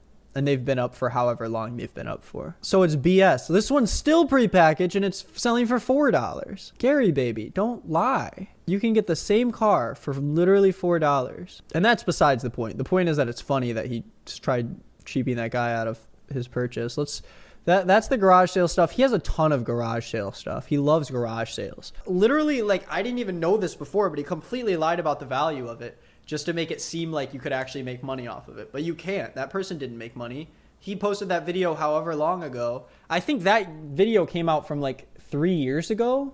Is that when this happened? Guys, I paid $50 for all the cars. $50 for all the cars, and this one is just $50 by itself. Just this one. Did this motherfucker fly to New Zealand? He's like, what? Bro.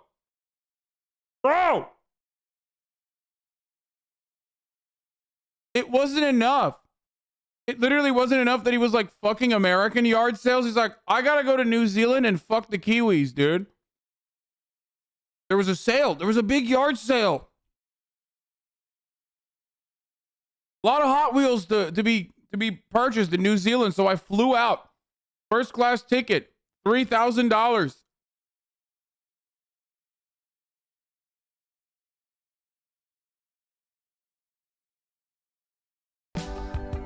Okay, let's see. So he's saying Mattel Hot Wheels, 1979. Okay, so he's saying that this was $50, which that's the starting bid. No one's actually bid on it yet, which means that this person is valuing it at that. But if you look up the same car, which right now that color, no wait, that color's right here. That color's literally right here, 1973. This is the 1979 issue, I guess, but this one's even older and it's got the same design, except they don't have the flames on the top, and it's selling for $5. The same car, but in blue right here, selling for $15. Oh no, here's the actual, this one has the flames on the top. This one says it's from 56, $13. No, this is the car right here. 56, Hightail, Hot Wheels, vintage, whatever, blah, blah, blah. It's 4 bids right now, and it's at $6. So that actually shows where the market's at because the people are bidding on that. And it's $6. He just straight up lies about how he can flip all this stuff and make money off of it, but he really can't. Let's see what else he lied about. Vintage 1983 Hot Wheels. Is it surprising that this guy fucking is really invested in NFTs? Gary got me looking at Hot Wheels on eBay for real. I've been spawned. Hey everyone, Hasan should watch a Gary Vee gum video. What the fuck is that? Crack ups. This one is really screwed up, but it's $1. Here's one of the police cars. $650 is the starting bid. No bids on it so far. But most of the other ones are just minimum prices where you have to buy it first. That doesn't mean they were actually sold by those people. Like these ones are just or best offer and they're not actually being bought by anybody. It's not like these things are being sold. Lot of 2 1950s Midge toy flatbed. I don't see the flatbeds, but I see a lot of the Midge toy diecast 1950s, and they're all going for $4, $3, but they're still all on bid or best offer. But he's taking these expensive ones, these $20 ones, which I'm sure he only got one of these. It probably wasn't the lot of 2. And he's picking these things that aren't even being bid on. And he's pretending like he could make the max amount of money off of each single one of these when most of them have been rolling around in a bin and aren't as high quality as these. Like way more. Grimes responded. Why would you fucking link your own tweet to say Grimes responded? That is like ban worthy, dude. That's like you take a day off, sir. I should have timed you out permanently. How dare you, dude? How dare you? Still gonna check though. Nope.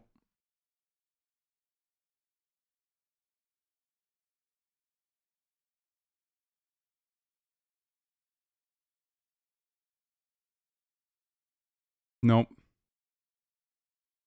You gave me hope. That's the worst, dude. Worst of all, you gave me fucking hope. More. Wait, Gary Vee gum? I swallow every piece of gum. What? I've swallowed every piece of gum that I've ever chewed in my life. Oh don't think it's cool or anything. I don't think it's fucking amazing. It's just the truth. I think it's efficiency. I don't think I want to give up the 100th of a second putting in a napkin. Okay, dude, that's like, that's a mistake. That's actually like, holy shit, she's in here. Stop. Stop doing that, dude. Why are you doing that? Why the fuck are you, why are you fucking, you know, getting me excited? Very upsetting.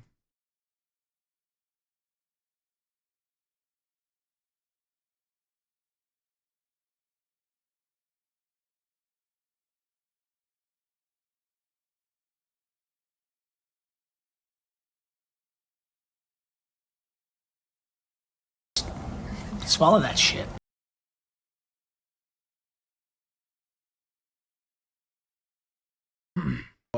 Paid $55 for cars, current minimum asks, plus current bids.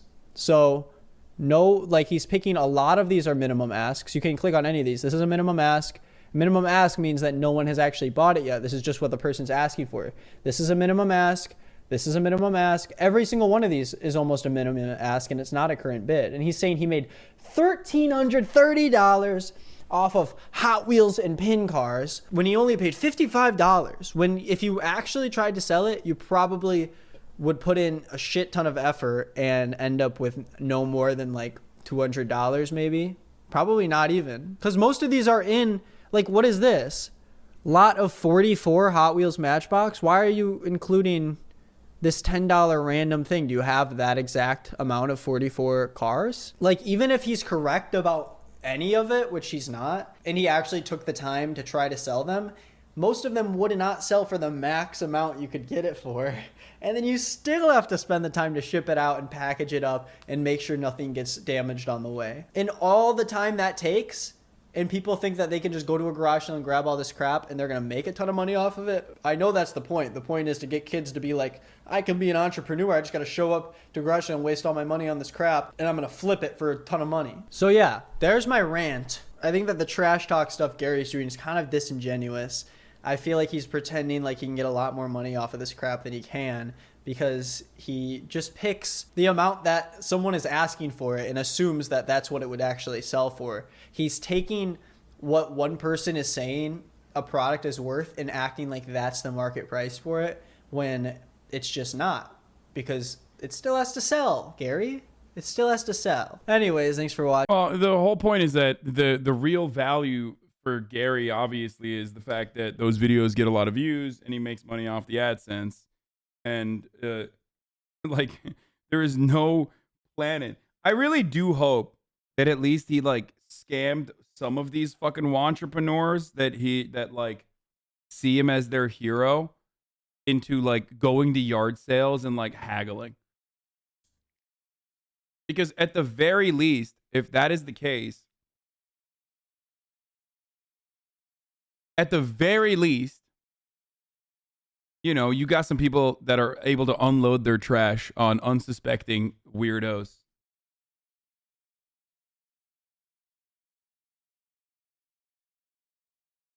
Thanks for watching, Hasan. Dude, it was a great video. Keep it up. You ratioed her, Lamau. I did it for good reason. LSF top post. Old Reddit. Destiny on Hasan's Rittenhouse Trial take. Wow, dude. Definitely seems worth my time. Definitely seems like I should probably watch this. Yeah. I'm definitely not going to do that. Okay?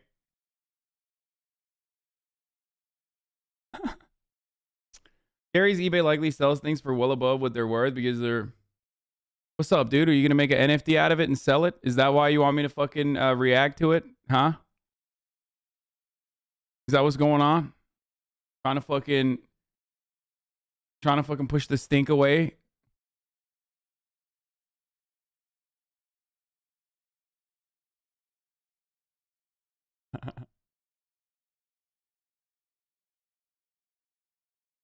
Yeah.